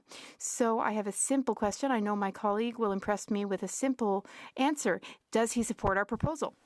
After saying those kind words, I don't want to disappoint the member of the Bloc Party. I can say that much. I do know in less than an hour we're going to actually be debating a very important motion that the Bloc are bringing forward, and I will be able to hopefully expand on a more detailed response. But suffice to say for now, if we take a look at what it is that the government has proposed and done for seniors in Canada over the last number of years, the one that I would highlight, because I know this is the one he's most interested in, is the issue of 75 plus and OAS. In a federal election platform, we actually made the commitment to increase, individuals, seniors 75 plus. And the reason for that is we need to recognize that the needs of someone that's 75 plus is greater. I'm thinking in terms of medical expenses as an example, and the ability to be able to generate that supplementary income along with the shrinking. I'm sorry, the honourable member's time is up. I've been trying to signal to him. Questions and comments? The honourable member for Courtenay Alberni. Thank you, Madam Speaker. Madam Speaker, just for the folks at home, so they completely understand that we're doing this concurrence debate on a Finance Committee report, a pre-budget report for a budget that's already passed. So if people at home are wondering what's going on, we're spending $70,000 an hour approximately because the Conservatives have decided to block, Madam Speaker, block debating legislation that's going to help people, block debate on the capital gains increases, Madam Speaker. Why? Because the highest income earners of 1.5% of tax filers with the total income over $250,000, they're going to receive 61% of the individual capital gains. That's why. They're here protecting their friends, Madam Speaker. But I'll ask my colleague. He says he always supported pharmacare and dental care, but he voted against it both times before it came forward. The Honourable Parliamentary Secretary. Well, Madam Speaker, on that particular point, I can recall shortly after my daughter getting elected back in 2015, 2016, being out on Keewatin Street and taking the signs and having a wonderful story about pharmacare. I used to be a health critic for many years, or for a couple of years anyway, when I was in the Manitoba legislature. It's something in which I believe should be in there, and I'm glad that we're able to work together to ensure that we have programs like pharmacare moving forward. In regards to C71, Madam Speaker, C71, I know one of his colleagues has been a very strong advocate for it. The NDP have actually attempted to get C71 through the House, and even last fall, I think it was all the way through, Madam Speaker, recognizing the importance of the bill. And we appreciate the support that we do receive from opposition members, because we need that kind of support in order to be able to get things passed. Thank you, Madam Speaker. Comments, the Honourable Parliamentary Secretary of the Government House Leader. Oh, sorry, the Honourable Parliamentary Secretary of the Minister of Foreign Affairs. That's not a job I want. Thank you, Madam Speaker. I want to echo the comments from the member from Courtenay Alberni about the ridiculous nature of this debate and the cost of Canadian taxpayers on it. However, it does give us a chance to talk about some of the important elements of the government's work. I'm wondering if the member from Winnipeg North could talk a little bit more about the dental care plan, because it is one of those areas where I believe the NDP likes to take credit for it. However, we're willing to share credit for it. We think it's one of those examples of when Parliament can work well, and I'm wondering if the member could offer some comments on that. The Honourable Parliamentary Secretary. There is such a keen interest to ensure that this program continues to grow and survive, and we want to make sure that everyone is ultimately receiving that particular benefit. Take a look at the numbers, Madam Speaker, and in order for that to achieve, I think we've got to bring it through past spring, Madam Speaker, and then we'll be able to see all Canadians having access to it. But to give you a sense, imagine 750,000 patients already, 2.4 million approvals, 21,000 providers or dentists, if you like, Madam Speaker. That's an incredible take-up on a wonderful program. That program is there because there's a sense of cooperation, and a lot of good people, in particular within the Liberals and the New Democrats, wanted to see that program. We got to be there to ensure that it stays there, Madam Speaker. Questions and comments? We have time for one more question. The Honourable Member for Joliette. Thank you, Madam Speaker. For the Honourable Parliamentary Secretary, I'd like to go back to the question asked by my friend, the member for Lac-Saint-Jean. Like he has said, we're talking about C389. It's also in the report we're talking about. With the support of Liberals, we want to say that we're in favor of this measure. We need royal assent for C319, and the Parliamentary Secretary represents the government. Can he commit to giving it, yes or no? Parliamentary Secretary. Well, Madam Speaker, what I would say, because I realize I got very limited time, I will get a chance a little bit later to add some more thoughts on the issue. But for now, to say that seniors, we love our seniors, and as a government, virtually from day one, dramatic increases to the GIS to ensure that we could actually support our seniors, literally lifted hundreds of thousands of seniors out of poverty by that one policy initiative in itself. Fast forward, go into the pandemic. And during the pandemic, the payments, the one-time payments that were given to seniors. Fast forward to literally the millions and millions that we provide towards programming that ultimately is there to support seniors in all the different regions of the country. I believe as a government, both past and hopefully going forward, we'll be able to continue these types of supports for our seniors. Thank you, Madam Speaker. Resuming debate, the Honourable Member for Joliette. Thank you very much, Madam Speaker. It's with great surprise that I learned that this afternoon, beginning of the evening, talk about the Standing Committee on Finance report on pre-budgetary consultation that was presented last February. It was presented last February, but the work essentially took place last fall. There was a great number of hours spent at committee where we received many witnesses that represented almost all of the aspects of our economy, obviously that of Quebec and Canada. We even did a tour of various provinces during the 2-week break week in October of 2023. We went to the Maritimes, and in November, we toured Quebec up to British Columbia.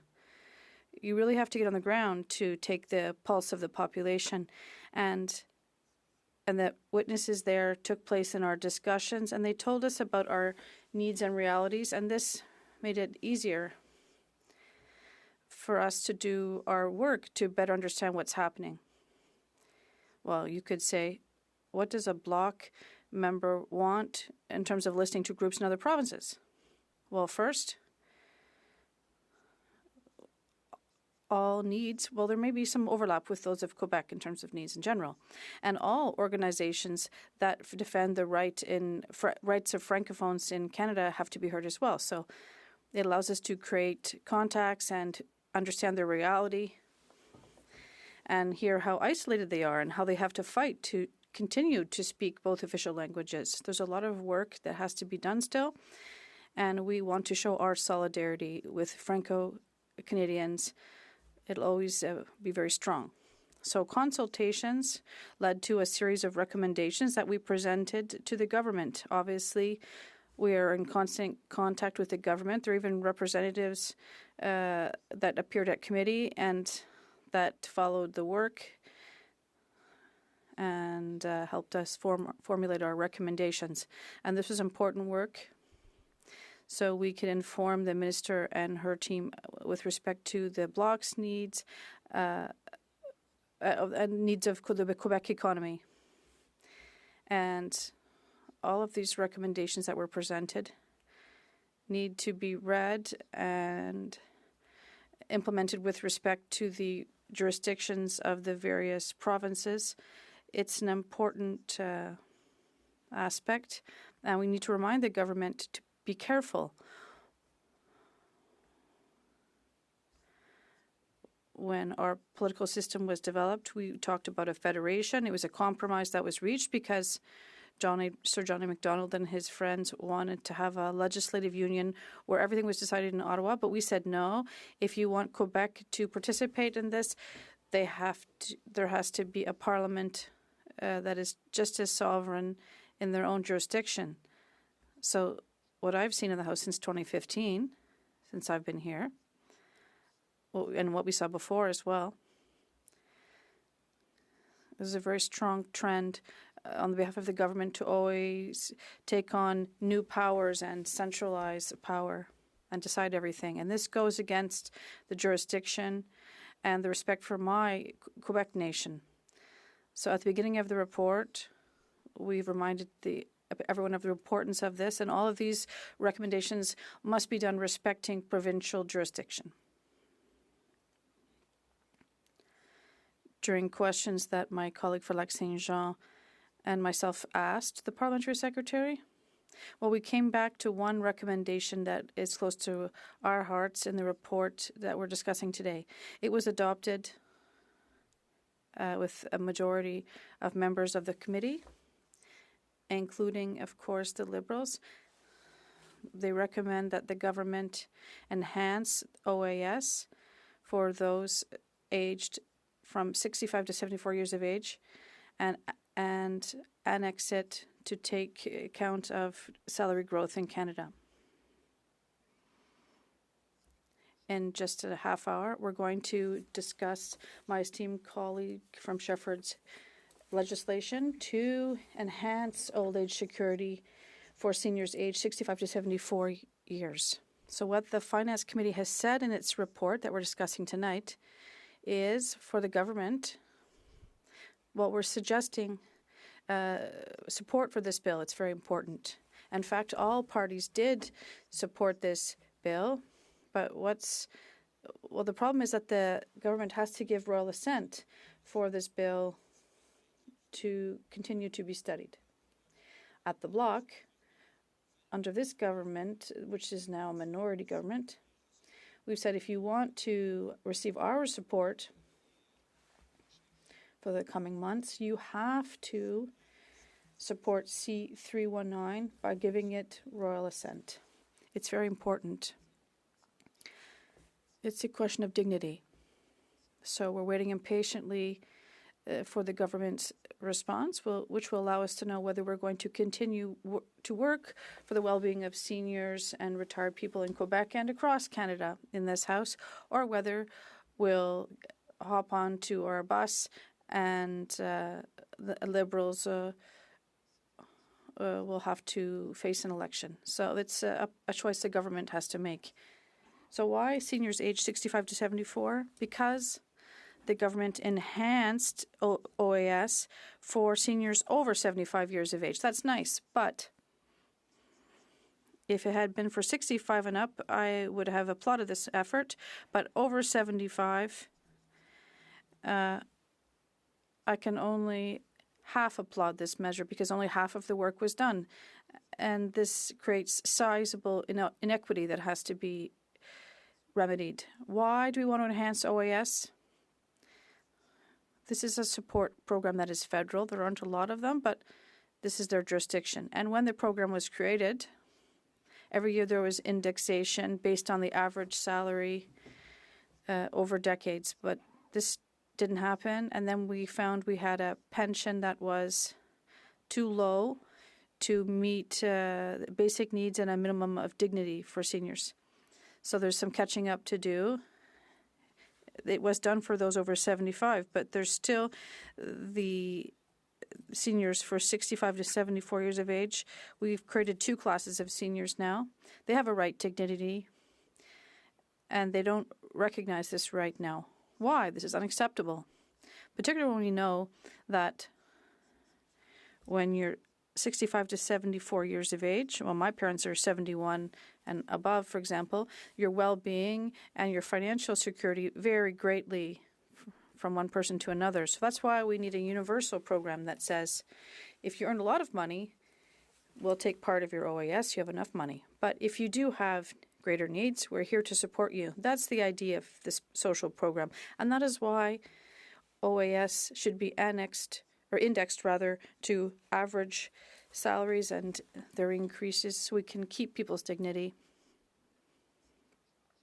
And in this age group, there can be people who had very physically demanding jobs and that can no longer be able to work. So they need rest that is well-deserved. So we need to be there for them and for both him and her. And why do I say her? Because sometimes we have people who don't have a pension fund or a company pension plan. Why? It's often women because often they need to, in our society, unfortunately, there's still great inequity, and often we ask the women to sacrifice herself for the well-being of others.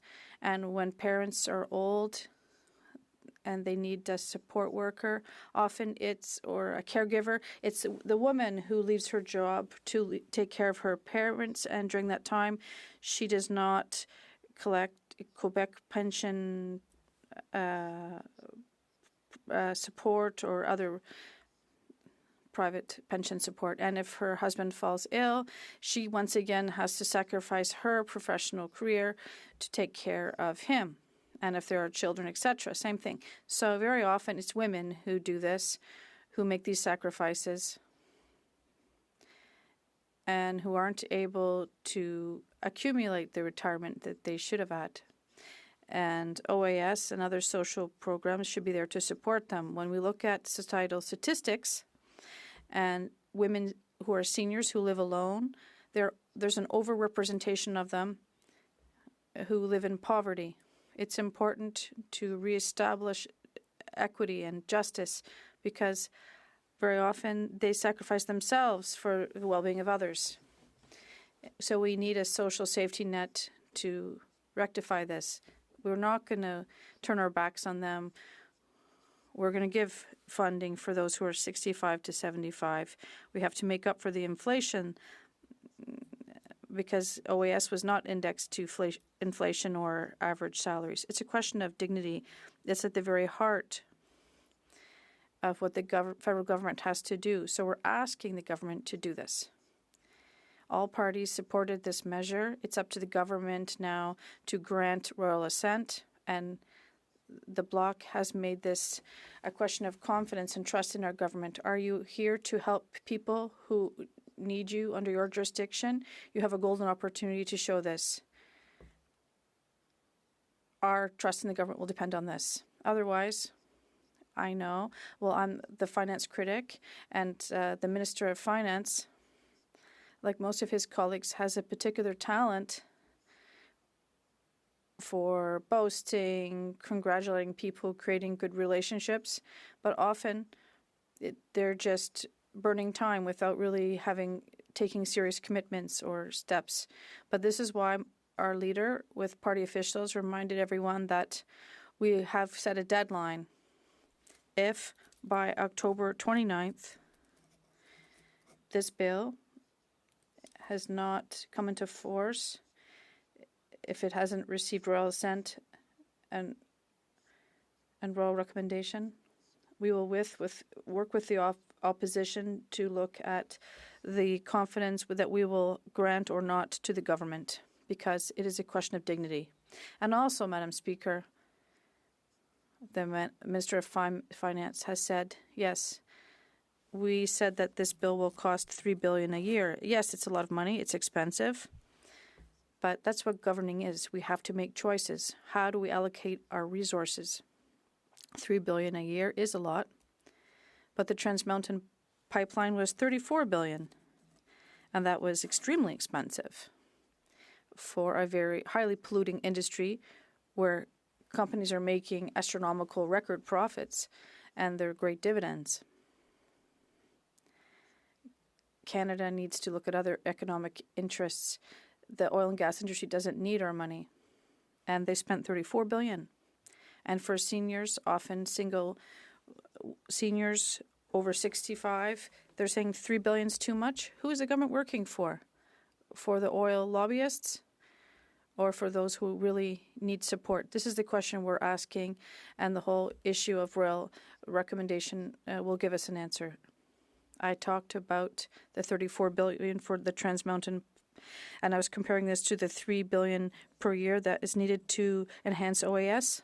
I also want to talk about the Finance Minister's plan for what she calls a green economy. We're not being fooled. We know this government's nice word. Green economy means support to the fossil fuel industry. Her plan is $84 billion in coming years in various areas, but essentially we're talking about customized programs for oil and gas. They don't need state support because they are very profitable. They make record benefits every year. And the former Minister of the Environment, Ms. McKenna, explained it better than anyone else, this industry doesn't need support. $34 billion for Trans Mountain $84 billion for various programs such as carbon capture. Does the industry need this money? The government has said yes. This is more important, $84 billion, than $3 billion for seniors, often single senior, female seniors who live alone, and they need this for just to have dignity. Governing is making choices, and the government, which is now a minority, needs to support us and stop serving the oil and gas industry, which is very profitable and doesn't need their support. Like we're suggesting with C319, which will be debated later, you need to take care of those who need your support in your areas of jurisdiction. It's very important. In terms of the $84 billion, there's carbon capture, and there's also help for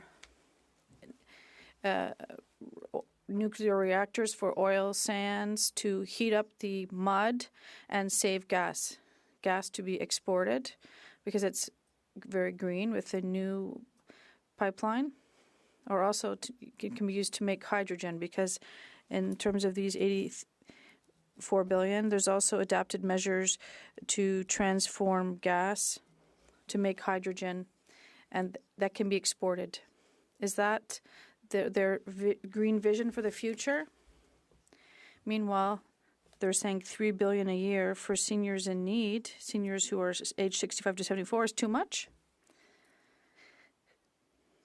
And when you look at other OECD countries, other rich countries, the 30th richest countries, Canada is in roughly the worst situation with respect to the workforce and the retirement age. It's a replacement rate, they call it.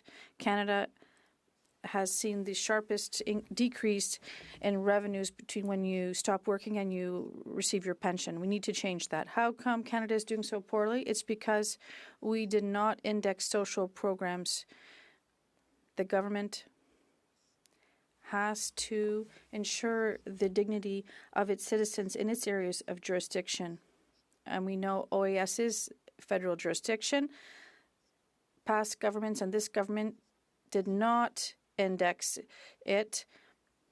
So progressively they took away the necessary dignity for seniors, and the government tried to make things up for those over 75 years of age, but turned its back on other seniors aged 65 to 74.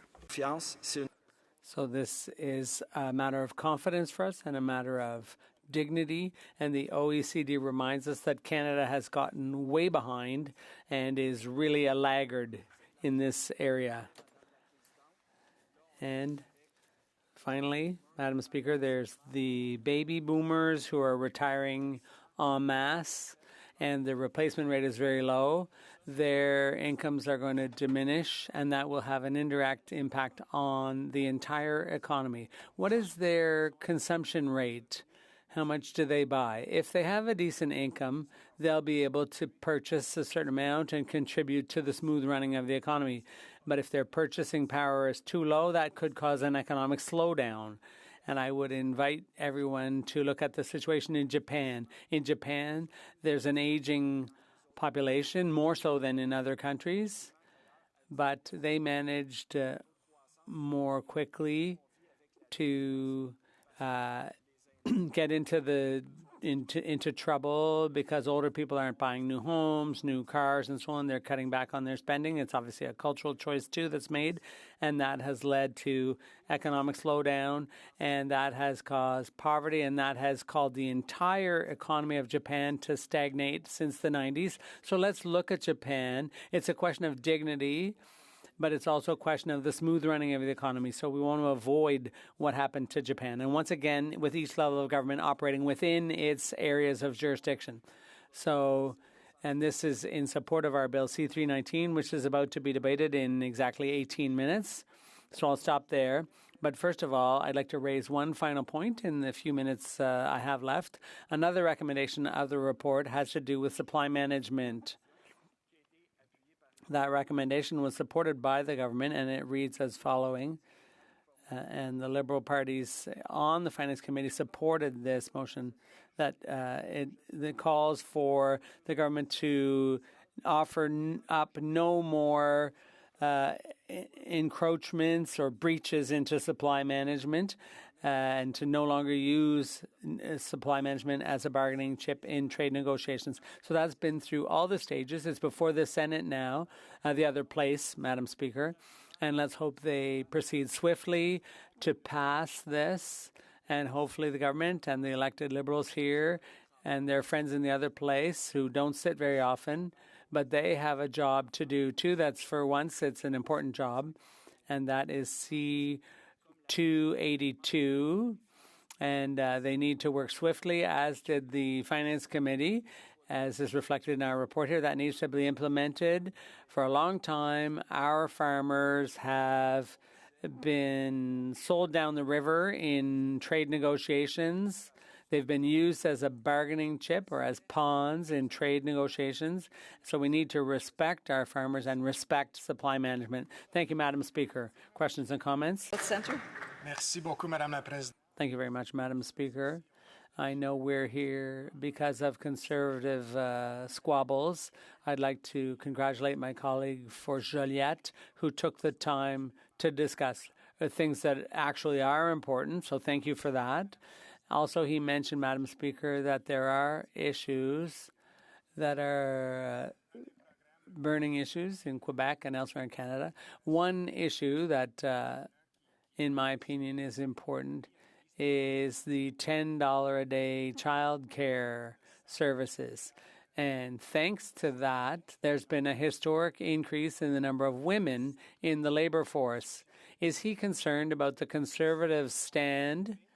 The Conservatives would cut that program, which would do a disservice to women where he is and all across Canada. The Honourable Member for Joliette.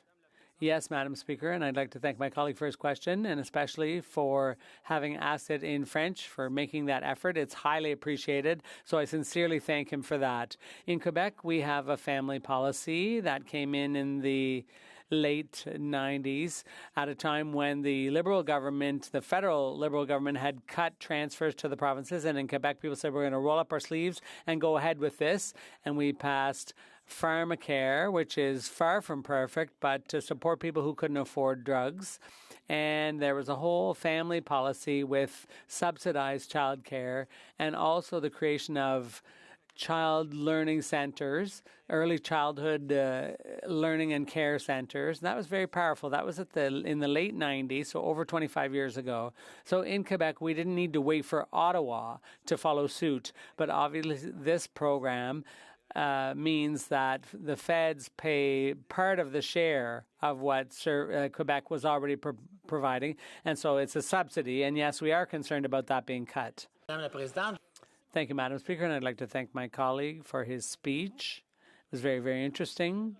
But I'd like to come back to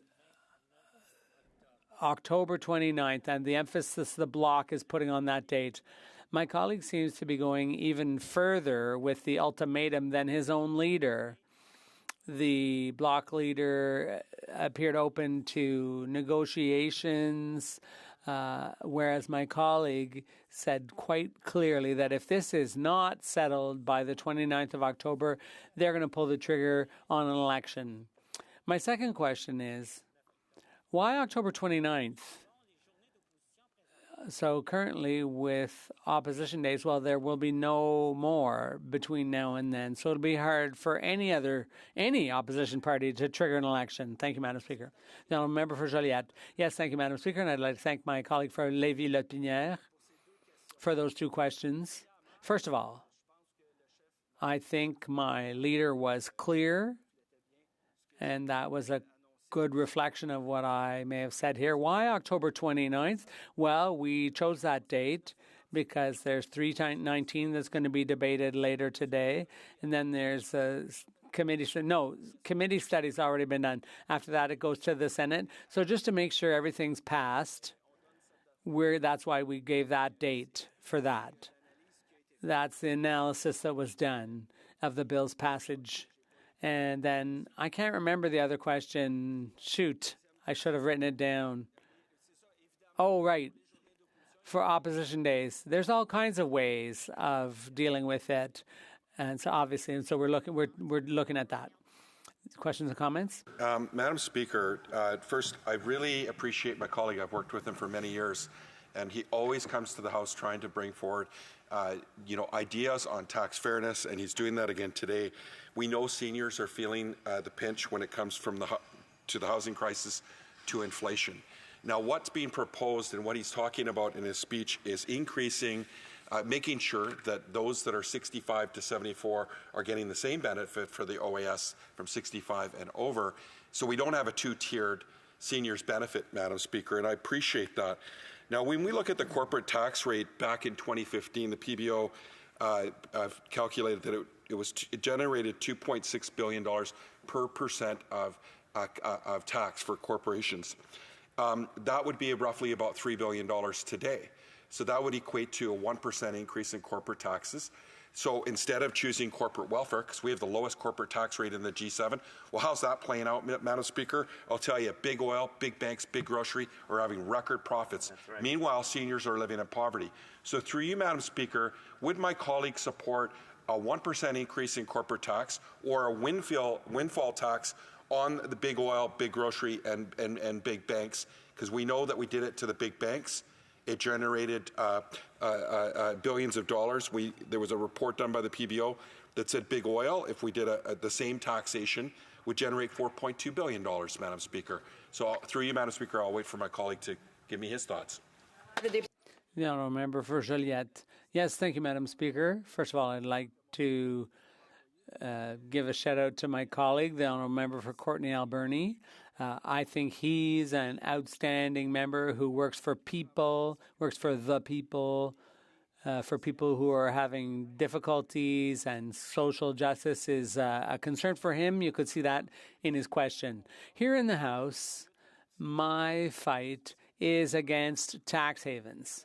How can we make those illegal? They're immoral already, but how do we make them illegal?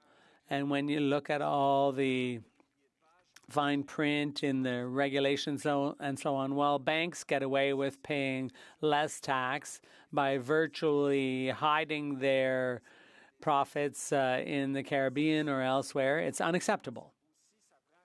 And we need fairness across the economy and across society. For example, oil companies are making record profits, and at the same time, there's a huge problem of poverty in this country. So the question is, how do we redistribute the wealth?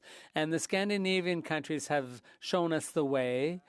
The more you redistribute the wealth, the better it is for everyone, and it stimulates the economy. Thank you, Madam Speaker. Questions and comments? The honourable member for Rimouski, Nejet, Témiscouata, Basque. Thank you very much, Madam Speaker, and I'd like to commend my colleague for Joliette on his speech. His speeches are always very well structured, and it shows here. And I think we can see the confidence that other members of other parties place in him. So increasing the OAS is a bit of a rallying cry for us. You know, in my area, there are a lot of people. Within 20 years, it'll be 1 in 3 people fall into that demographic. So that the wave of retirements will hit my area before other parts of Quebec.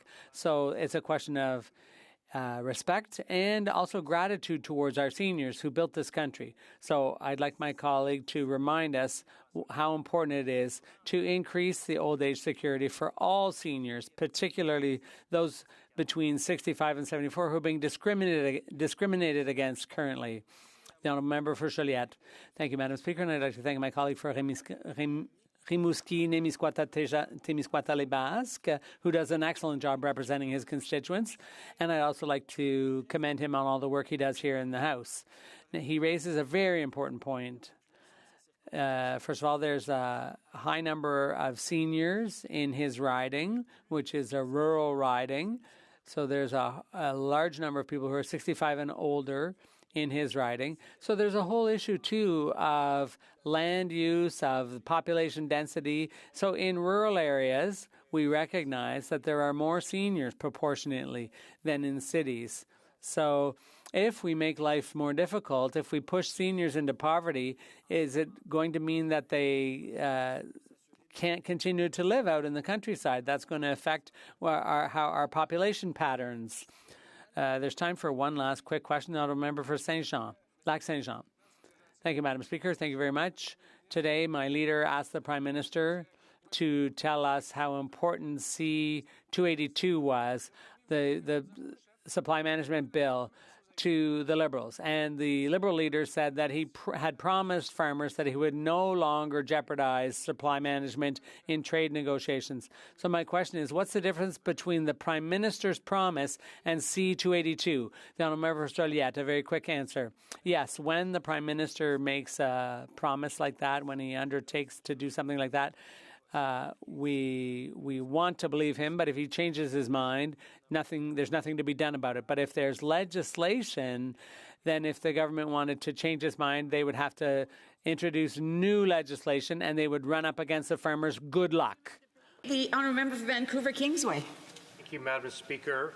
Madam Speaker, the federal government's 2024-25 budget included an important reform to the taxation of capital gains, something that has been called for by progressive voices in this country for decades, and that is to change the way we tax capital gains. Now, capital gains occur when an asset is sold for more than it costs to acquire and maintain. Now, there's a number of very important exceptions to this rule, including Canadians' principal residences and other types of assets. Capital gains generally are heavily concentrated among high-income Canadians, more so than any other form of income. Making matters worse, they benefit from lucrative tax preferences. Until this year and this change, recipients only had to declare half their capital gains on their income tax. That's the so-called inclusion rate of 50%. The other half was entirely tax-free. So if you bought an asset, like a second home or a building or stocks for $500,000 and you sold it for $1 million, half of that $500,000 profit was completely tax-free. In contrast, other forms of incomes like wages and salaries must be fully reported on a tax return. I think Canadians are well aware of that. In other words, the inclusion rate for salaries and wages is 100%. Now think of that, Madam Speaker. Teachers, waitresses, firefighters, truck drivers, plumbers, office workers, cleaners. Pretty much every person who goes to work every day and has a job has to declare 100% of their income and pay tax on 100% of that. But not people who are trading stocks or selling secondary residences or large assets. For them, they only have to declare half of their profit, and the other half goes in the pocket tax-free. So the federal budget announced a change in the capital gains inclusion rate. As of June 24th of this year, it rose to 66.7% for capital gains inclusion declared by corporations. That means that for corporations, instead of sheltering 50% of their profits, they could now only shelter 1/3, but they still get to shelter 1/3 of their profits. The inclusion rate for individuals remains at 50%, the way it's always been for many decades, for all capital gains under $250,000, and it will be increased to 66.7% for any capital gains declared above $250,000 in a single year. In other words, half of the capital gains for an individual still is tax-free under $250,000, and 1/3 of their capital gain above $250,000 is still tax-free. So there still is a lucrative tax benefit to capital gains in this country, just modestly less so. Now, the number of individuals directly affected by this change is very small. Canada Revenue Agency data indicates that only about 0.1% of tax filers, that's about 40,000 people in this country, report over $250,000 of capital gains per year. And the proportion of Canadians who would declare over $250,000 in capital gains in any year in their lives is also very small. Now, while the number of Canadians significantly affected by this change is small, they are mighty. This reform, which has been advocated, as I said, for many years by tax specialists and equality advocates, will primarily impact the richest Canadians. They are very powerful, as are their allies and advisors in the financial sector. So this new policy is being aggressively resisted by an alliance of wealthy Canadians, financial advisors, and Conservatives. The Conservative leader has promised to reverse these capital gains tax reforms and trying to start a broader revolt against taxes in general and the public programs that they pay for. The campaign against capital gains tax reform has relied on scare tactics and outright misinformation about who will be affected, how much extra they will pay, and even why capital gains are taxed at all. In fact, Madam Speaker, the reason we are here tonight is because the Conservatives have decided to move a motion that has some 360 recommendations that were made to the Finance Committee before the last budget, the one that we passed or was introduced here in April of this year. And these come from recommendations that occurred in February of this year as a way to stall the introduction of a Ways and Means motion that would pave the way for these capital gains inclusion changes. That's why we're here tonight. The Conservatives are stalling tax fairness. Now, New Democrats believe, as the Macdonald Commission in the 1960s found, that a buck is a buck is a buck. And that's how taxes should work. It shouldn't matter whether you get your income in the form of a dividend or a capital gain, or if you do it through your hard work in a salary or wage. It should be taxed the same. That's the principle that came out of the Royal Commission in the 1960s. But the Conservatives are doing the bidding of the wealthiest people in this country, people who have capital gains over $250,000. They don't want that money to be taxed the same way that wages are. Member, because it's I'm not just the member, but it also interrupting the proceedings on the motion at this time. According, the debate on the motion will be rescheduled for another sitting. So the honourable member will have 14 minutes the next time that this matter is before the House. It being comme il est 18h59. It being 6:59. The House will now proceed to private members' business as listed on today's order paper. Before the debate on the private members' bill, the Chair wishes to remind members that pursuant to statement made on Thursday, May 11th, 2023, a royal recommendation is required for Bill C-319, an act to amend the Old Age Security Act, amount of full pension, since the bill appropriates part of the public revenue. Is concurred in at report stage. The question will only be put on the motion for third reading of this bill if a royal recommendation is submitted in due time.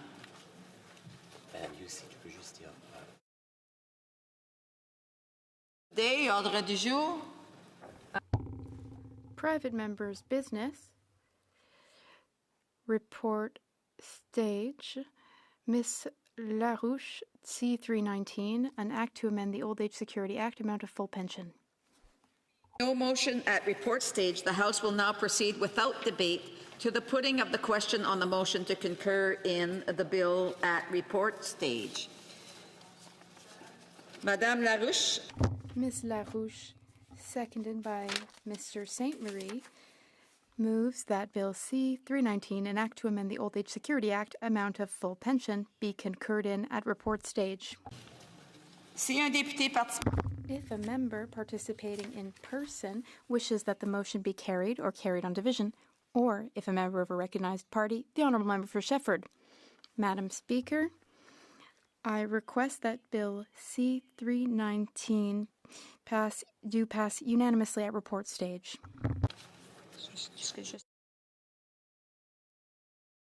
Je déclare la motion adoptée. I therefore declare the motion carried on division. Okay. Quand ce projet de... When shall the bill be read a third time? Now? Now. Debate, the honourable... sorry. Excuse, y a-t-il un autre?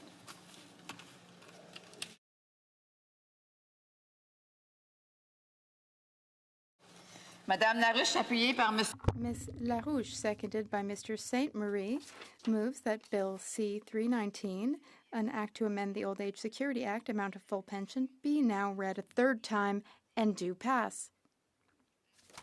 The Honourable Parliamentary Secretary has a point of order. Yes, Madam Speaker, it might have been just through the translation. We did want to see it go to third reading, but we didn't want to see it go unanimously. I'm not too sure if that was the case, that what was being suggested.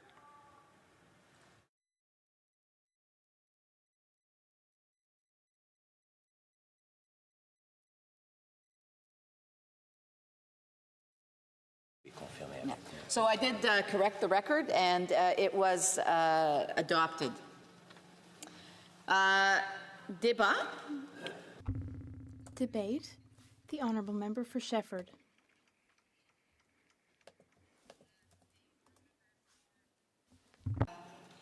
Banff Airdrie. Just for clarity, Speaker, I was a little unclear there because you did say that it was adopted on division, and are you now saying? Yeah. As I read it.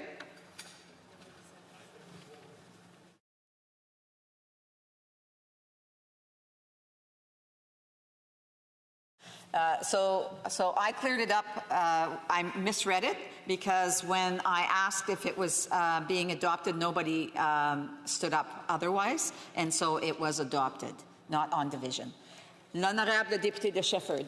The Honourable Member for Shefford. Take two, Madam Speaker. We are now at a critical step in the journey of this bill.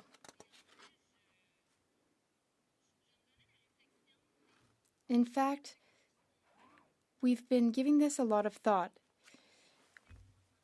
With everything we hear, how can we address C-319 at this stage? Well, I'll start with an introduction, Madam Speaker. I'll put things in perspective, give a bit of context. When I talk about C-319, when I talk about age-based discrimination, it's important that the House know that this is something that matters deeply to me. Some may not know this about me, but before becoming a Member of Parliament, I worked for over 2 years for a community organization. I was a project leader, outreach, education, and awareness on mistreatment of seniors. There is often discrimination and prejudice against seniors. I wanted to take my work on this issue even further, and that's in fact why I decided to get into politics. When I decided to go into politics, I gave it a lot of thought. I remember very well, in fact, that in 2019, before the campaign, it wasn't me. In fact, it was the leader of our party, the member for Belleuil-Chambly. He was the one who wanted to bring this issue to the table in the House of Commons. So even before me, it was the Bloc leader's intention to help seniors and bring the file forward here in Parliament because he realized that we weren't talking about seniors and we weren't talking about this issue enough. When it was suggested to me that I run for the Bloc Québécois and that I help bring forward seniors, I remember from 2007 to 2011, I worked with people on the ground. There were so many questions, but one of the most frequently asked questions by seniors were, in fact, questions about the GIS. It wasn't automatic. It was hard to access it. So the Bloc Québécois wanted the GIS to be paid automatically so that seniors eligible for the GIS would not have to go out of their way to apply for it. So I worked in the community on the ground. I was also a member of discussion groups and think tanks on seniors' issues. And even back then, when I was working in community organizations and participating in roundtables, we were already talking about seniors and their financially precarious situation. The Bloc decided to really bring this forward in 2019. During the election campaign,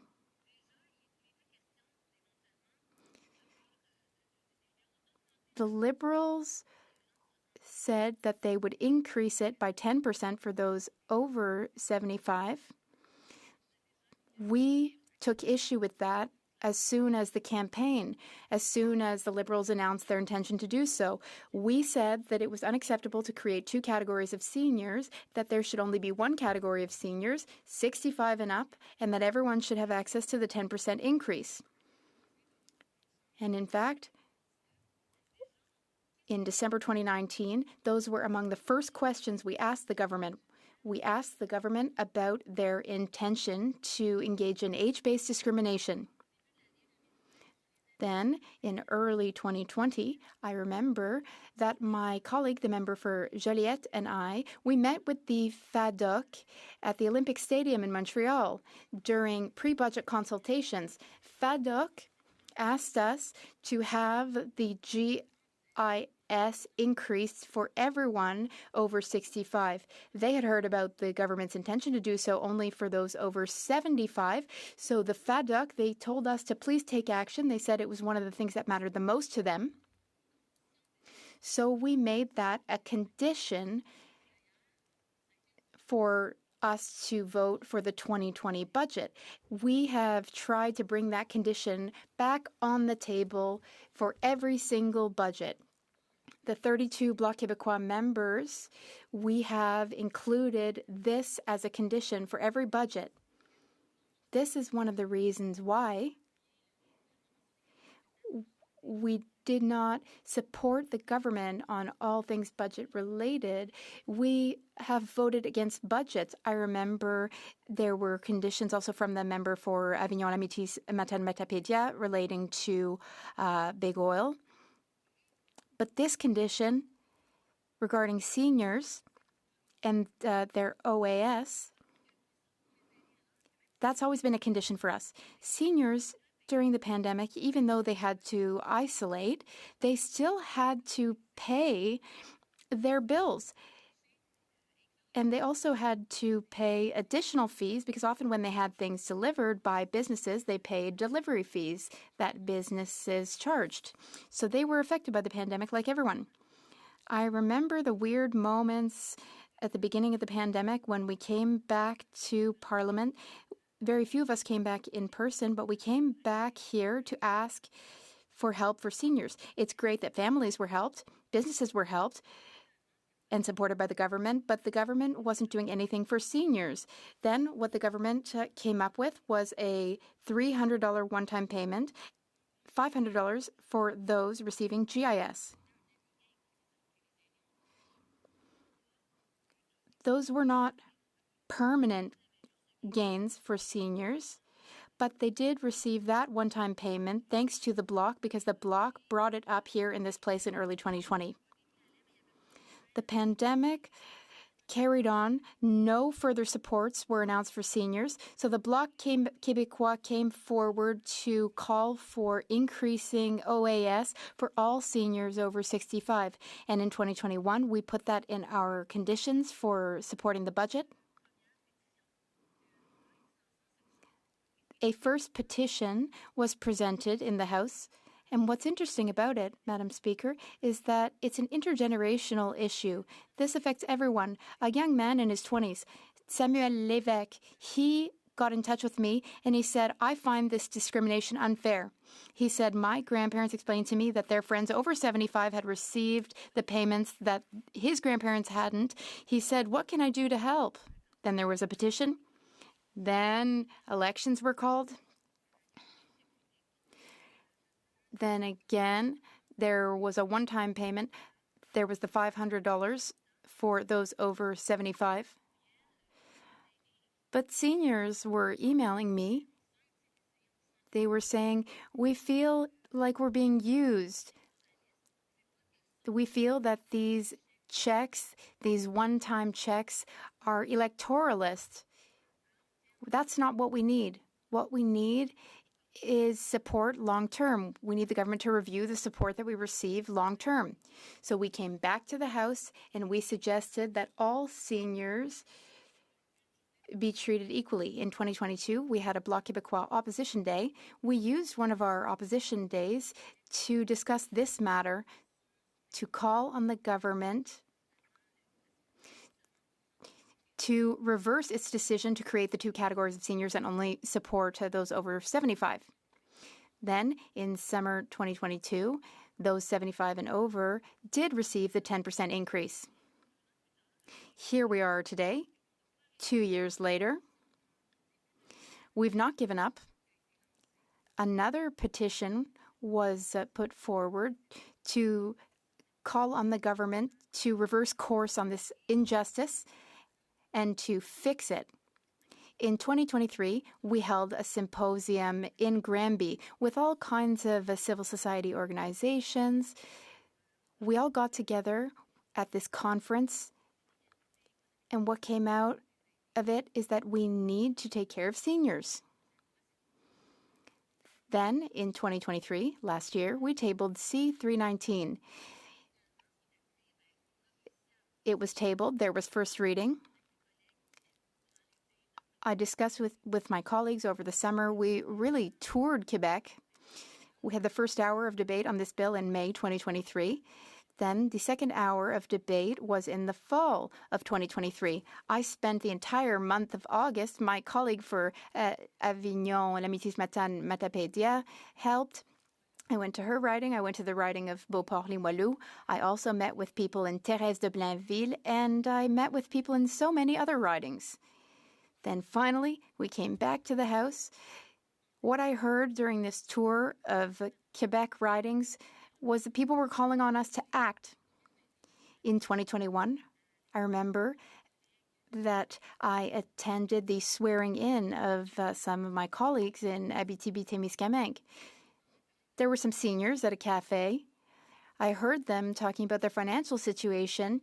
They started chatting with me, and they told me this age-based discrimination needs to stop. It needs to be reversed. There are also challenges for seniors who want to return to the workforce, and that is also addressed in C-319. In the fall, there was a majority vote in the House.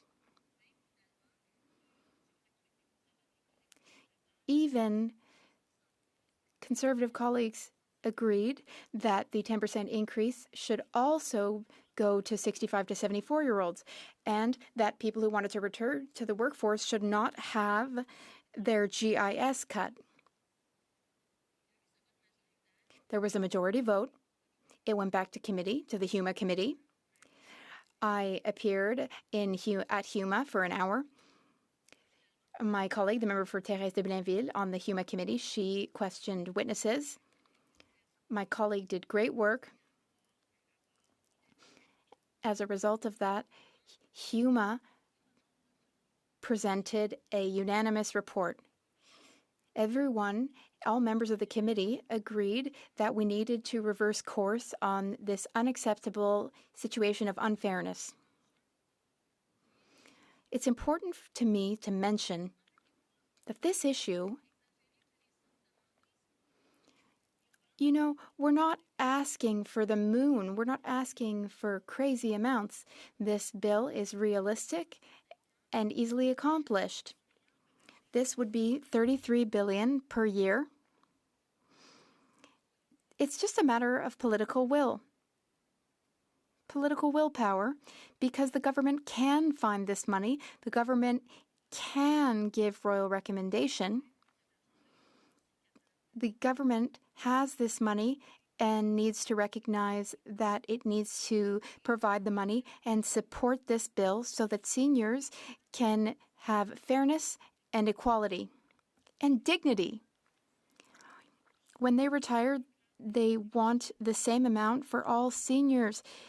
There shouldn't be two categories, young old people and old people. After retirement, there should not be two categories. two classes of seniors. Now, this bill is not going to fix everything. It's not a cure-all. Some people may not be affected by this bill. Some people may not need it. But the OAS is taxable. The GIS is not, but the OAS is. So they're paying more taxes. $80 a month, it doesn't change a person's life unless they really need it. Then it can help. I know that my time is running out, Madam Speaker, but there are Canadians living on OAS and GIS, but that doesn't mean that the others don't need support, because the poverty line is low, and it doesn't mean that when you fall just above the poverty line, you live a dignified life. In fact, just above the poverty line, you're in a gray area. Seniors, though, they're on a fixed income. Their pensions do not increase as quickly as income. Now, people on the ground overwhelmingly support this legislation, even in Liberal ridings. When I visit Liberal ridings, even before I open my mouth to speak, people say to me, I went to see my MP and told him that this is unacceptable. I even visited Chicoutimi, which is a riding held by Conservatives. Regardless of the party representing ridings, people on the ground support this bill. And in fact, beyond that, Madam Speaker, Canada is thanking me. Seniors everywhere in Canada are thanking me, are thanking the Bloc. All these people are calling for is that we recognize their value. They're tired of stereotypes and prejudice. They don't want to be seen as an economic burden. They want to be seen as a powerful part of our society. Yes, thank you, Madam Speaker. And, consistently, virtually from day one, the Government of Canada, in particular the Prime Minister, has been very supportive of seniors in Canada in all regions. And one of the very first initiatives that we had taken was actually a very dramatic increase in the guaranteed income supplement. And I'll have the opportunity to expand upon that particular issue shortly, but which literally took out tens of thousands of seniors across the country out of poverty. And the Bloc at the time actually voted against that particular measure. And I'm wondering if she could provide her thoughts in regards to just the Bloc's perspective on the importance of the GIS and contrast that to maybe possibly to the OAS. The Honourable Member for Shepford. Madam Speaker, the question is interesting in two aspects. First, the GIS. They call it senior social support. I don't like to call it that, but that's the fact. It only helps some people, GIS. But specialists have said at symposiums, you can say what you want about figures, but when you're just above the poverty level and you don't get the GIS and you don't get an extra 10% on the OAS because you're 65 only, disease doesn't wait for you to be over 65. Groceries still cost a lot when you're 65 to 74. And we voted against this because we asked the government. It's not that we're against the GIS. We could do something about this later. But the main problem is that there's great inequality in the basic amounts of the OAS, because OAS, unlike under other programs that the government runs, this one is under their jurisdiction. It's one of the rare programs that they're really in charge of. It's in their jurisdiction. Questions and comments? The Honourable Member for Lévis-Lotbinière. Thank you, Madam Speaker. I'd like to thank my colleague for her speech. And I'd really like to congratulate her for her passion for this issue.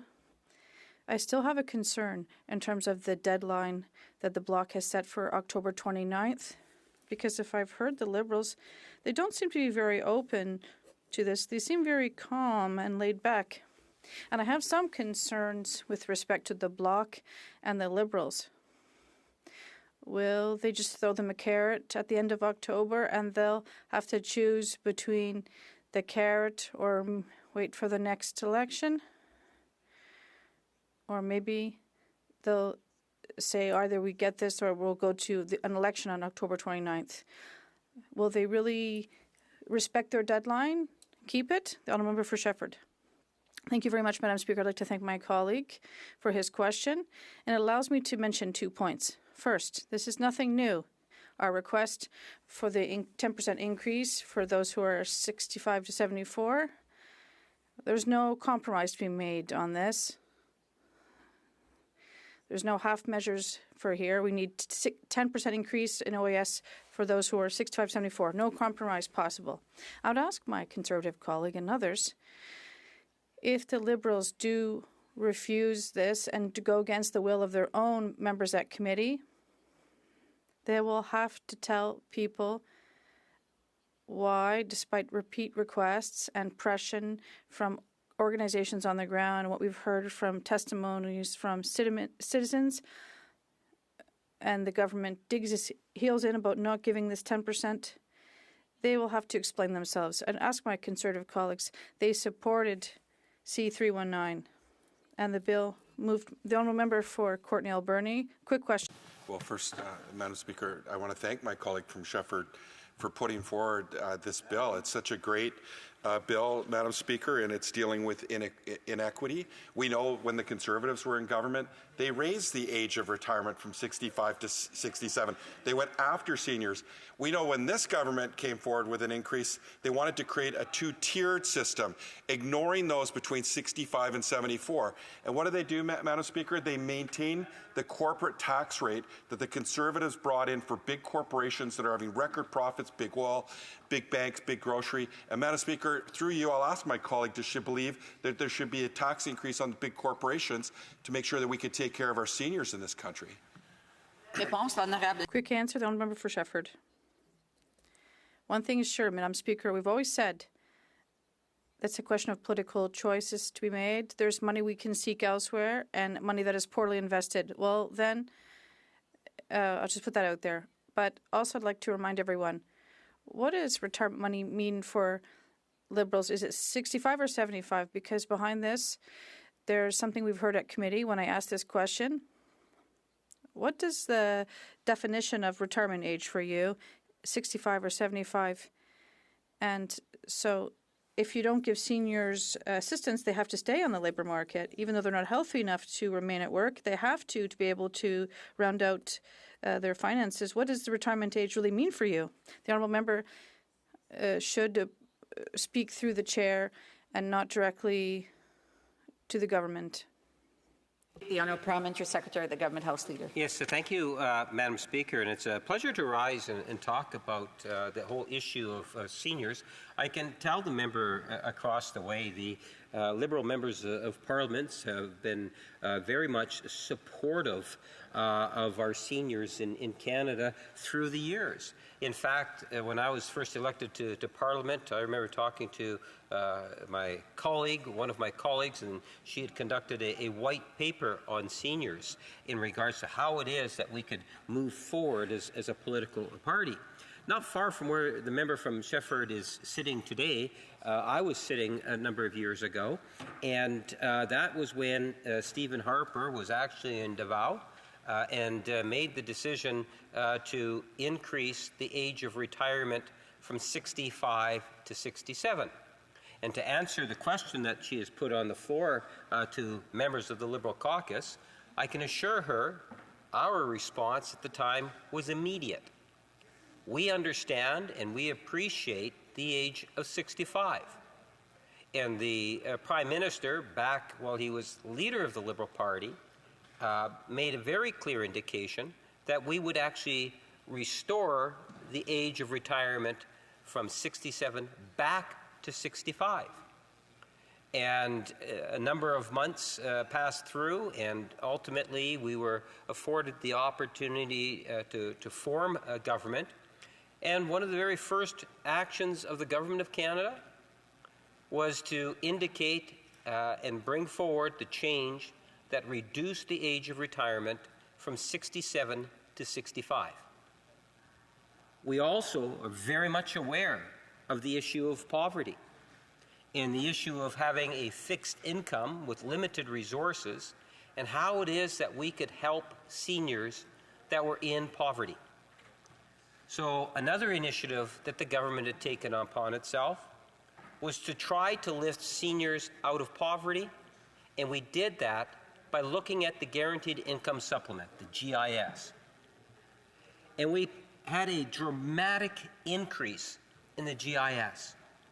I believe it was somewhere between $800 to $900, $950 or somewhere around there, Madam Speaker, where we could see seniors that were going to be getting that sort of an increase for the year. That initiative in itself, Madam Speaker, literally lifted thousands of seniors across the country out of poverty. Hundreds from my own constituency, Madam Speaker, were lifted out of poverty because of that particular initiative. As I pointed out, members of the Bloc Party actually voted against that. And that's the reason why I posed the specific question in regards to the GIS and the manner in which the Bloc had actually voted back then. I think it's a valid question. How do we maximize the tax dollars to support our seniors, Madam Speaker? And I believe it was a good decision back then to increase dramatically the Guaranteed Income Supplement, and the numbers clearly show that we were in fact right. The member asked about the age of retirement being 65, and we, as I say, we reduced it back from 67 to 65, but then we also went to work in terms of negotiating and talking to provinces to deal with the CPP. For those in the workforce that continue to work and contribute in a very significant way, Madam Speaker, as all members of society, whether they're working or not, will ultimately contribute in a very positive way in different ways. But we put an emphasis on increasing the CPP. In order to do that, unlike the previous government, you have to actually work it through a number of the provinces and get and build the support to do so. We were very successful in doing that. And as a direct result from actions that we had taken 9 years ago, Madam Speaker, we are going to have a lot more people that will be retiring in the coming years, and they're going to have a better retirement savings as a direct result, Madam Speaker. That is another initiative that the government has actually taken. When you take a look at the pandemic, and has been pointed out, with millions of seniors recognizing going through the pandemic, and again, I'll go back to the fixed income issue, that there was a need to support and provide that extra support for seniors. Liberal members of Parliament, no doubt, and others, we're hearing back in their constituencies the different types of costs. We came out with all sorts of programs, but we came out with something separate and unique for our seniors, where we gave two forms or two amounts, one for OAS and an additional amount for GIS seniors that were collecting GIS. Again, recognizing the issue of finances, Madam Speaker. And that was during the pandemic. Then you can talk about the election that followed, where the Liberal Party of Canada made it very clear, and we heard it through representations in many different forms, where as you age, there's often additional needs that one will acquire, such as medical assistance. You're maybe not as fragile, or you're more fragile. And these are just on averages, Madam Speaker, as one ages. Your savings dwindle over time. Your ability to be able to get that additional income might be diminished, Madam Speaker. So the Liberal Party of Canada made an election platform commitment to deal with that specific issue of the three factors that I just raised, and said that we would increase for 75 and over by 10% the OAS because of what I just finished indicating, Madam Speaker. Canadians were very much aware of it. Seniors were aware of it. We won the election, and we fulfilled our election commitment, Madam Speaker, to that. We have seen huge investments to support seniors. When you think of the dental program, the first people that were eligible to receive the dental benefits were seniors. And seniors in all regions of the country took advantage of that particular program, as they should, Madam Speaker. That was the purpose of the program, contrary to what members opposite might have to say. We came out with a dental program, and one of the biggest factors through the dental program, as I say, was our seniors, but so was the pharmacare program. When you think of diabetics and diabetes and the issues and the costs related to it, again, seniors will benefit by that. As a government, we've made tangible commitments dealing with things like long-term health care facilities and working with different levels of government to improve those conditions. We take a look, Madam Speaker, in terms of investments in housing, both non-profit agencies and different levels of government. We've come up with enhanced financing for support programs like New Horizons and other organizations that are there to support seniors. The bottom line, Madam Speaker, from day one to today and going forward, I can assure members of the Bloc or others, Canadians, that this is a government that is very much in tune with the needs of seniors, and we continue to work at ways in which we can support our seniors. That's the way we started, and I can assure the members opposite we will continue that straight through. With those few words, Madam Speaker, I'll leave it at that. Resuming debate, the Honourable for Kelowna Lake Country. Thank you, Madam Speaker. It's always a privilege to rise on behalf of the residents of Kelowna Lake Country. Today, I am here to speak on Bill C-319, an act to amend the Old Age Security Act. I've spoken on this issue in the past and appreciate the opportunity to do so again. Madam Speaker, our seniors deserve respect. Seniors have raised families, teaching their beliefs and values, founded businesses, employing people, taught and taken care of people, volunteered, built our country, and served our country fighting for the freedoms we have today. Time and time again, I'm told remarkable stories by seniors in Kelowna Lake Country. There are few areas of life not touched positively by our seniors. It is clear that Kelowna Lake Country, and really all of Canada, would not be the same without the hard work of seniors and all they have contributed over their lives and still do. Seniors are mentors and leaders in our communities. It is because of this why it is so unacceptable that seniors are facing the challenges they currently are. I've talked to many seniors who are very stressed and concerned. The cost of living has ballooned after 9 years of this Liberal Prime Minister, causing seniors to struggle like never before just to pay for basic necessities. Seniors in my community have reached out on how they are struggling to pay their heating bills. Many have sent me pictures of their heating bills, which include the carbon tax, which the minimum amount is set by the federal government. And this government is increasing it every year to be on track to increase to 61 cents per litre. Local seniors have also commented on how GST is being charged on top of their home heating carbon tax, which is a tax on a tax. This is wrong. A resident, Grant, wrote to me about his heating bill regarding all the taxes. He said, quote, I used $50.18 worth of gas, and yet I owe $316.65, unquote. He then goes on to say, quote, I have worked since I was 12 nonstop. I have paid my fair share of taxes, unquote.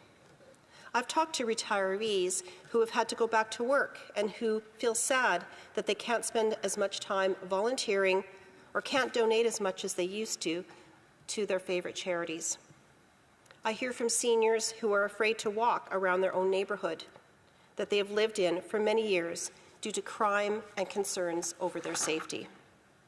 I've talked to many seniors who are worried about their adult children making their mortgage payments and their grandchildren who will have a tough time ever owning their own home. Seniors have reached out to me who were just about to retire, and because of the Liberal capital gains tax increases, they have told me they will have to work longer. Seniors who are looking to retire on modest savings are finding that this is no longer possible in Canada, especially with the new Liberal tax changes. It is untenable that seniors are finding themselves priced out of the country that they have built. Here's the situation of many seniors. They work their whole life providing for their family and contributing to this country. They have contributed economically through their jobs and creating businesses. They have raised families and volunteered in their communities. They have contributed by being a good citizen, by following the rules. They have saved for their retirements. However, now the golden years for many have melted away. This is not the reality that seniors deserve, yet it is the one that many of them face due to this Liberal Prime Minister and his partners in the NDP's costly government. Many seniors in my community struggle to make ends meet, and many are forced to choose between paying for necessities such as food and medication. One senior reached out to me and said there is, quote, absolutely no hope for those of us on fixed and low income, as we are being taxed to death, literally, unquote. The senior went on to say that, quote, every time I go to the grocery store, prices are going up and up, unquote. A senior couple from Kelowna Lake Country reached out to me to say, quote, living on our pensions has become, well, it's just harder and harder all the time. Now, this is the result of this reckless inflationary spending of this Liberal Prime Minister being propped up by his partners in the NDP, and apparently now also the Bloc. Liberal policies have led to record inflation, with millions of Canadians now struggling to simply keep their heads above water. The standard of living continues to drop in Canada, experiencing the worst decline in per-person income out of all G7 countries over the last 5 years.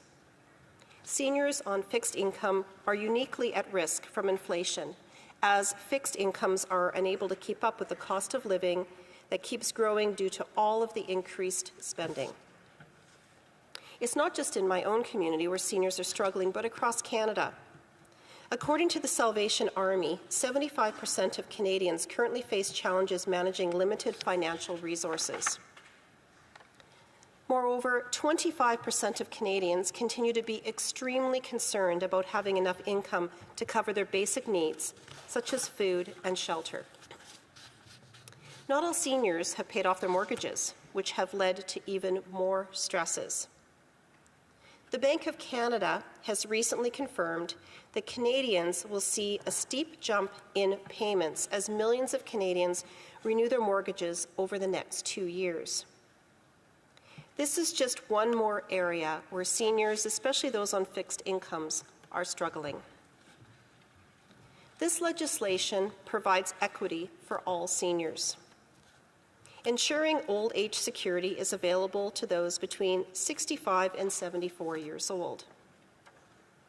Seniors aged 65 to 74 should not be treated differently than seniors 75 or older, which has occurred under this Liberal government. As such, Conservatives support this measure as part of this legislation. This legislation also serves to safeguard seniors from potential clawbacks within the Guaranteed Income Supplement. It seeks to increase the exemption amount for employment income taken into account for eligibility. By increasing the GIS earnings exemption, this will minimize some of the clawbacks that seniors may experience. Seniors should be able to continue to work or go back to work if they choose to and are able to without the loss of federal retirement GIS. Especially considering seniors have been disproportionately impacted by rising inflation, they should not be penalized for working if they choose to and want to. To be clear, however, this legislation will not fix the cost of living crisis and the devastating situation caused by the Liberal government. Conservatives will continue to focus on fixing the budget to get the government spending under control and axing the tax and stopping the tax increases during this unprecedented cost of living crisis that has affected seniors in my community and communities across the country. In stopping the broken policies of the Liberals, along with their NDP and Bloc partners, common sense Conservatives will bring back the promise of Canada, where if you work hard, you should be able to get ahead and live and retire in a safe community. Thank you, Madam Speaker. Resuming debate, the honour for Courtney Alberni. Thank you, Madam Speaker. It's an honour to rise to speak to Bill C-319, Madam Speaker, an act to amend the Old Age Security Act. And I want to thank the sponsor, my colleague from Shefford, for tabling and moving this bill, Madam Speaker. Today, the bill is about increasing the old age security by 10% for those that are between the ages of 65 and 74. They were initially excluded by the Liberal government, Madam Speaker, when the government decided to increase the OAS for those for seniors. And they decided to create a two-tiered system of seniors, Madam Speaker, those that were over 75 and those that were over 65. Those that between 65 and 74 were going to be penalized, Madam Speaker, and not get the increase. Similar to what the Conservatives did, Madam Speaker, when they raised retirement age from 65 to 67. So we're seeing a pattern here, Madam Speaker, of both Liberals and Conservatives wanting seniors to work longer, and this was no different. Our seniors deserve better, Madam Speaker. They don't have the resources, many seniors across the country, to deal with the high cost of housing, the increase in inflation, especially those that are on fixed income. And they're bearing the brunt of this, Madam Speaker. I would argue that seniors and those people living with disabilities are feeling the pinch the most. And increasing the exemption for income from employment or self-employment is also important in the calculation of the guaranteed income supplement from $5,000 to $6,500. That's also incorporated in this bill. We want to make sure that seniors that do wish to work in the workforce and participate, that they're not being penalized, Madam Speaker. We need to do more. We know we need to do more, which is why the NDP put forward a dental care plan, a plan for pharmacare, so that seniors aren't making a choice of whether they're going to buy food or take the medicine that they need. And we're going to continue to work on ideas to help lift seniors out of poverty, Madam Speaker, and ensure that they have the best retirement possible in a retirement with dignity. So in 2021, when the Liberals brought in and they announced the 10% bonus for seniors over 75 and over, they decided to leave those out, and they created those two categories that I discussed earlier. I'm hoping, Madam Speaker, that we can move this bill quickly. This is a minority parliament. To make this minority parliament work, clearly this is a really important aspect of that. I also want to speak about the cost of this. I've raised this in the House of Commons many times since the Liberals brought in this two-tiered benefit for seniors, and they neglected those that were over 65 and under the age of 74. And I've raised this also at Government Operations Committee, where I've asked, the president of the former president of the Treasury Board at the time, and the current president of the Treasury Board, to re-examine this, to look at this, Madam Speaker. And I helped her break down the numbers, because we know that she knows that we have the lowest corporate taxes in the G7. That was something that the Harper government did. They brought corporate tax rates so low, Madam Speaker, that they're the lowest in the G7. They didn't do that for small business. They lowered corporate taxes by 5%. We've actually seen corporate taxes drop from 28% to 15% from the Chrétien era, Madam Speaker, to today. And the Liberals, they've maintained that low corporate tax rate. Well, oil and gas and big grocery, big banks have had record profits, Madam Speaker. And they've also failed to tackle the issue around tax havens, where we know that it was the Parliamentary Budget Officer, again, in 2019, he argued that, he calculated that between $21 and $26 billion a year, Madam Speaker, was being lost to tax havens. So the ultra-rich get these tax benefits, but seniors, they get targeted. Seniors that are trying to retire with dignity.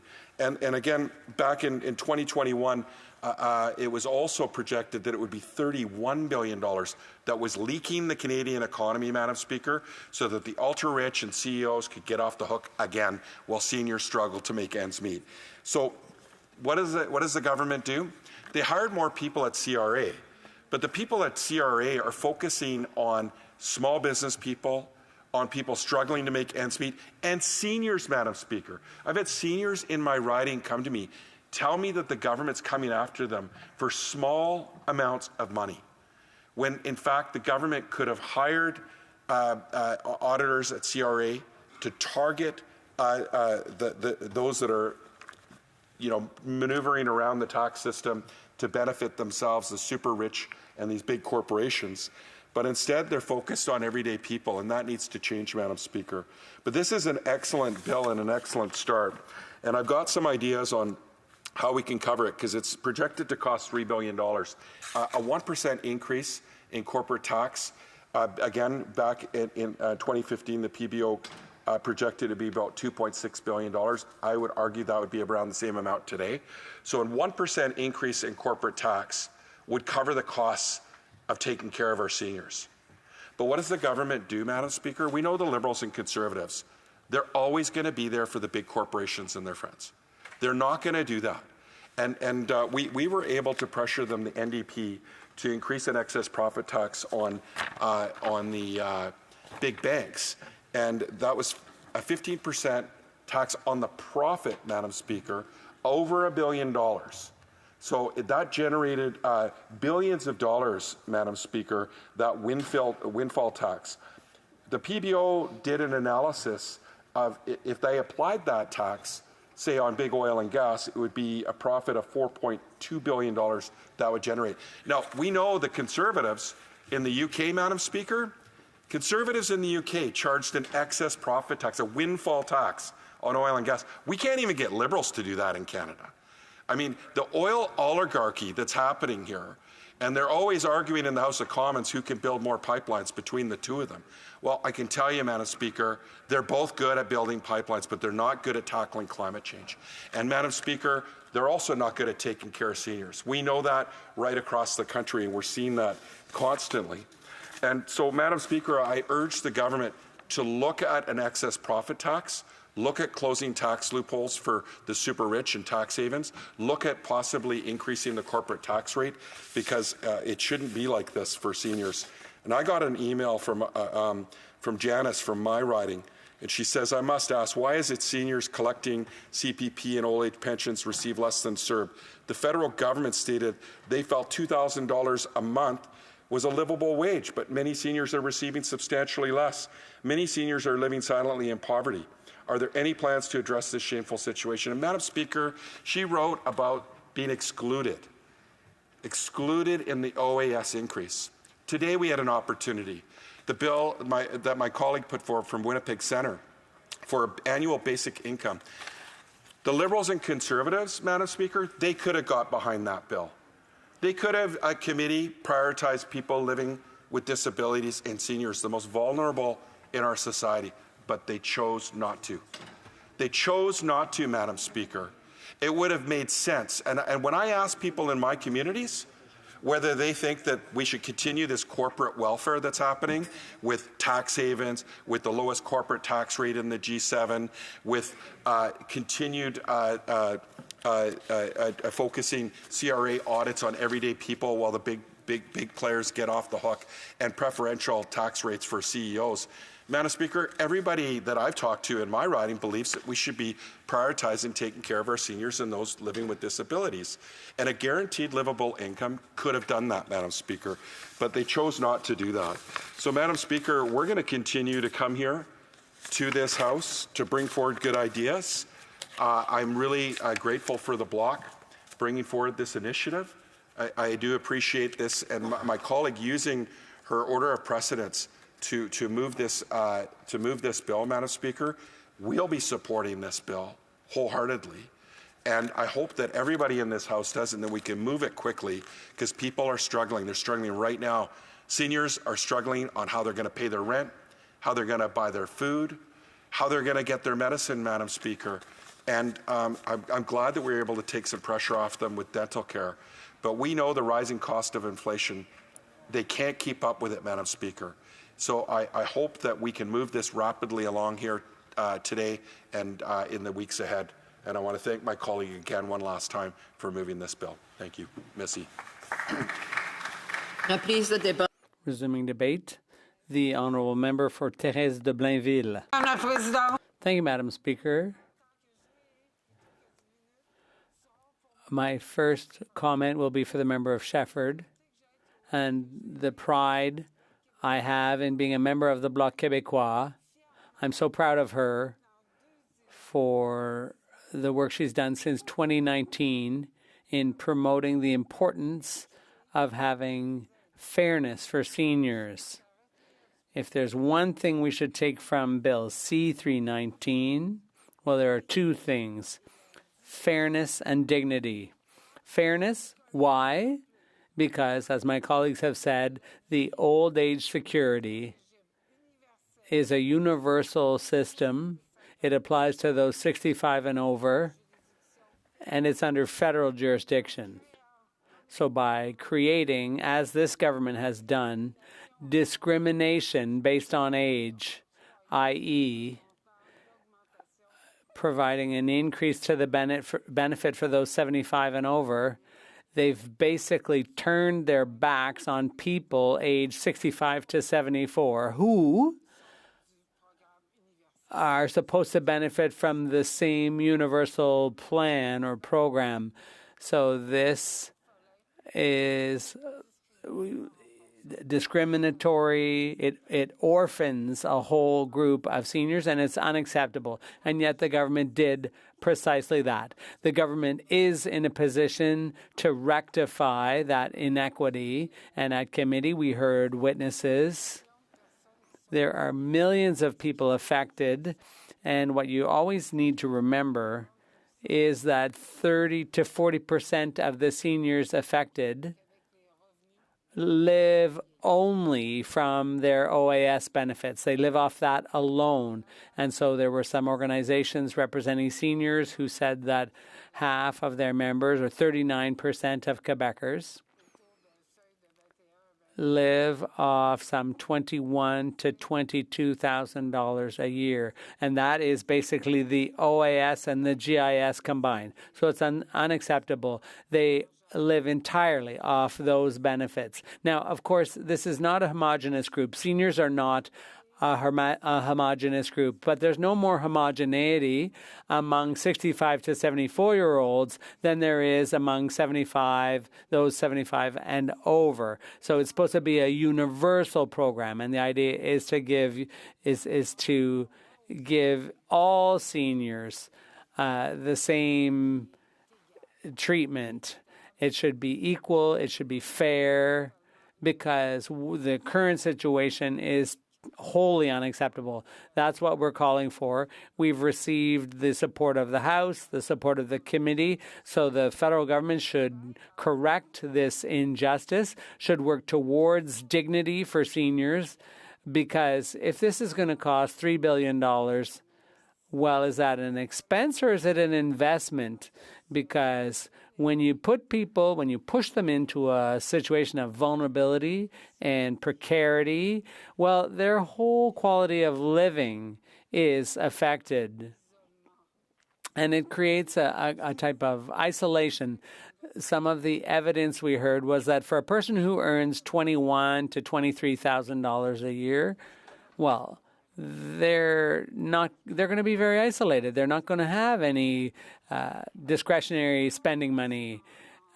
They're not going to be able to take part in activities. So if this unfairness is corrected for those 65 to 74, well, then we can help people, and it'll be easier for them once they are 75 and over. The Conservatives would call this common sense. In a society like ours, where the social safety net, the federal government's social safety net, there's EI, there's OAS, and so on, for example, the whole reason for those programs is to protect people against vulnerability. And when we heard government members at committee saying people 65 to 74 don't need this, well, there's something really indecent about that type of remark. For a person on a fixed income, what a difference this could make for their housing, for their groceries, for their healthcare costs. And we mustn't forget the issue of women, because a majority of this group are people who live alone and are women. So it's no mistake that those 65 and over of this generation, that women may be living alone at home. They may have had, not very good jobs. They might not have had access to the benefits or the employment benefits and so on. So those women are even in an even more fragile situation. And my colleague mentioned that the Quebec Association of Retired People, when the OAS was first created, it was seen as a significant step forward for society.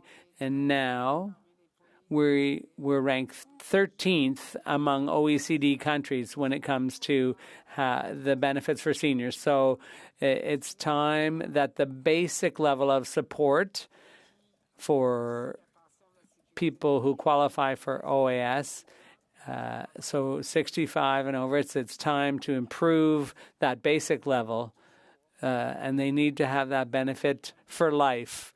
It needs to be a benefit not just for them, but it's also a benefit for society, a benefit for people who contributed greatly to society. Thank you. The private member's business is now expired, and the order is dropped to the bottom of the order of precedence on the order paper. L'honorable député de Thérèse. The honourable member for Thérèse de Blainville will have 3 minutes, 30 seconds remaining when the bill is before the House again.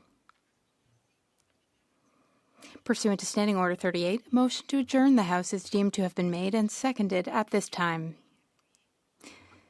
Therefore, the question is that this House do now adjourn. Honourable member for Edmonton-Wetaskiwin. Well, thank you, Madam Speaker. Madam Speaker, tonight I get a chance to revisit an exchange I had in question period at the end of May.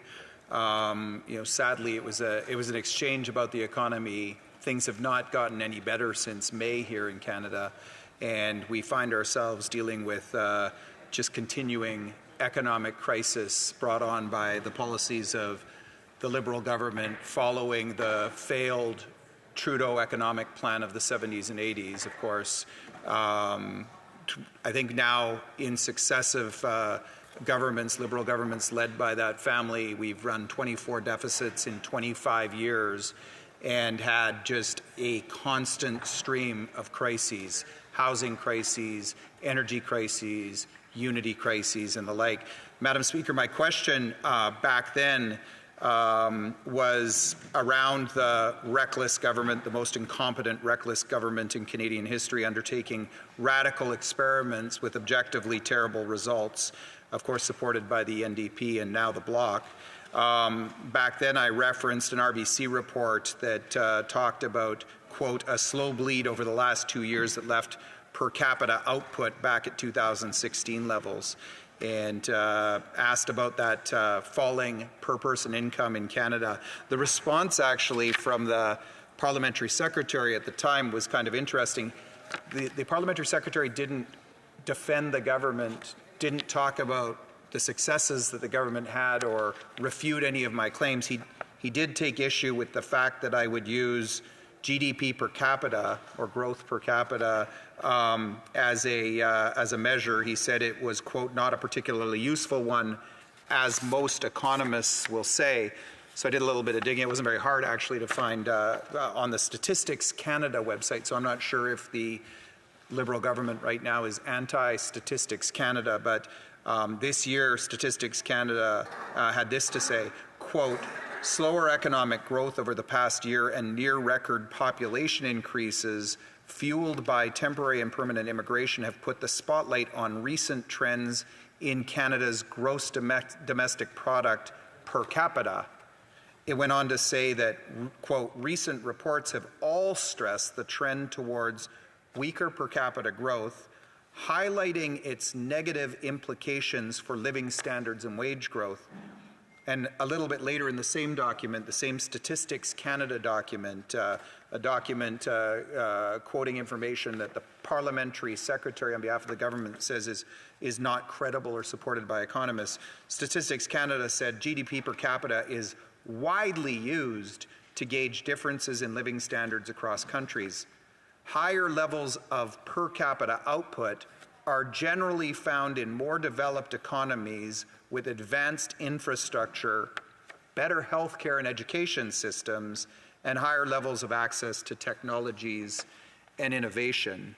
So, Madam Speaker, my question today, I'd like whichever parliamentary secretary is going to answer the question today, I'd like them to correct the record if they could, or clarify the Liberal position on whether rapidly declining GDP per capita is bad, my assertion that that's bad for Canada. The parliamentary secretary said not necessarily. And more importantly, I want to hear something about a plan. We'll get 4 minutes, hopefully right now, to hear something about a plan moving forward to reverse the economic devastation being inflicted by our country, on our country by this Liberal, NDP, and now Bloc coalition. L'honorable secrétaire parlementaire. The Honourable Parliamentary Secretary to the Minister of Families, Children and Social Development. Madam Speaker, I thank the colleague for the opportunity to defend our government's responsible economic plan that has left Canada in an enviable fiscal position. Let me begin today by stating some facts. Canada's net debt to GDP ratio is well below that of our G7 peers, and we are one of only 2 G7 countries rated AAA by at least 2 of the 3 major global rating agencies. This has been achieved through our government's responsible economic plan that has enabled proactive investments to support Canadians and Canada's long-term prosperity, which will have a direct and lasting impact for future generations. In Budget 2024, we provided an economic plan that makes generational investments by raising revenues through an increased capital gains inclusion rate. This will make life cost less for Canadians while making our tax system fairer for everyone. Transformative investments in clean energy, in opportunities for workers, in innovation, and to improve housing affordability will support a business environment that gives investors confidence Canada's workforce is ready for more opportunities. This will enable our economy to attract more investment and to create more jobs. Budget 2024 also supports fairness for every generation by sticking to the fiscal objectives laid out in the Fall Economic Statement, setting both deficits and the federal debt burden on a downward track. And moving forward, we are committed to keeping deficits below 1% of GDP beginning in 2026-27 and future years. Madame la Présidente, Madam Speaker, since the April budget, Canada's economic indicators, have also remained positive. Canada was the first G7 country to bring down its interest rate and to do so a third time. This is a good news for property owners who will soon be renewing their mortgages. It's also good news for those who are buying their first property. And, of course, it's positive for all kinds of businesses of all sizes. Inflation of Canada fell to 2% in August. That was the 8th consecutive month of inflation being within the Bank of Canada's target inflation rate, and was the lowest inflation since February 2021. Canadian workers have higher paychecks than before the pandemic, even after accounting for inflation. So the Canadian economy under our government's leadership is strong and resilient. This is positive for Canada. It means more jobs and better salaries. It's a financially responsible plan by our government. That's what we're offering Canadians. We offer Canadians an economy that works for everyone. Edmonton Wetaskiwin. Well, thank you, Madam Speaker. Madam Speaker, the Honourable Parliamentary Secretary talks about an enviable position that we're in Canada. She touted good news for property owners renewing their mortgages. Madam Speaker, because of the policies of this Liberal government, a Canadian renewing a mortgage, a 5-year fixed-term mortgage, say, in September now versus someone who had a mortgage in September 2019, renewing now, they could be paying between $500 and $1,000 more in mortgage payments, monthly mortgage payments, for the same house. Could be paying $500 to $1,000 more for an average house in Canada, depending on where you live. I don't know that that's good news for anybody. That in a context of record food bank usage and unemployment that's 1% higher than it was 5 years ago at the same time. Madam Speaker, I'd love the honourable member to explain how that's good news for the people renewing their mortgages. The Honourable Parliamentary Secretary. Madam Speaker, I'm happy to rise in this House tonight to speak about our good economic financial plan. And from universal public health care to employment insurance to strong, stable, funded pensions like the Canada Pension Plan, there has always been an agreement that we will take care of our neighbours when they have the need. It gave our workers stability and our businesses confidence that the right supports were in place to keep our economy fair, keep people healthy, and keep the middle class strong. Avec le budget 2024, through Budget 2024, our government is renewing that goal by opening the door to the middle class to millions of young Canadians, and we're doing so in a fiscally responsible way. Later this year, our government will table its fall economic statement, the next step of our economic plan, which seeks to build more homes, make life more affordable, and continue to invest in our growing, clean economy. Fort York. Madam Speaker, on April 29, 2024, I asked the Immigration Minister to explain to Canadians why an individual convicted 5 times of criminal charges facing a deportation order upheld by a federal court managed to get ministerial intervention to stop his removal. Madam Speaker, ministerial interventions are for serious, extreme circumstances, often life and death situations. So I asked the minister if it was his intention to make a mockery of our legal and immigration systems, or was his intervention guided by a political calculation to get more votes for his party. Regrettably, Madam Speaker, the minister responded by stating that these are not matters that we talk about publicly, much less on the floor of the House of Commons. Well, Madam Speaker, given the total mess of the immigration system under this government's watch, I don't blame the minister for not wanting to talk about it. For the record, the minister was not asked to divulge protected private information. I was asking him why he personally intervened in such a clear case of deportation as was upheld by his own department and the courts. Madam Speaker, it's worth giving background on the case, as there are important questions that any reasonable Canadians would ask as to why this particular deportation was not carried out. First and foremost, why did a 5-time convicted person receive preferential treatment? What warranted special consideration for the minister to personally overrule not only his own department, but also the federal courts? I have constituents waiting almost 3 years for family sponsorship, others with loved ones waiting over a year for a visitor visa, but a person with 5 convictions. who has blocked the building of national pipeline infrastructure, someone who is sentenced to 2 weeks of imprisonment for criminal contempt of court, and has also served time for blocking the main road to Vancouver's International Airport. That's what warrants the minister's special attention and his personal intervention? Is there something Canadians don't know that makes this person so special to the minister that he's willing to throw out rule of law and the integrity of our immigration system? At a time when Canada is still struggling to deal with the full scope of foreign interference in our country, the minister personally intervenes to stop the deportation of a 5-time convicted person who boasted, Madam Speaker, about $170,000 US in foreign money to fund illegal blockades of roads, bridges, and highways in BC's Lower Mainland. At a time when the immigration system is leaking like a sieve, where literal terrorists are being granted citizenship after taking part in ISIS terror videos, dismembering the bodies of people they murdered. This is what the minister thinks deserves his intervention. What's the criteria? Because thousands upon thousands of applicants would love to know. Or is there a new Liberal 2-tier immigration policy? Does this new Liberal policy have a limit on how many criminal convictions is too many? Clearly 5 criminal convictions is no problem for this minister. And Madam Speaker, it's no wonder that this government has been such a doormat to foreign interference when people who boast about being foreign funded as they block key road, bridge, and other infrastructure are saved from deportation. Therefore, Madam Speaker, I'm going to ask my question again.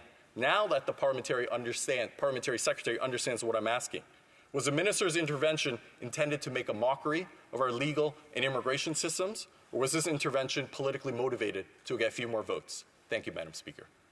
The Honourable Parliamentary Secretary to the Minister of Immigrations, Refugees and Citizenship. Madam Speaker, I want to thank the member for raising this important issue. In general, applications are assessed on a case-by-case basis.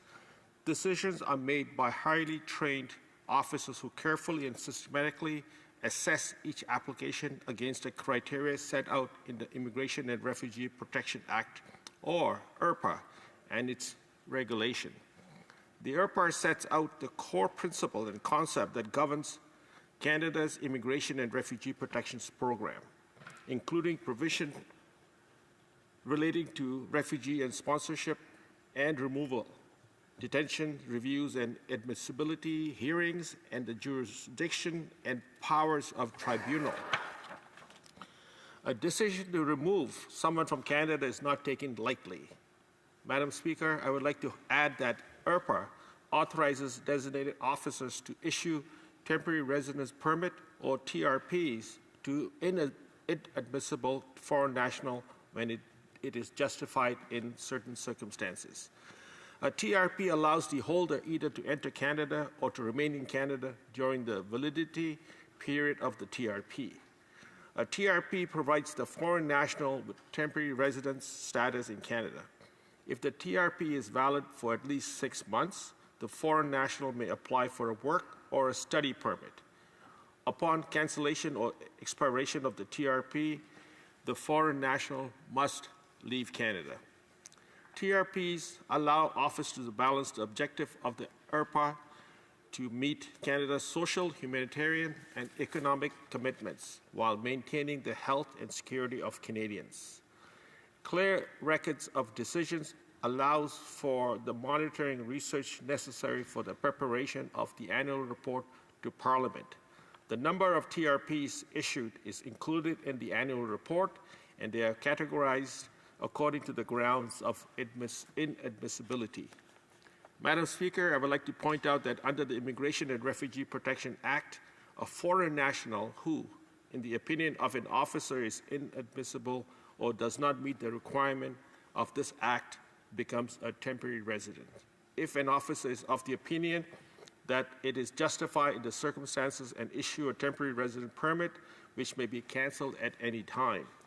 The Minister of Immigration, Refugee and Citizenship Canada is authorized by legislation to exempt foreign nationals, including those whom may be under a deportation order, from any applicable criteria or obligation of the Act where he deems it's justified on humanitarian and compassionate considerations. The Minister takes this authority very seriously, and as well as his responsibility as Minister to ensure that he is executing his duties in a fair and objective manner. Due to privacy reasons, I will not speak on any individual cases. However, I assure you that he assesses each case brought to his attention to ensure that he exercises his authorities in the best interest of Canada, Canadians, and the people who use our immigration system. Speaker, I hope this is helpful, and thank you, Madam. The honourable member for Spadina Fort York. Madam Speaker, the Parliamentary Secretary said 3 key words: highly trained officers. So why were the highly trained officers overruled by the Minister? I'm not asking for specific case details. What I'm asking for is the criteria with which led the Minister to intervene in the case of an individual that was convicted 5 times by Canada's courts. Because not only did the Minister override the highly trained officers in his own department, he also override Canada's courts. And frankly, Madam Speaker, it must take a lot of deep thought to overrule one's own department and ignore the findings of the court. So I asked the Parliamentary Secretary why, because frankly, I really need something to tell my constituents who are not getting special treatment from the Minister of Immigration. The Honourable Parliamentary Secretary. Thank you, Madam Speaker. I'd like to thank the member for raising this important issue. Generally speaking, all of the cases processed by IRCC are assessed individually. Decisions are made by highly trained officers who carefully and systematically assess each application against the criteria set out in the Immigration and Refugee Protection Act, or IRPA, and its regulations. The Minister of Immigration, Refugee and Citizenship Canada is authorized by legislation to exempt foreign nationals, including those who may be under a deportation order, from any applicable criteria or obligation of the Act where he deems it's justified on humanitarian and on compassionate consideration. The Minister takes this authority very seriously, as well as his responsibility as Minister to ensure that he is executing his duties in a fair and objective manner. Due to privacy reason, I'm sorry, the honourable member's time is up. The honourable member for Courtenay Alberni. Madam Speaker, I'm here again tonight. We've now lost 47,162 people to poison drug supply. That's between January 2016 and May of 2024. Madam Speaker, that's more people lost than we lost in World War II. Yet we're not seeing a war-type effort, Madam Speaker, to save lives in this country and to fight this crisis. We've heard, from the experts, Madam Speaker, from the First Nations Health Authority, the Canadian Association of Chiefs of Police, the Chief Medical Health Officers of both British Columbia and Ontario, the Chief Coroners of both provinces, where the highest amount of deaths are happening in Alberta, BC, and Ontario. The Canadian Expert Task Force on Substance Use that was made up with a wide spectrum, including law enforcement, and Mom Stop the Harm, the Canadian Medical Health Association. Madam Speaker, what we've heard is they've been consistent and unanimous in saying that we need to stop criminalizing people who use substances. We need to replace the toxic street supply with a safer supply of drug replacement therapy, that we need to have treatment on demand, no-wait treatment, Madam Speaker, no-wait stabilization beds, so that when people want help, that they get help, that we invest heavily in recovery and prevention, focused at our youth, Madam Speaker, and of course enforcement, so that law enforcement can go after the manufacturers of the substances and those that are trafficking, especially those at the high levels. But Madam Speaker, most importantly, all of them have said we need to treat this crisis like the emergency that it is. The government has spent less than 1% responding to this crisis, Madam Speaker, than they did COVID-19. Why? Because of stigma. That's exactly why, Madam Speaker. We know who's dying, mainly men. When you look at my home province, you're 5.9 times more likely to die if you're First Nations. in Alberta, it's 8 times, Madam Speaker. The new Chalmette Tribal Council in my riding just declared a state of emergency. They're losing so many people, so many members, Madam Speaker. The nation of Ahousaht has lost over 100 members because of the mental health and substance use crisis just in the last few years. I know many of them. It's very painful to see what's happening. Also, the big city mayors have been calling for help, Madam Speaker. They're saying that not enough resources are being applied to respond to this. We've seen countries do this, Madam Speaker. Portugal saw a 77% drop in chronic daily users because they got the politicians out of the way. That's what we need to do. We need to support the experts with evidence-based policy and provide the resources. But Madam Speaker, this government, they put forward their drug strategy, and it's great. It meets all the same language that we see in Portugal, a compassionate, coordinated, integrated plan. But guess what it's missing, Madam Speaker? No timeline and no resources on how they're going to respond to the crisis. They've had an auto theft summit, Madam Speaker. Not saying that's not an important issue, but they have still not had a summit on the toxic drug crisis. Madam Speaker, the Substance Use Assistance Program on Vancouver Island, only one riding. Victoria got funding. Everybody else got shut out. Nations that needed that money, Greater Waterloo region, my colleague was saying, got nothing. Madam Speaker, we need action. We need this government to treat this with the war effort that it requires. Nobody is not feeling this right now. Nobody, no community is being left, Madam Speaker.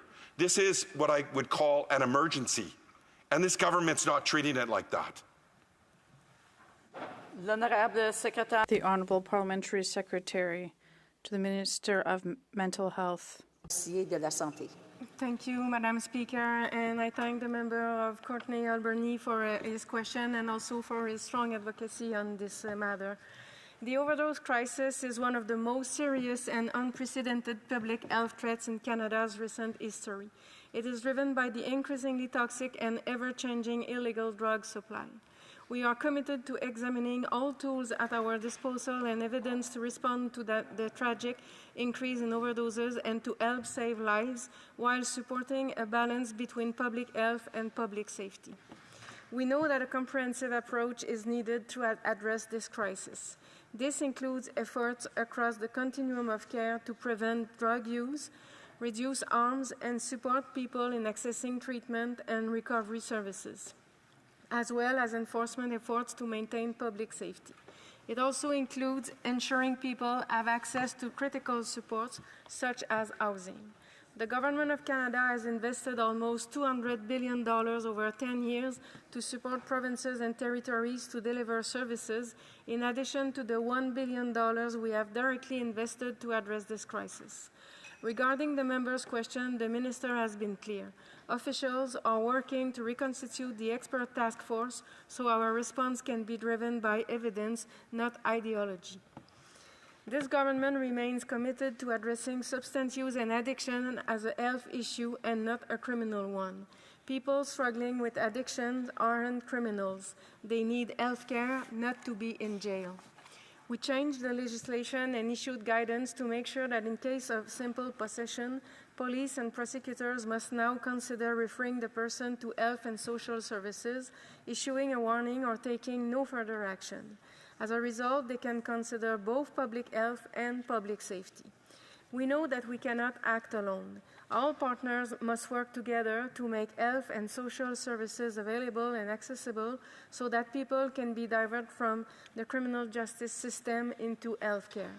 And as with any policy, these efforts must be made with a comprehensive plan for implementation.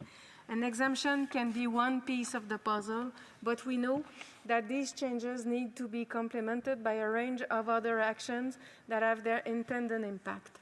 We will continue working in partnership with all provinces, territories, municipalities, Indigenous communities, and experts to determine the best ways to support the health and well-being of people who use substances. And we remain committed to taking a public health approach to this crisis and keeping everyone in our communities safe. The Honourable Courtney Alberti. Madam Speaker, I'm urgently calling on the government to treat this like a wartime-like effort to come up with a plan with resources and a timeline, Madam Speaker. They've spent less than 1% than they did in COVID to respond to this crisis. They keep saying jurisdiction's a barrier, but they found a way through it through COVID, Madam Speaker. They need to listen to local communities and Indigenous peoples on how to work through this, Madam Speaker. We need to get politicians out of the way. Let experts lead with evidence-based policy. And Madam Speaker, we need to debunk and go and fight back against the Conservative disinformation, Madam Speaker. And the Liberals need to stop the incrementalism. This is an emergency, Madam Speaker. Here it's just me and you and the Parliamentary Secretary. Again, late at the end of the night, Madam Speaker. And I'll keep bringing you back here, Madam Speaker, until this government responds. People are dying on our streets. The Honourable Parliamentary Secretary. Thank you, Madam Speaker. And as I said, we are committed to addressing substance use and addiction as a public health issue while protecting public safety. There is no one-size-fits-all solution. We must keep working together to save lives, reduce harms, and help people access to health care services they need when and where they need them. We will continue working with provinces, territories, municipalities, Indigenous communities, and experts to determine the best ways to support the health and well-being of people who use drugs. This includes working with partners to divert people from the criminal justice system into the healthcare system and making health and social supports more available and accessible. Our commitment to addressing this crisis is unwavering, and we will continue to consider all options. The motion to adjourn the House is now deemed to have been adopted. Accordingly, this House stands adjourned until tomorrow at 10 a.m. pursuant to Standing Order 24-1.